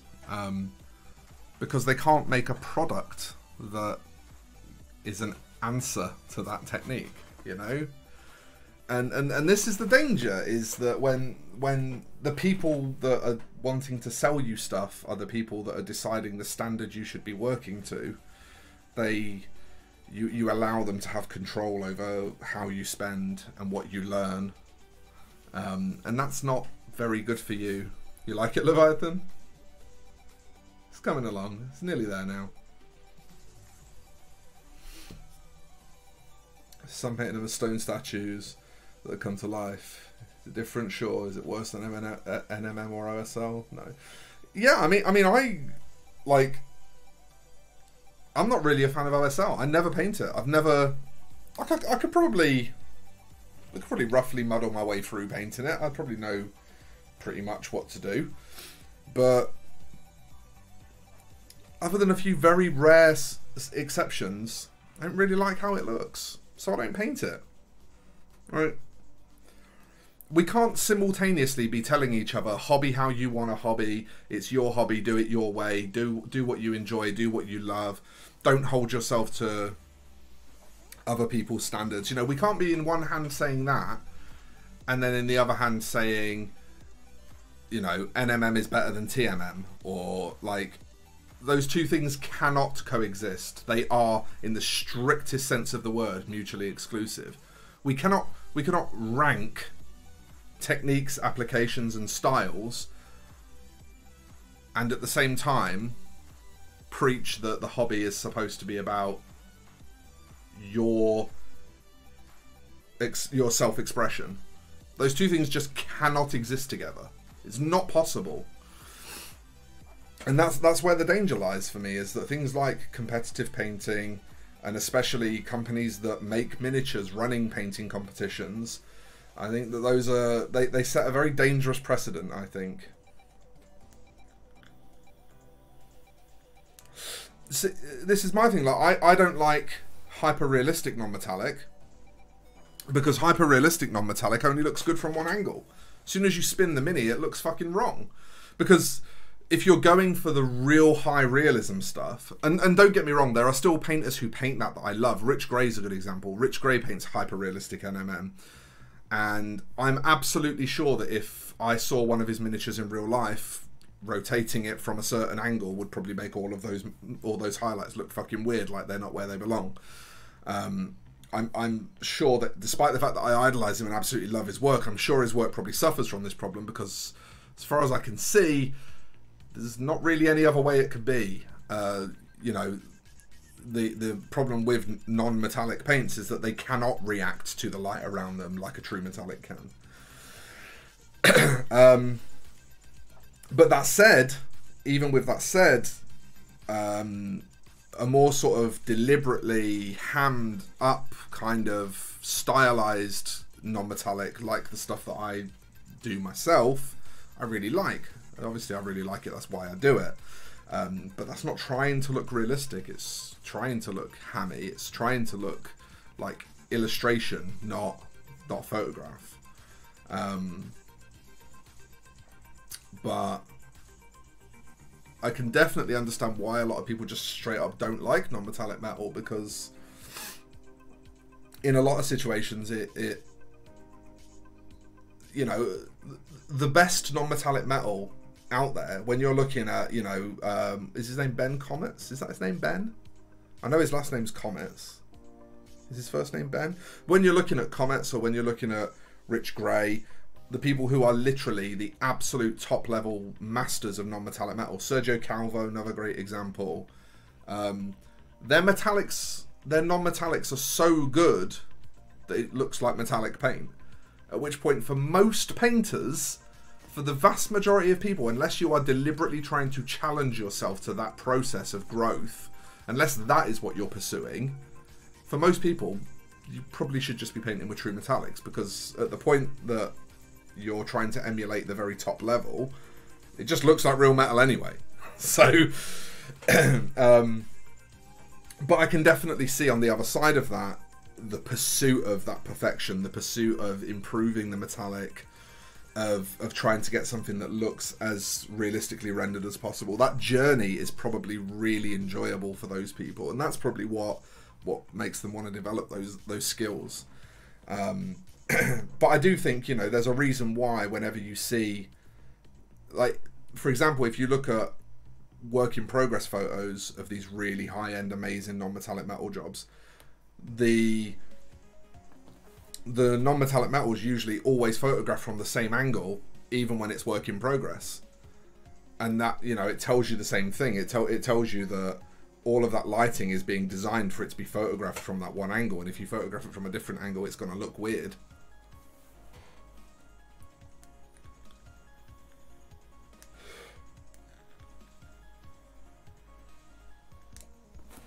Yeah, like, Rich is a huge inspiration of mine. I'm not for a second taking anything away from him. He's one of the guys that I really look up to, and I really want to develop that level of ability myself.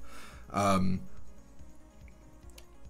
that doesn't mean that you can't understand the shortfalls or the shortcomings of that kind of work. You know, you can appreciate it and at the same time understand its drawbacks.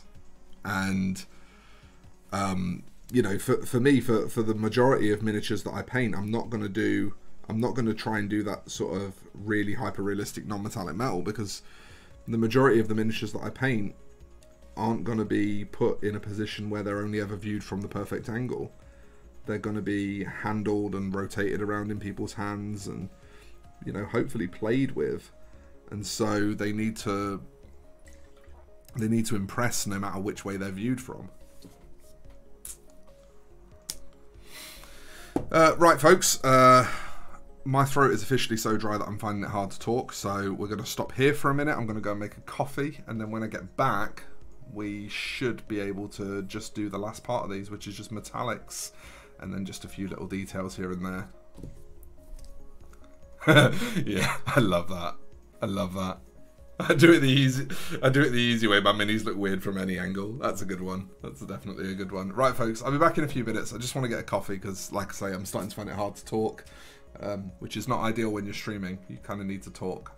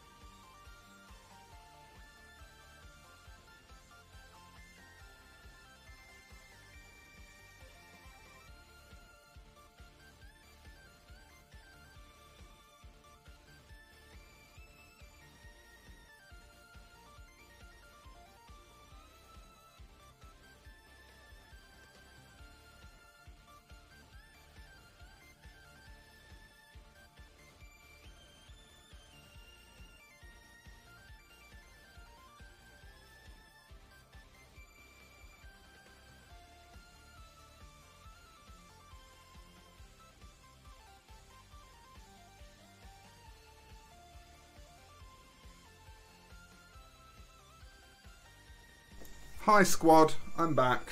Sorry about that. I just was fucking desperate for a drink. I've got a coffee now. And I'm drinking it. Okay. So, I think it's just metallics on these now. Pretty much just metallics. I'll probably go around and have a little like cleany uppy correcty step on them as well at some point, but I think first priority is just get these metallics in, and then probably do some kind of eyes on them as well. I think I'm actually gonna do. I know this is kind of contrary to what most people consider to be proper, but I think I'm just going to do white slit eyes, because like rolled back dead eyes kind of thing is what I'm thinking. So I'm just going to go for like a ever so slightly off white and just paint a slit into each eye socket, I think. Hey Chad, welcome back. Jack, yeah, if you literally just want to prime or like spray an entire miniature in the same color, I'd honestly recommend you just start out with like a China brand Amazon brush, you know, like a mass-produced Far Eastern job from Amazon. Because to be honest, they're perfectly suitable for that job. And until you want to do more than that with an airbrush, there's really like just not a great deal of point in pumping the cash into it, you know. Mytho, how you doing? How's it going? So yeah, I've kind of always been like, I started on a, you know, a mass-produced Chinese brush, and it was great for exactly those things, you know. It was perfectly serviceable for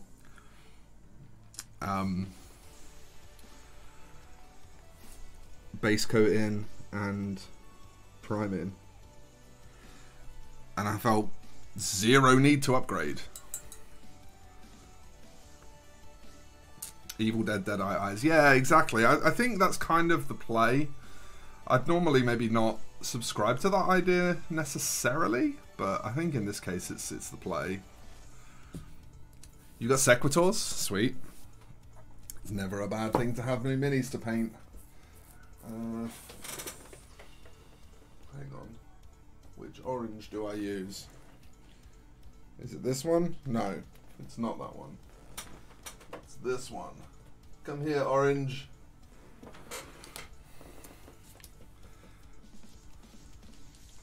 If you're a big coffee fan, I highly recommend mixing in protein powder with your morning coffee.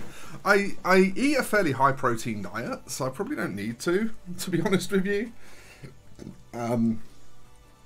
I eat a lot of chicken, a lot of beans, a lot of lentils, a lot of, you know, high protein foods. It's a cool idea though. How annoyed will my other half be if I get one and use it in the front room? I mean, to be honest, I think that the amount of environmental deposit that they make is vastly overstated. And there are other people that have taken up airbrushing recently because of me, or, you know, on my recommendation. I don't like to say because of me, that feels really conceited. On my recommendation, and I think they could probably corroborate that. I spray in my office, and there is a PC literally there, like, and I'm airbrushing there, and I haven't even got the side panels on that PC because it gets warm in here, so I prefer to keep the side panels off of it. And there's no airbrush deposit in that PC, hasn't caused any problems. My office in general is not covered in airbrush deposit. In fact, you know what? The biggest thing that causes environmental deposits in my office is actually my e-cig, my vape. Because when you vape in a room, it causes dust to cling to things. And I have far more of a problem in here with dust than I do with airbrush deposit. Like, you really do not need all of the heavy extraction and stuff like that that people would have you to believe. So far, my AP #1 brush has lasted me over a year without splitting. That's incredible. As an army painter, I've never had an army painter brush last me more than a couple of days.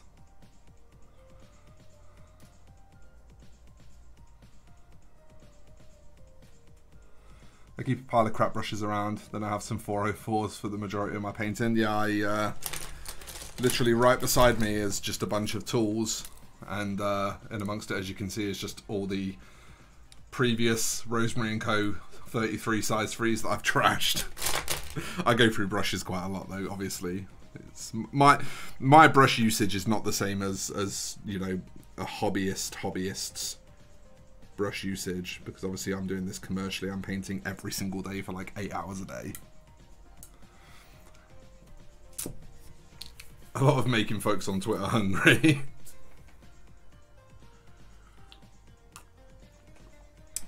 Yeah, I'd agree with that, Mytho. Army painters, like basing supplies and tools and stuff, are all pretty decent. I really don't enjoy their paints. They're probably the only paint brand that I don't like, to be honest with you. Like, in some way or another, all of the other major paint brands have got something going for them, I think. Army painter just ain't it for me. It just, my experiences with it have just never been good. It doesn't make much mess. You don't need a spray booth or anything. No, exactly, yeah. That's all I needed to hear. Getting one now. I paint in a bureau desk anyway, so it's... Yeah, you'll be fine. You'll be absolutely fine. Like, you get overspray at the back of your desk area. I get it. My wet palette is just literally just off camera. You can see it here. There's overspray on the back of my wet palette. But that's like a couple of inches away from where I spray. Just behind that wet palette is a camera stand. And that camera stand has got 0 overspray on it. Like, it doesn't travel far at all. People think it travels really far and gets like all airborne and goes everywhere and causes like massive problems. It really doesn't. It doesn't propel far at all. And the first thing it hits, it'll stick to. So, like, you really do not need an expansive setup. Yeah, you want a backer. I have an A3 sheet taped to my desk. That's what this is that you see in here. It's a sheet of black A3 paper.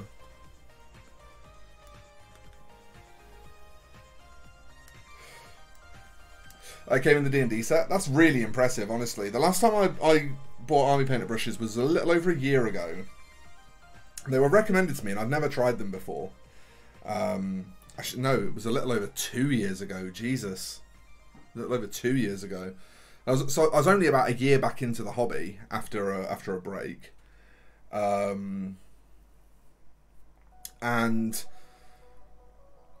somebody recommended army painter to me, and I'd never used them before. My break was about 10 years, so 13 years ago I don't think army painter even existed.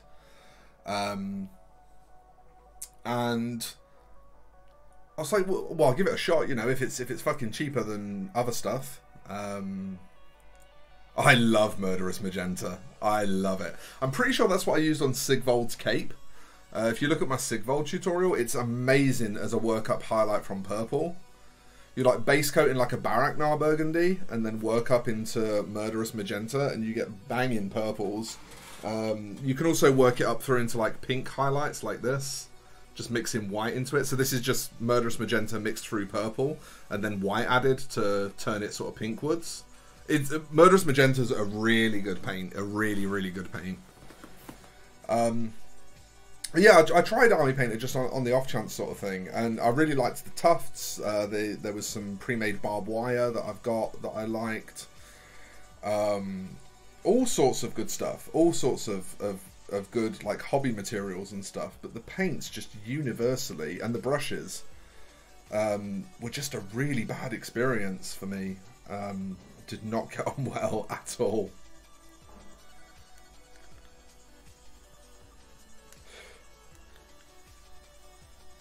It's like the Citadel Basic brush that came with the old mag.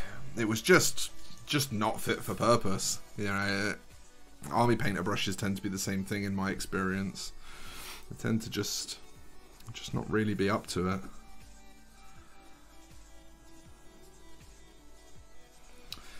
But again, you know, of course, it's one of those things where your mileage may vary. Like, I know I'm quite abusive towards my brushes. I know I'm not particularly kind on them.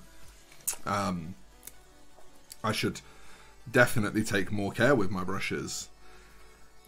But at the end of the day, and, you know, I say this not wanting to sound at all snotty or inconsiderate, but brushes for me are a business expense. I don't technically pay for them. You know, whatever I spend on brushes is deducted from my tax bill because they're a running cost of my business. So with that in mind, I would rather paint the way that is more efficient and cost effective for me to paint and not worry too much about the cost of brushes themselves. Which is not, you know, I'm not saying that that's how anyone else should think. But for me as a business, it makes at least a degree of sense to focus more on painting in a way that is, you know, time efficient for my customer, because at the end of the day, they're the one hiring me to paint their model. If I'm spending extra time, then that's their money I'm spending. Zach Lanthier, thank you for subbing. Lanthier, did I pronounce that correctly? I hope I did. I'm sorry if I butchered it.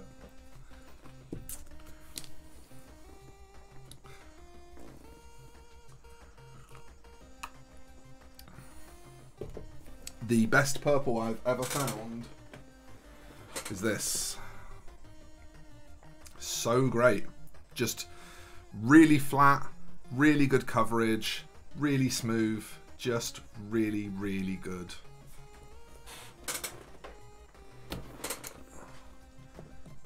These Pro Acryl paints. I'm having very mixed feelings about them so far. I've been using them a bit. Some colours seem to be real nice. Other colours I'm struggling with. When a range is inconsistent, like, so this is one of the things that I really love about P3 and Vallejo. Those are like probably my two favourite paint ranges these days. I definitely have a lot of love for Reaper. I'm technically still sponsored by Reaper, but I find that the same problem I'm about to talk about is present with Reaper, which is inconsistency from paint to paint. GW suffers from it a lot, inconsistency from paint to paint. Reaper suffers from it a little, which is what sort of started to draw me away from them, was that I don't want to have to buy a paint before I know whether it's usable, right? Whereas with Vallejo and P3, every single paint has pretty much the same consistency, pretty much the same coverage, pretty much the same application. Obviously, depending on which range you buy it from, the finish is very predictable. Yeah, Scale 75 is another good range for this. You know, their paints are very predictable. You know what you're going to get. You know you're going to get a low coverage, ultra matte, very thick gel medium base. You know, you know what you're buying. And for commercial painters like me, that shit's really important. For you as a hobbyist, it matters a lot less, because at the end of the day, if you've got to struggle through and paint an area with a paint that's not great, you're probably just not going to have to worry about doing that again. But if somebody specs a paint on a job for me and it's a shit paint and I've got to paint 40 miniatures with it, and then, you know, maybe they commission something else down the line and that paint features again. And so when I develop preferences for paint, it's based on their usability. It's based on their consumer friendliness for my usage case. And my usage case is not going to be the same as a lot of other people's usage case, which is something really important to bear in mind. When I say that something's, you know, that I don't like it, doesn't necessarily mean that you won't like it. But for me personally, Army Painter paints, super inconsistent. Games Workshop paints, super inconsistent. Games Workshop are a necessary evil for me, obviously, because I do tutorials. If you don't use GW paints a lot, you know, at least a lot of GW paints, you don't have to use all GW, but if you don't use a lot of GW, you'll get people just switching off because you're not using GW, because they think that all other paints are like knockoff paints, and GW is like the only legit brand of paints. It's such a common theme / pattern of thought in mini painting that, you know, if you want to make tutorials, you just have to use at least some GW paints. But any range that isn't consistent tends to be a range that I'll start to move away from, and I'm finding that with Pro Acryl as well, unfortunately. Some of the colours really easy to work with, some of the colours are really hard to work with. The white is fantastic, it's extremely strong, it's probably the strongest white I've ever encountered. You put a tiny amount, I mean, well, I'll show you. I will illustrate this to you. So let's take this turquoise here and place it on the palette, okay? And we'll spread it like this, okay? So this here is GW Corax white, which most people consider to be a strong white. In fact, that's a slightly off white, so that's not fair. Let's not use Corax because that's slightly off. So let's use Reaper Dragon White, which I've been recommending for years as a particularly strong white. Reaper Dragon White is very, very strong, okay? And I'm going to put my brush that far in, okay? You can see how much paint is on my brush. And I'm going to mix it into this side of the turquoise. And it's going to make almost no difference. Let's see if we can get some better focus there. Let's see if we can also... That's it. So there is a bit of difference I can see, but you probably can't even see it. I'm going to clean my brush again. And this time I'm going to go into Pro Acryl's white. And I'm going to get the same amount on my brush. You see, same amount, just the end of the brush. And I'm going to mix it into here.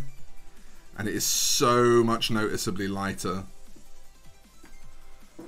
It's probably not showing super great on camera, but what I will tell you is that from here face to face, I can't really see a difference here to here, but I can see quite a clear difference here to here.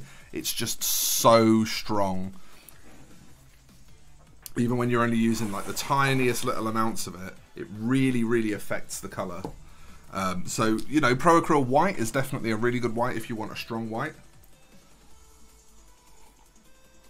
But I'm definitely having a lot of issues. The flesh tones in particular are what I'm having a lot of problems with. And interestingly enough, the flesh tones I find work really well for traditional. Where you want a lot of transparency in your flesh tones. So this is a traditional painting that I'm working on at the moment. This is my reference. This is a photograph, and then this is the painting. And where you want a lot of transparency in your flesh tones, they work really, really well. But in miniature painting, where often with flesh tones you want quite a lot of solid coverage so that you can kind of, you know, do very small micro adjustments and stuff like that. And they do not provide that. they do not have that feature in those flesh tones, unfortunately. So I've been struggling a bit with the flesh tones, definitely, but you know, I will find uses for most paints, generally speaking. And if I really don't get on with them, then I'll find someone that likes them and give them to them usually. So either way, it doesn't matter. They get used.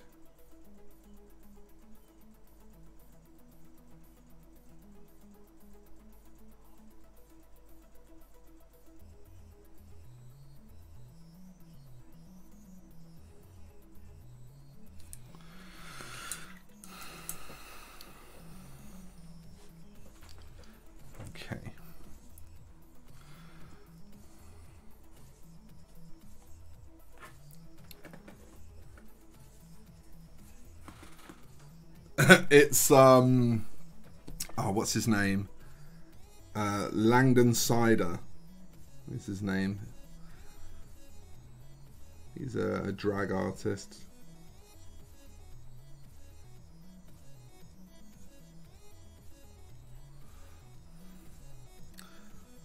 He's one of the Boulay Brothers girls, and I don't really follow them. I follow like RuPaul's side of drag fairly closely. I'm not as into it these days as I used to be, but only just because I've been pursuing other interests. You know, I haven't like gone off it or anything. I've just been indulging my other interests more recently. Yeah, but I don't really know much about the Boulay Brothers Queens, but it's very cool. It's fucking cool drag, so you know, if it's cool drag, it's cool drag. I'm into it.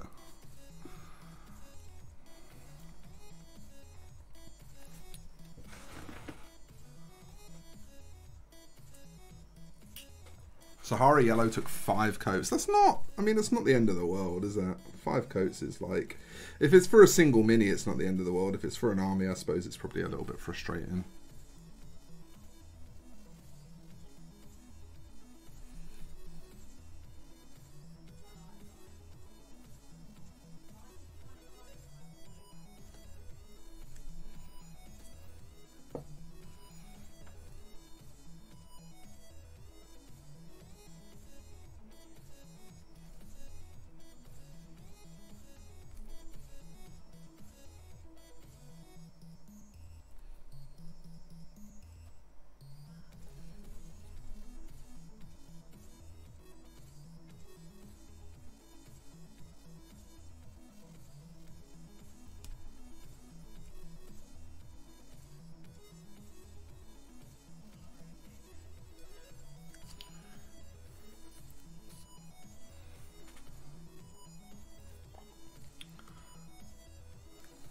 Is it just the one mini you've got to do it on then?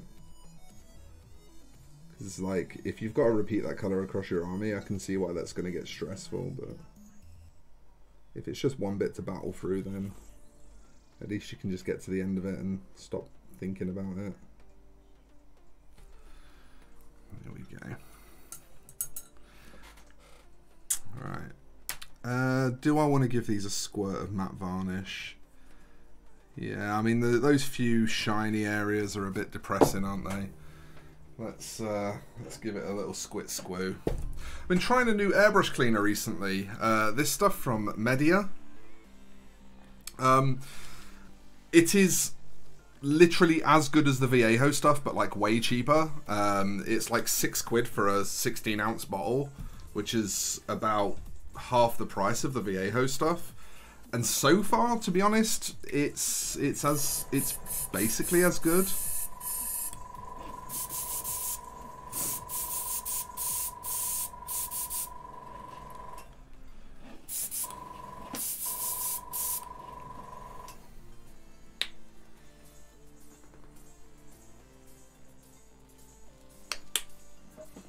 So what I'm actually doing here is putting a touch of gloss varnish in it because I don't want it to go ultra matte.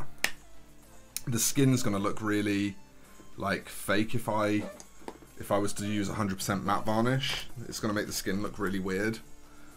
So what I want is just a low satin. So I've just put 4 or 5 drops of gloss varnish in first, and then hit it with the matte.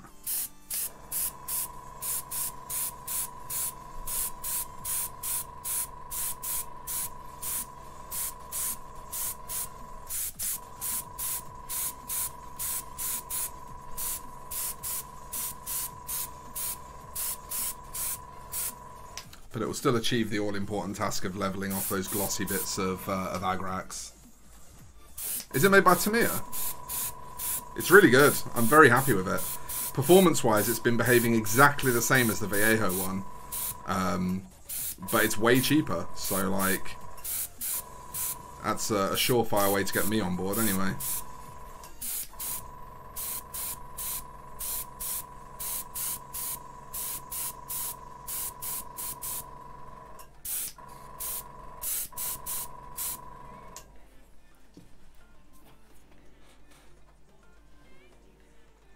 Just give the airbrush a quick clean and then we can carry on. They'll be drying while I do that anyway.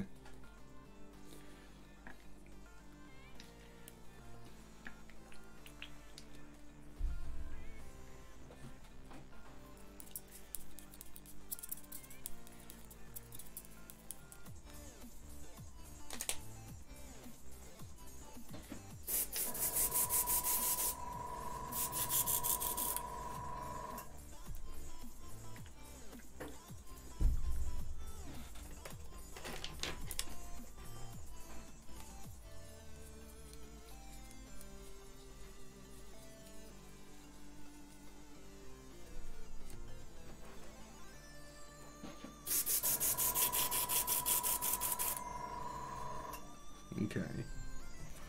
That's the airbrush clean again. That's literally all I do for my regular upkeep. It's just scrub it through with a brush and blow it through with some airbrush cleaner.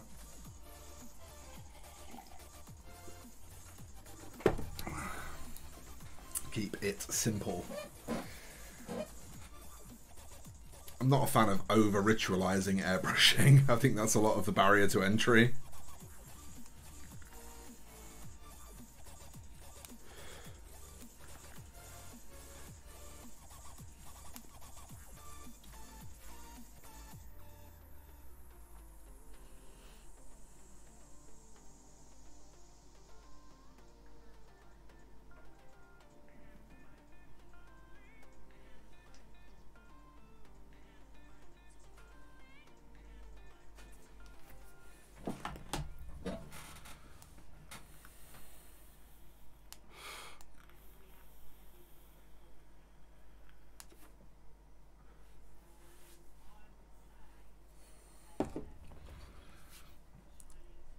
Okay.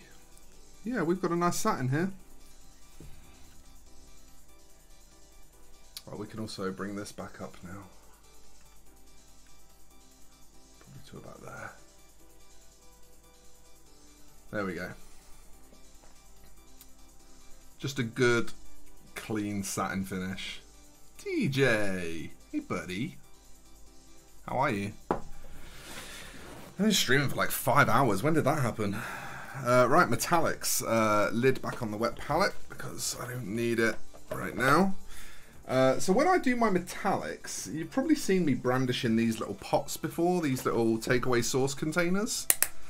Because I tend to favour Viejo metal colour, which is extremely thin. Once again, blue tack being a hero. I tend to grab one of these, push it down onto my work area with some blue tack, and then that acts as a little miniature palette for my Viejo metal colour.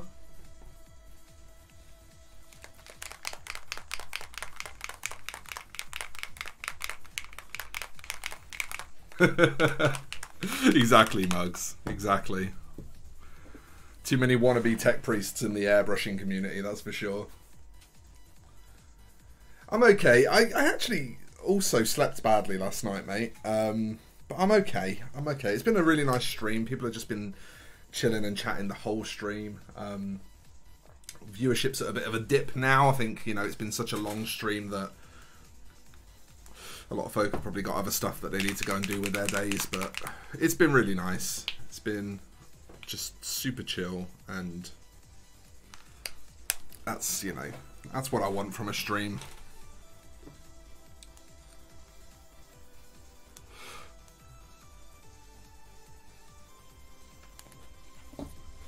Right.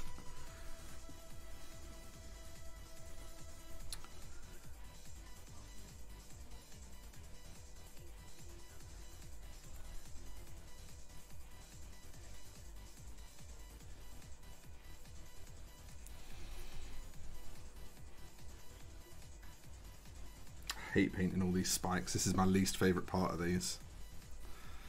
Especially because you have to do it last. It really doesn't help.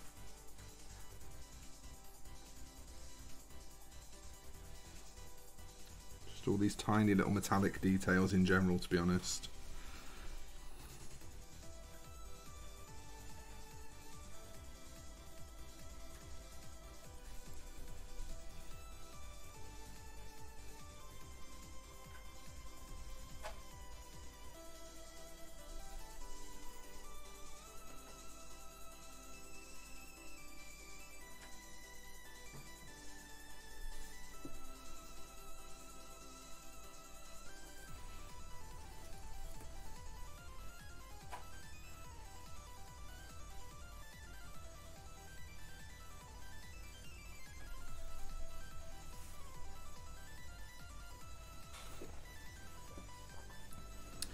What do you think kept you up, TJ? Was it just the kiddos? I know you posted something in the Discord about the kiddos being little buggers.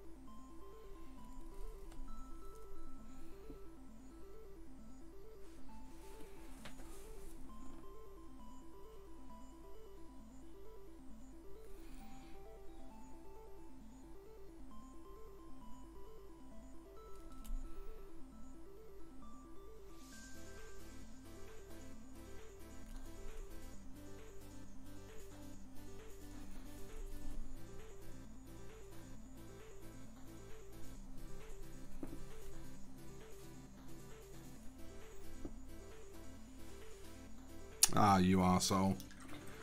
Do you know what? I'm just going to let that dry and then fix it. That's varnish bleed out. That's something to really look out for when you're using Vallejo metal color. If you load your brush heavily at all, and you've got varnish on the surface, the medium for the Vallejo metal color is so thin that you'll actually get capillary action across the surface. It's happened again there. So I only overloaded my brush by a tiny, tiny amount. I mean, you can see that my brush isn't like brutally overloaded. You can still see the bristles. But I got capillary action there that pulled the paint off. And it was because I was painting onto a varnished surface. So that's something to bear in mind if you're using Vallejo metal color over a varnished surface. That's something you really have to look out for. Fortunately, it's just on a black area, so it'll be really easy to go back in and correct. But like, imagine if it had been, I don't know, like around the brain here, for example. Imagine if it had happened and just spewed out over the brain. That would have been a bit of a mare. So it's just something to bear in mind, because it can be, you know, no problem at all to fix, but it can also cause you some real arseache if you're not on top of it. Don't do what I did and have lapses in concentration. Or just try not to paint over varnished surfaces with Vallejo metal color. That's also a good tactic. Like, I know that's a thing, and I still decided to varnish this first. I could have varnished it afterwards because I was going to do satin anyway, and I was going to do satin because there's a lot of skin tone showing. So if a miniature's predominantly skin tone, I'll always do satin varnish, even though I prefer matte, just because skin tones look better with a satin, in my opinion. I prefer skin tones with a satin. But yeah, that was like a really minor thing that led to quite a serious mistake, so it's just something worth bearing in mind. Learn from my mistake. Don't be like me.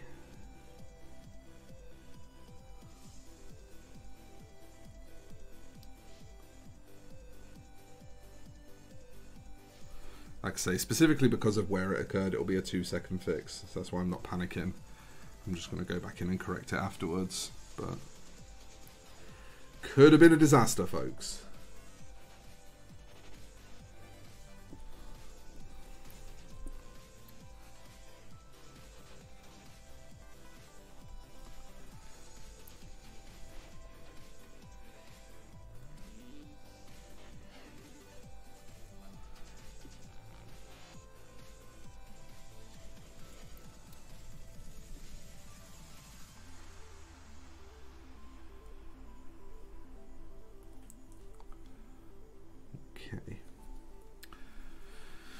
That's one.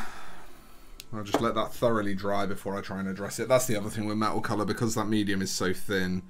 If you do ever make mistakes with it, you really want to make sure it's thoroughly dry before you try and correct them, because it can have a habit of looking dry and not actually being dry, and because it's metallic, it can be a bit hard to tell.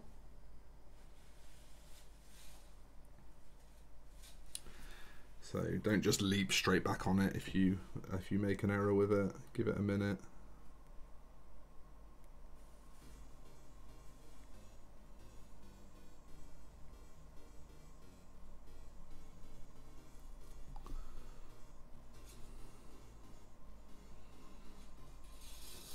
Second guessing myself now if I actually painted these spikes properly. No, I didn't.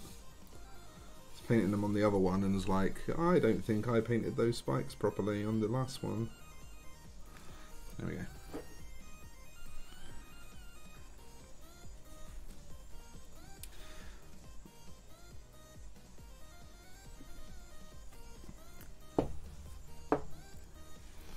It's an interesting thing, actually. I've had a lot of comments over the years where people say, you know, one of the things I appreciate about your content is that you show the mistakes and you talk about, you know, the setbacks and what's gone wrong and stuff like that. And I think that's quite an important part of making any kind of content about creative pursuits, is showing, you know, that even at the professional level, there's a good degree of trial and error involved in stuff still. There's a good degree of making mistakes and learning from them and that kind of shit, you know. And I think maybe sometimes people feel that like they have to appear perfect, because otherwise people won't hire them and shit like that, and that's not something I've ever experienced. Like I've always been more than happy to not appear perfect, and I've never found that it's caused me to have a shortage of work. But I definitely think it worries some people,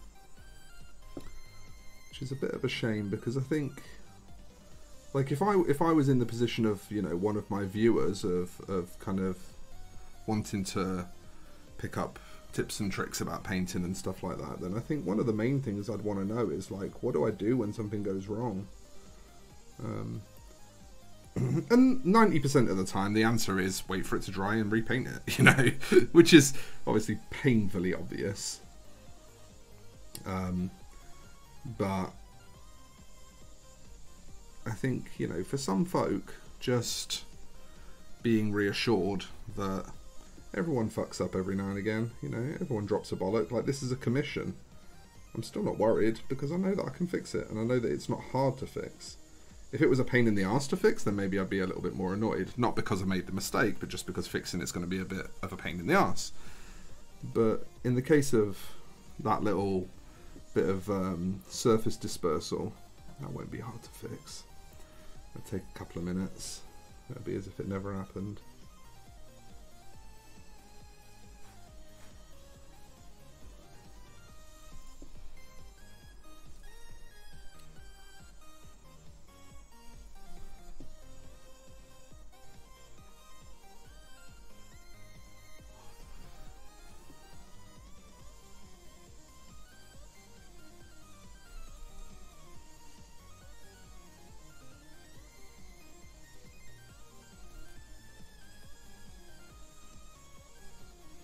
On some of these minis there was a mix of metallics that I shaded, some with Agrax and some with Nuln.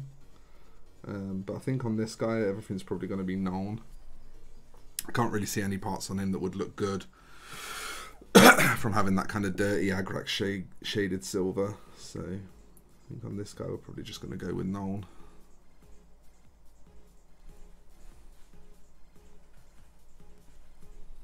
Maybe the toe cap of the boot. That's never a bad candidate for that. I think I did that on at least one of the others.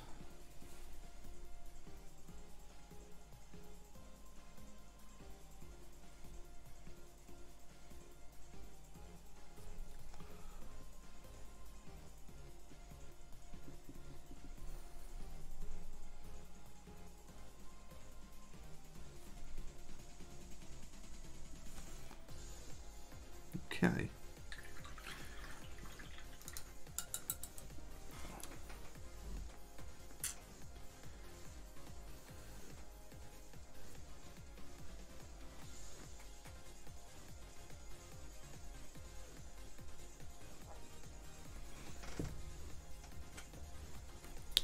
Oh, it's getting warm in this office. Jesus. It's getting really warm in this office. That's one of the big problems with summer here, is that my office faces the side that the sun comes up on. So the nearer it gets to summer, the more sunlight I get coming through the office window. It can be pretty sweltering in here some days.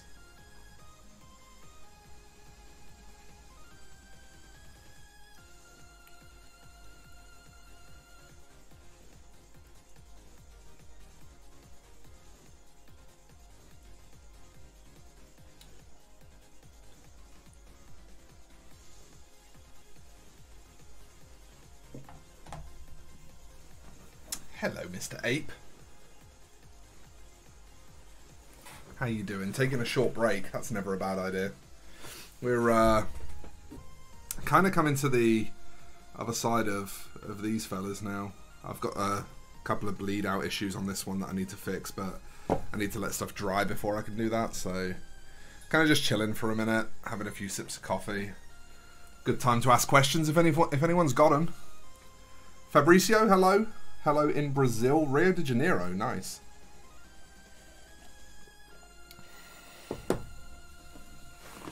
It's okay, Mug. So are my career prospects, mate.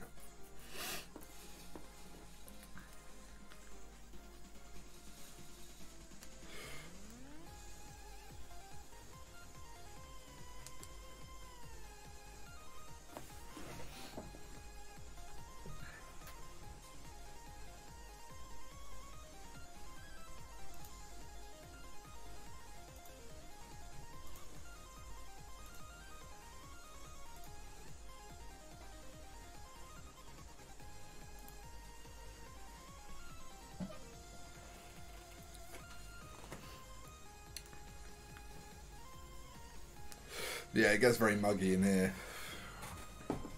Lol, muggy.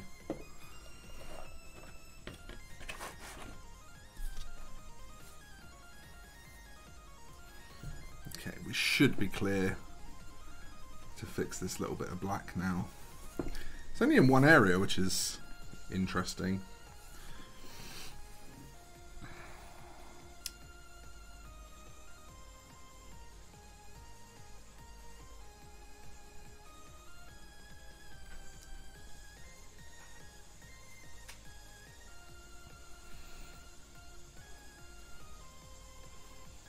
Yeah, pretty much just happened up on this shoulder. Didn't really occur anywhere else.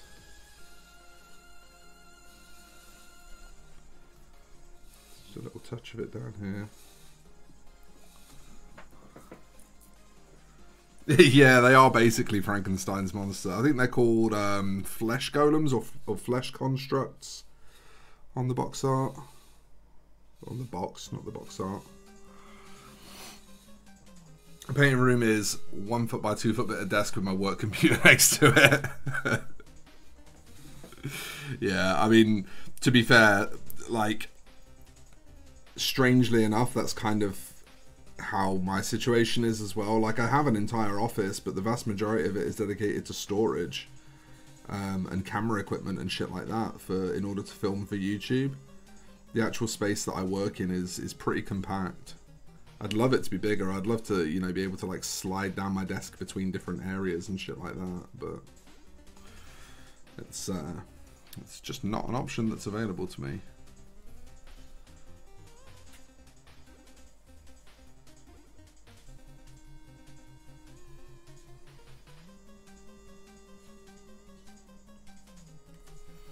There we go. Yeah, that's that one just about finished. Give this one a little tidy up as well. I don't think I got any bleed out on this one. Oh, I'll tell you what I did do though. Straight up Mr. Stud.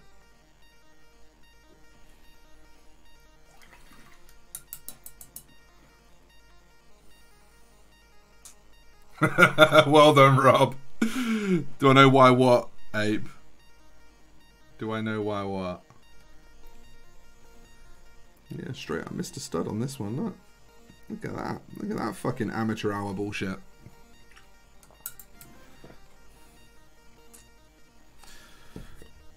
Okay, and then something else I want to do is just in a couple of areas where it actually matters, I want to redo the glossy blood. So I've just got my homemade blood mix here.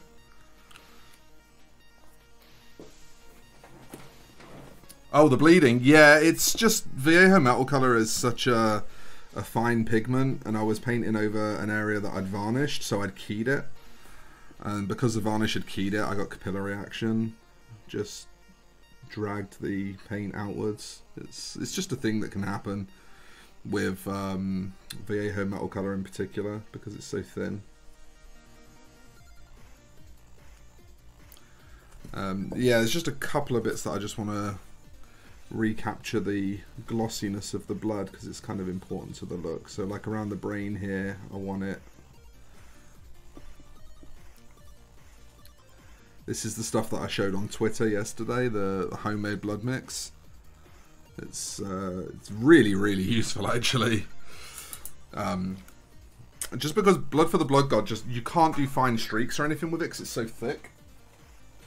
So having a blood effect that still dries glossy and looks like, you know, running blood, but you can do like fine streaking and, you know, fine control stuff with it is really, really useful. But yeah, to make that is really simple. It's just equal parts of red ink and gloss varnish, and then literally just a bee's dick of black ink, like really, really very little black ink, probably like 4 drops in a 20ml bottle was probably what I used, somewhere around there.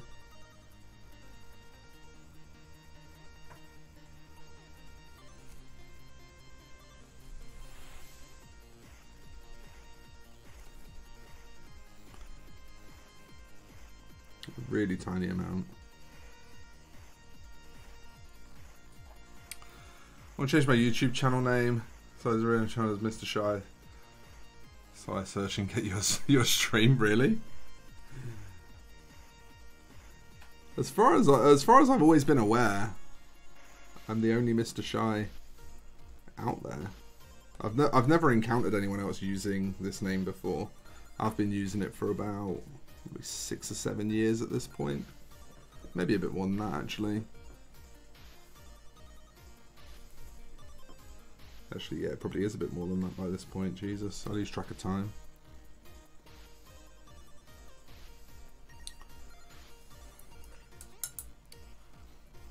Yeah, I agree, Rob. These two are the nicest miniatures in the box for me. They're definitely my favourite too.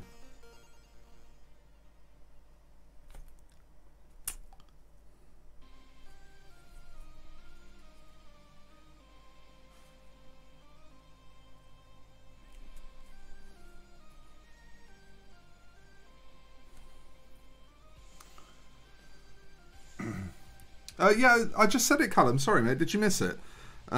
It's equal parts of gloss varnish and red ink, red acrylic ink, and then just a tiny drop of black acrylic ink added to it just to darken it off a touch, because you'll tend to find that your red inks will usually be pyrols.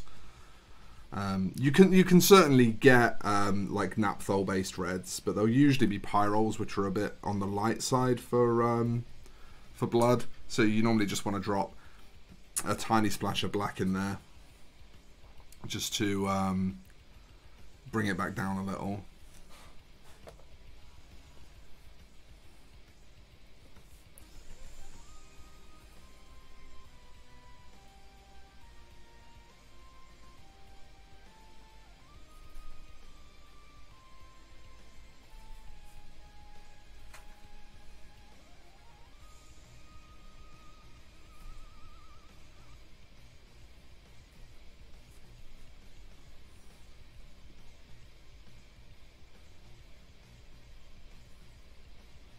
Don't you brush in your coffee? Uh-oh.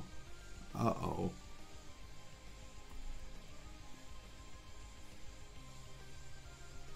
That's never great, is it?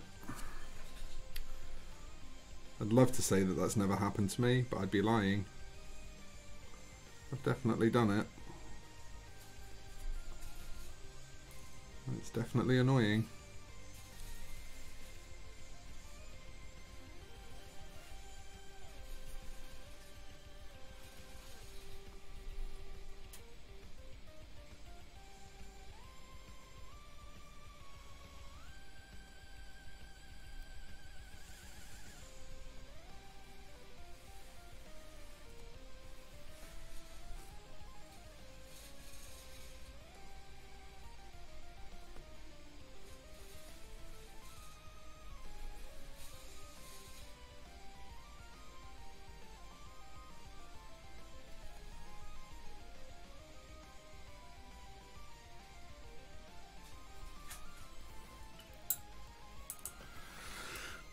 Yeah, no worries, man. It's just nice because, like, I'll show you now. I've still got it on my palette. Unlike Blood for the Blood God, these, like, really fine streaks that I've been painting on here, I can do them with this blood mixture. Like, get these super fine streakos. Whereas there's just, like, you're never going to be able to do that with Blood for the Blood God because it's so thick. So, you know, having that as an option with your blood effect. And as you can see from like the mouth there, it still dries glossy when you pile it up.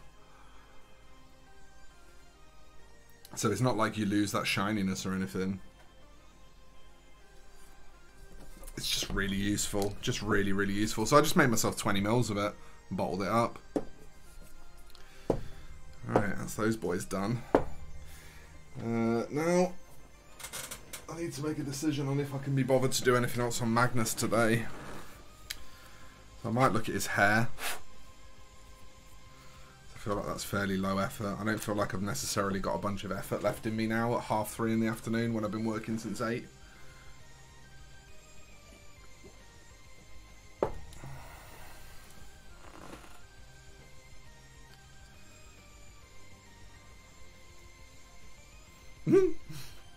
Yeah, Scale 75 Birch is just paint medium and coffee mate.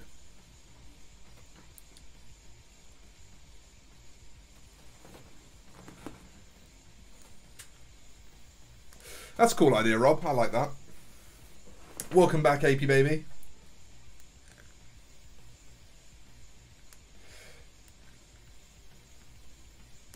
Yeah, for sure. Like, if I dip my brush in my coffee, I'm not going to abandon my coffee. Not a chance. I'm still going to drink it. Okay. Yeah, I think I can be bothered to do Magnus's hair. I'll pull the camera out a little bit, though, so that it's not quite as close.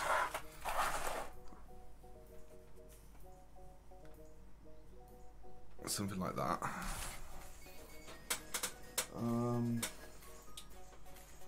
Cajon Red.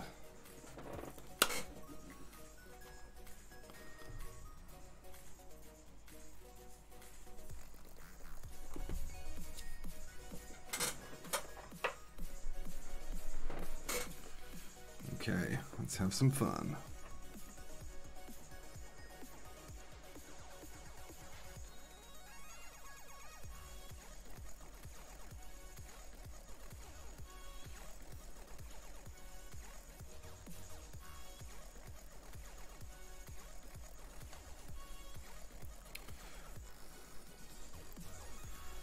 So for those of you that don't know, this Magnus, when it's finished, is going to be given away to a patron.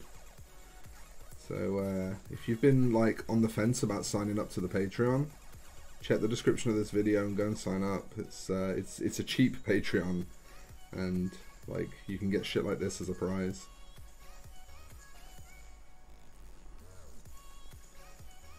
And this is actually something that the community created as well. Like Joe, one of my mods, did this. Like I'm just doing the painting for it. Joe financed it and came up with the idea and everything. Like it's just a fucking great community.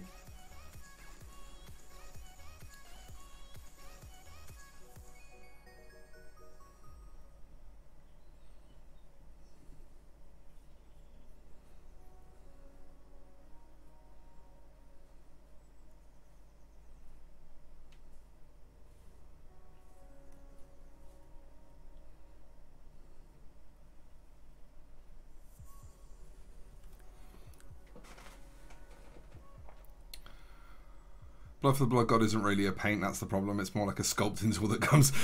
I mean, it's hard coat. It's literally hard coat with red pigment in it. That's why it's not great at a lot of the things you'd want to do with it, because hard coat is also, as gloss varnishes go, very gloopy. Which, you know, when it comes to, like, varnishing a gemstone or something, is probably preferable.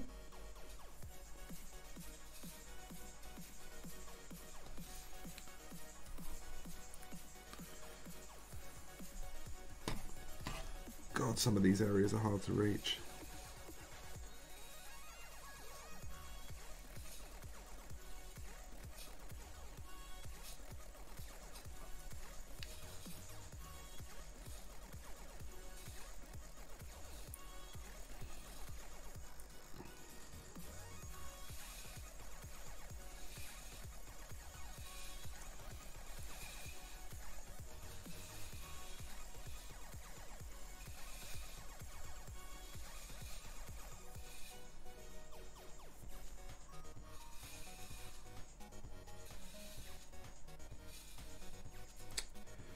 I was considering just kind of really carefully painting strands and stuff in this part of the hair, but it's just not going to work. I think I'm just going to get everything blocked in and then use like shades instead to kind of tone it off.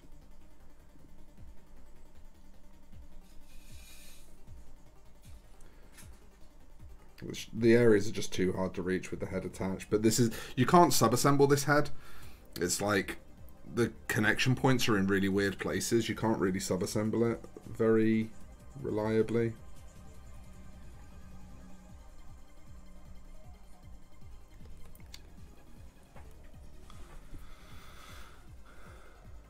Yeah, it's like a blue green. I took Caliban green and Vallejo magic blue, mixed them together, and it is, yeah, it's sprayed from the underside. That's why you can see it more this way.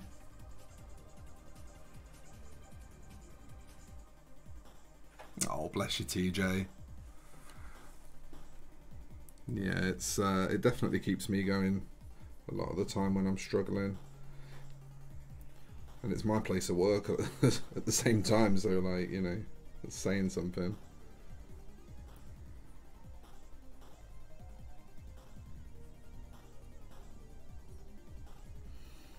But we do have a really great community. We're very lucky.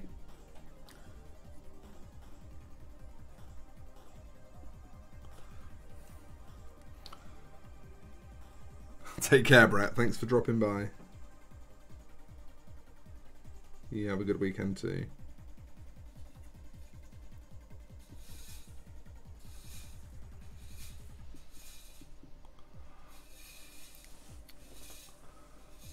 Take care, Callum. Thanks a lot.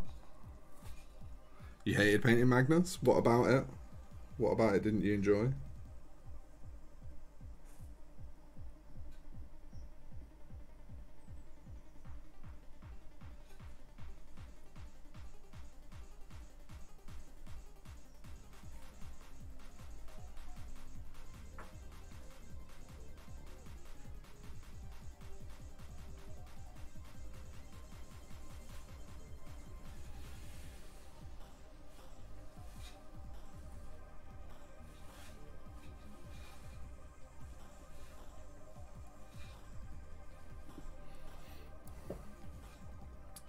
He's now in a shoebox in the loft.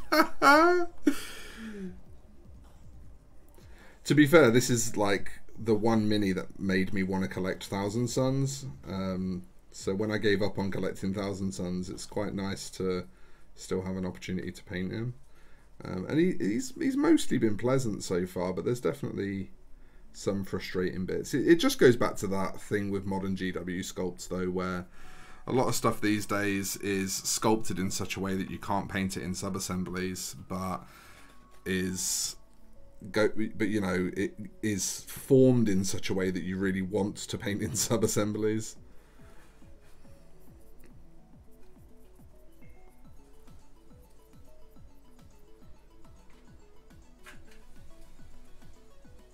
It's not an ideal situation, but you just have to kind of work with it as best you can.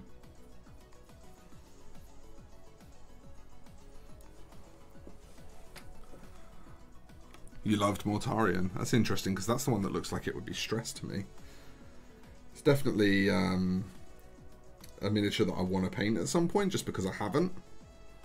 But it's of the Demon Primarchs, it's the one that looks hard to my eye.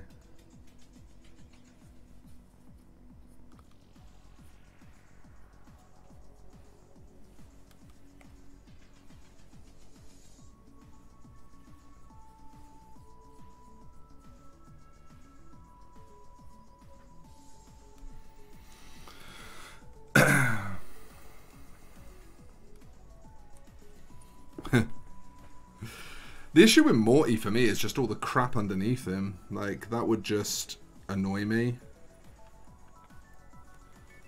It's just so much fuss underneath him.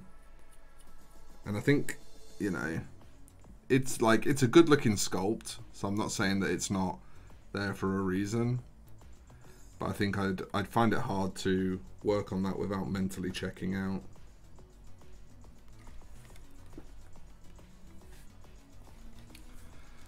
Trust me, it's hard to keep on camera. Apologies for the amount of off-camera that there will undoubtedly be during this. I obviously have to prioritise painting it well over keeping it in shot, so if it slips out of shot then I apologise. As soon as I notice, I'll get it back in shot.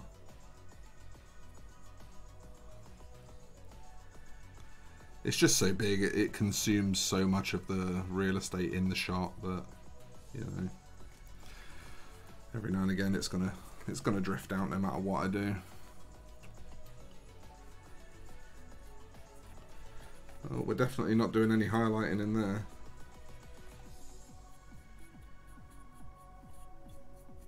I mean, it's the underside anyway, so there shouldn't be any highlighting, but that's not the point.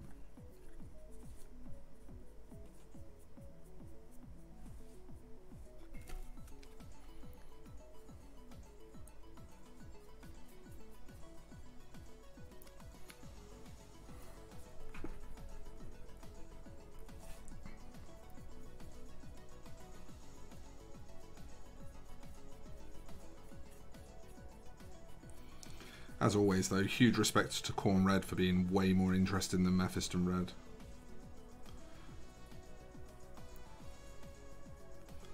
Just the fact that it's got like some slightly pink, slightly orange tones to it is super interesting to look at, I think. I really like Khorne Red.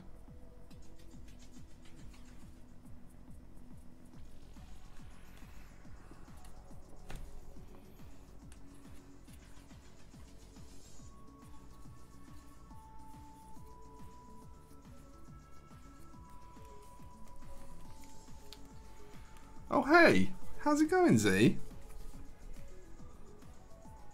I expect to see you just wandering up in here. Oh, no worries, Ryzen Ape. Take care, mate. I'll see you in the Discord anyway. It's not like we won't hear from you soon enough, young man. Enjoy the rest of your day at work, dude.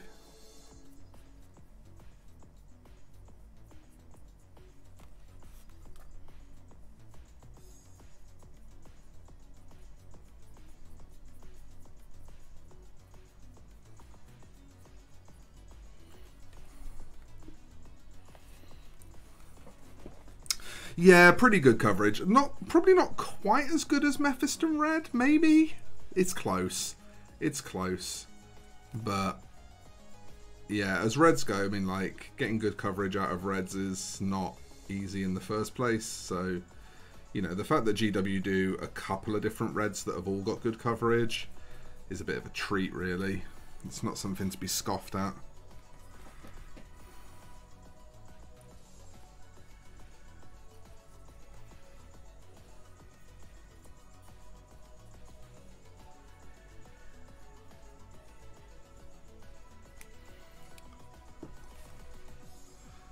Kind of tempted to see if I can mask and do some like airbrush and filter work, maybe. I just don't know how much I want to get into masking. I probably could. It's probably doable.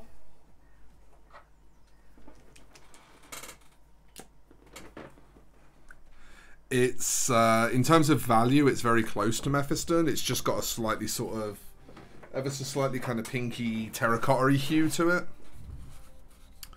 You wouldn't be able to highlight Mephiston with it though, unfortunately. The values are too close together.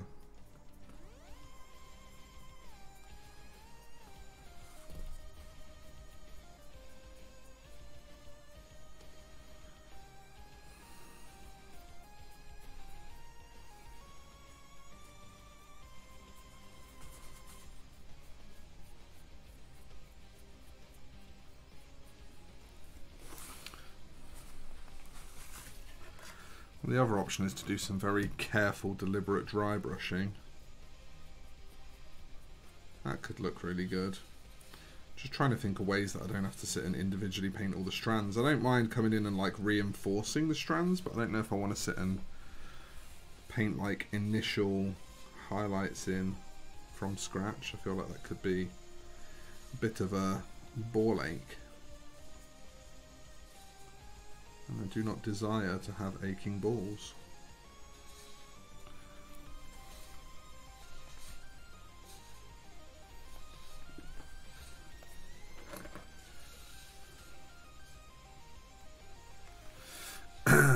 I've got the Pro Acryl, the Pyro. I've not really gotten on great with the Pyro. It's okay. It's okay. It's not brought anything new to my collection of paints, but it is, you know, it's alright. But I haven't tried the Burnt Red. I really want to grab some Viejo Hull Red. I keep not being able to find it.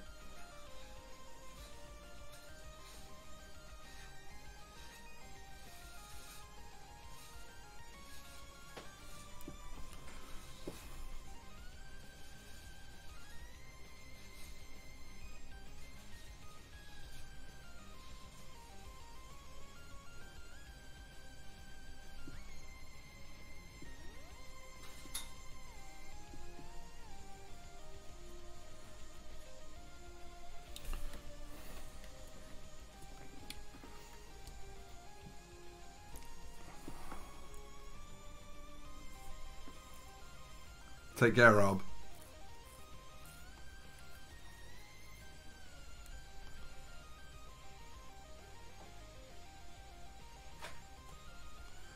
Yeah, I mean, I will say with, like I said this before, with the Pro Acryl paints, it might be just an amount of I need to learn how to get the best out of them, because, like, a lot of painters that I really, really like swear by them, so I'm not for a second even gonna think about saying that they're not good.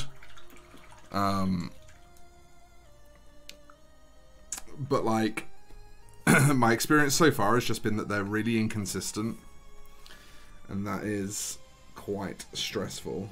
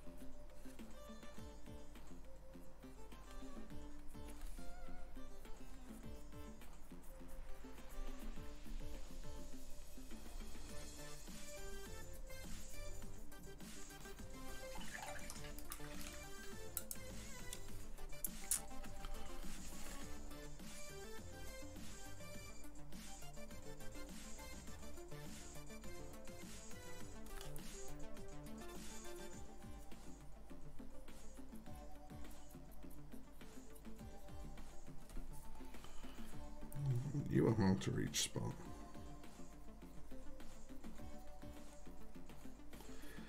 Yeah, I definitely don't think I'm going to be manually painting highlights across this hair. There's just too many spots that are really hard to get a brush into. There's too many spots that like overlap in really awkward places and shit like that. So I think, on balance, probably the best middle ground I can find is to do some careful dry brushing, and then just reinforce the sort of topmost seam part with some streaking. I think that's going to be the way to go, because I foresee that if I try to dry brush the whole thing, it's going to look rough. I don't want it to look rough. But if I try to do too much manual painting of like streaks and stuff, then that's going to be just a bit of a nightmare. So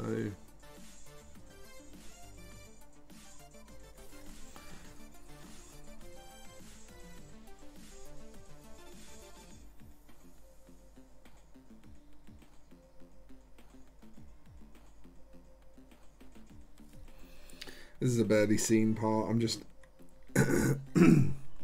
excuse me, I'm just touching in some emerald into some of the feathers that connect to the wings. I probably don't even need to do this because it's really, really hard to see, but for the sake of my own pride, I'm gonna at least make some effort.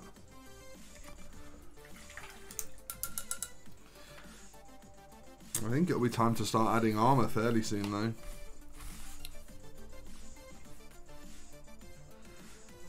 At the moment, I'm currently leaning towards the topless version. So, loincloth, leg armor, arm armor, but chest exposed. And that mostly comes from a place of just really liking the sculpt. It's just a really well sculpted sort of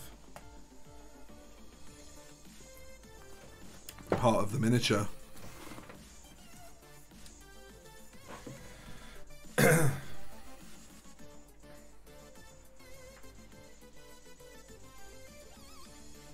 Oh.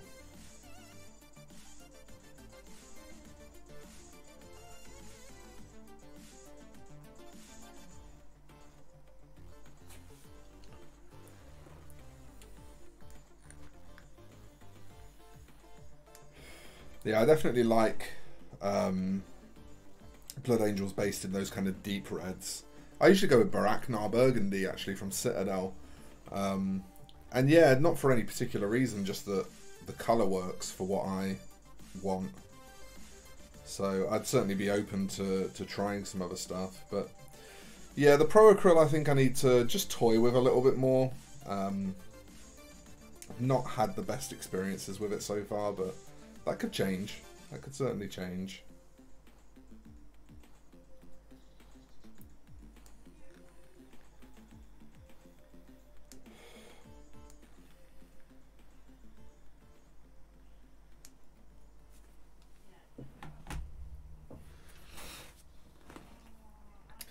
Yeah, I think, especially with how much work I've done here on the volumes with the chest, like, that's where probably the majority of the work is so far.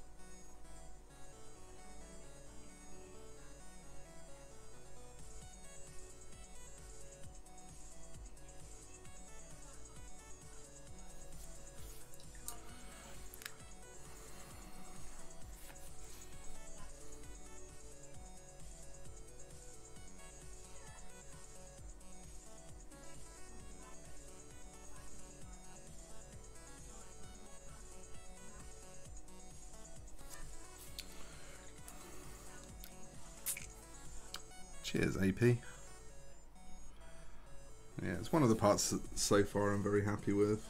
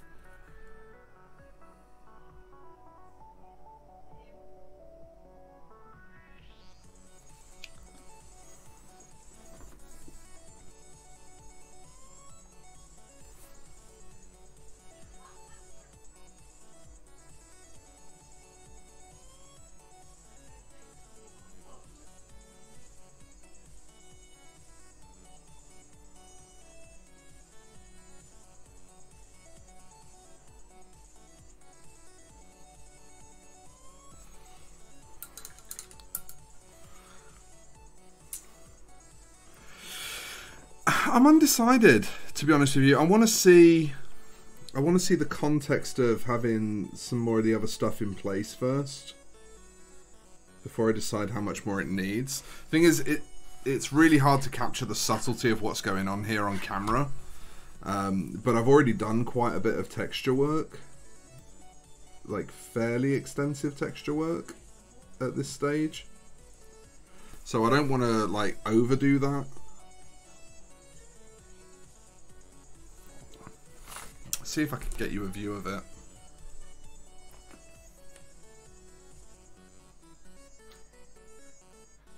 There you go. And it's real subtle. which makes it kind of pretty interesting to look at to the naked eye. But obviously if I look at everything once it's fully assembled and I'm like, nah, it's a bit too subtle, then obviously there's an opportunity there to come back in and add some more stuff.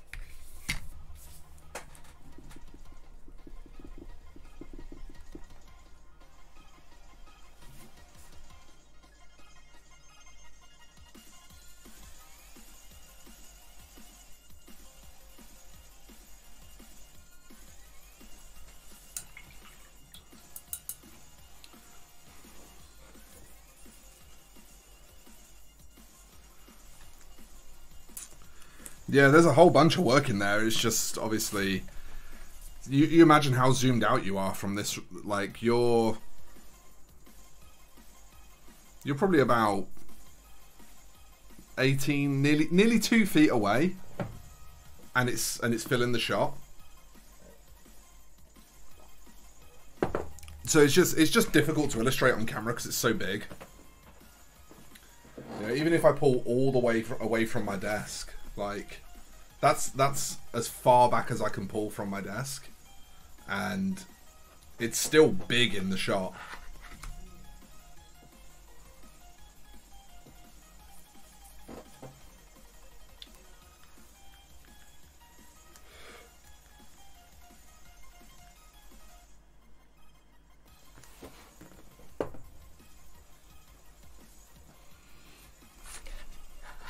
Okay, let's see if we can't get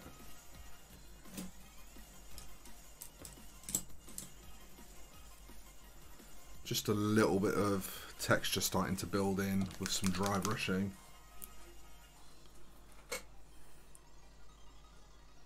So I'm actually going to use that Pyrrole Red here, that Pro Acryl Pyrrole Red. It's matte and it's bright, which are two things that I want as a starting point.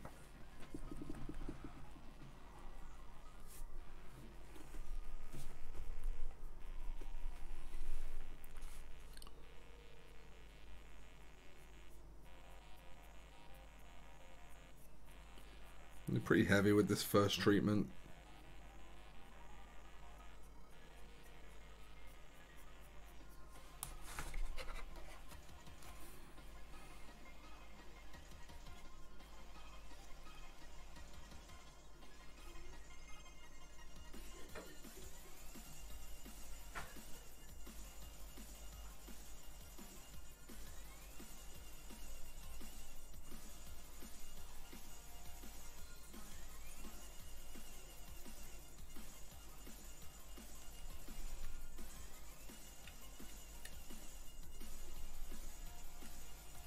I don't mind too much if I have to black out the horns and the helmet again, so I don't need to be like super tidy. The only reason I'm being super slow around some areas is because I don't want to accidentally hit any skin. That would be fucking tragic. Because that skin is almost completely worked up now. It's Blogmas.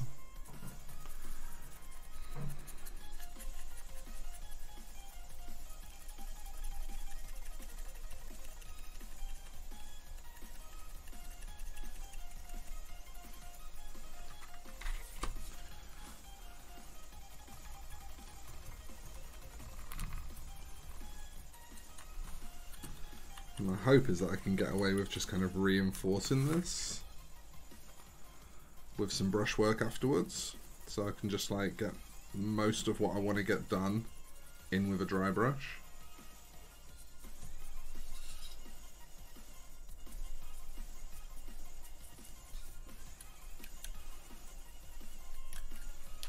We'll see how that works out for me. It's a good start.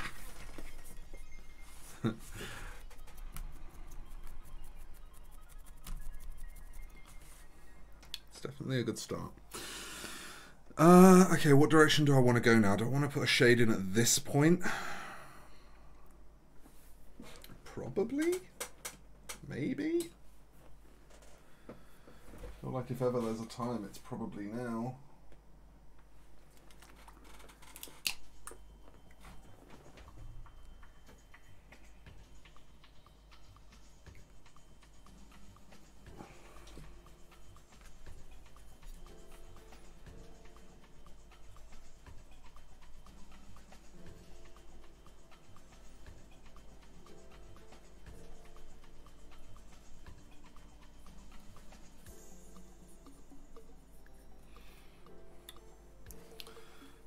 just trying to pull some nice kind of pinky purple tones into the shadow and just transition off that dry brush a little. So this is just Carroburg. It's really good for just kind of marrying reds together, just getting them to kind of talk to each other a bit more.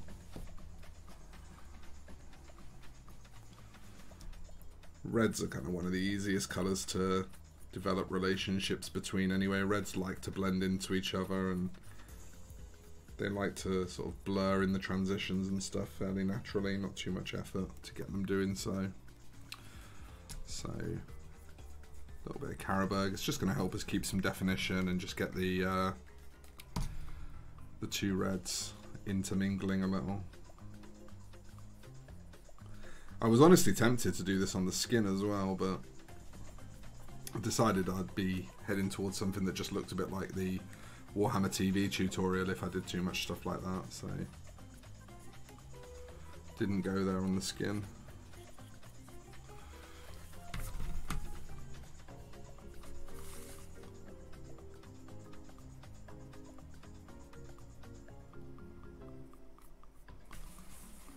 Yeah, that's nice. It's really brought some vibrancy into the picture, which is no bad thing. It's one of the best things about Carroburg, to be honest, is it really brightens things up. And then we get to sit and wait for Carroburg Crimson to dry. I cannot, no matter what, I cannot hairdryer this. Because it will push massive beads of wash down into the tips of the hair. It will completely destroy it. I'm actually going to have to be really vigilant as it's drying to not let that happen anyway. So I'm just kind of keeping a damp brush here and just sort of looking around the tips of the hair as it dries. Which in and of itself will end up being a bit of a full-time job. To the point where, like, I might actually just have to cut stream here. Like, this might be the point at which I have to call it, because I'm probably just going to be sat mostly just babysitting now.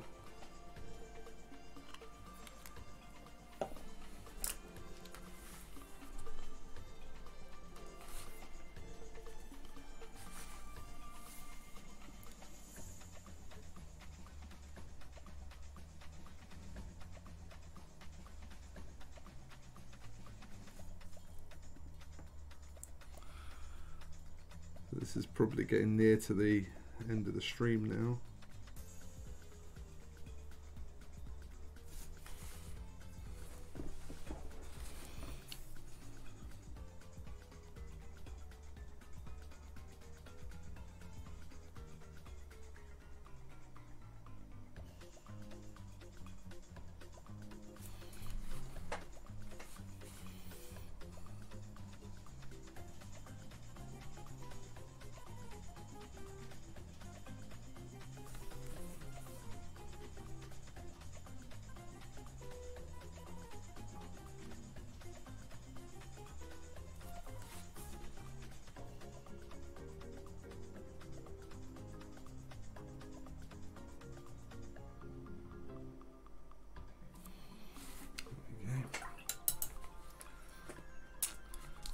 Been texturing in some stuff into that eye.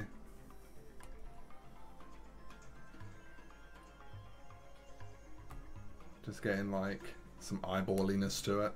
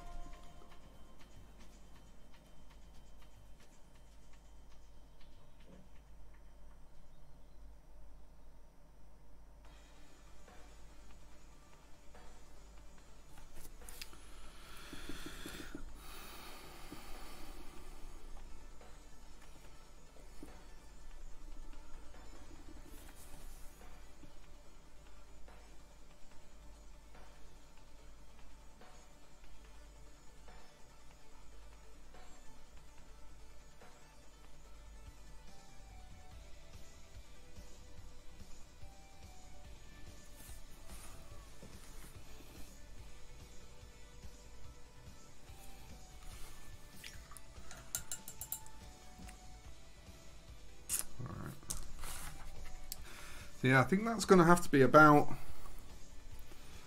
the day, to be honest.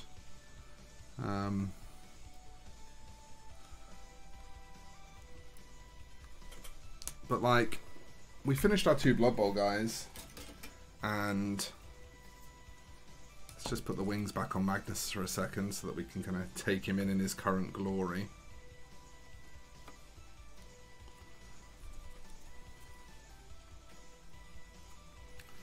So this is what Magnus is looking like right now.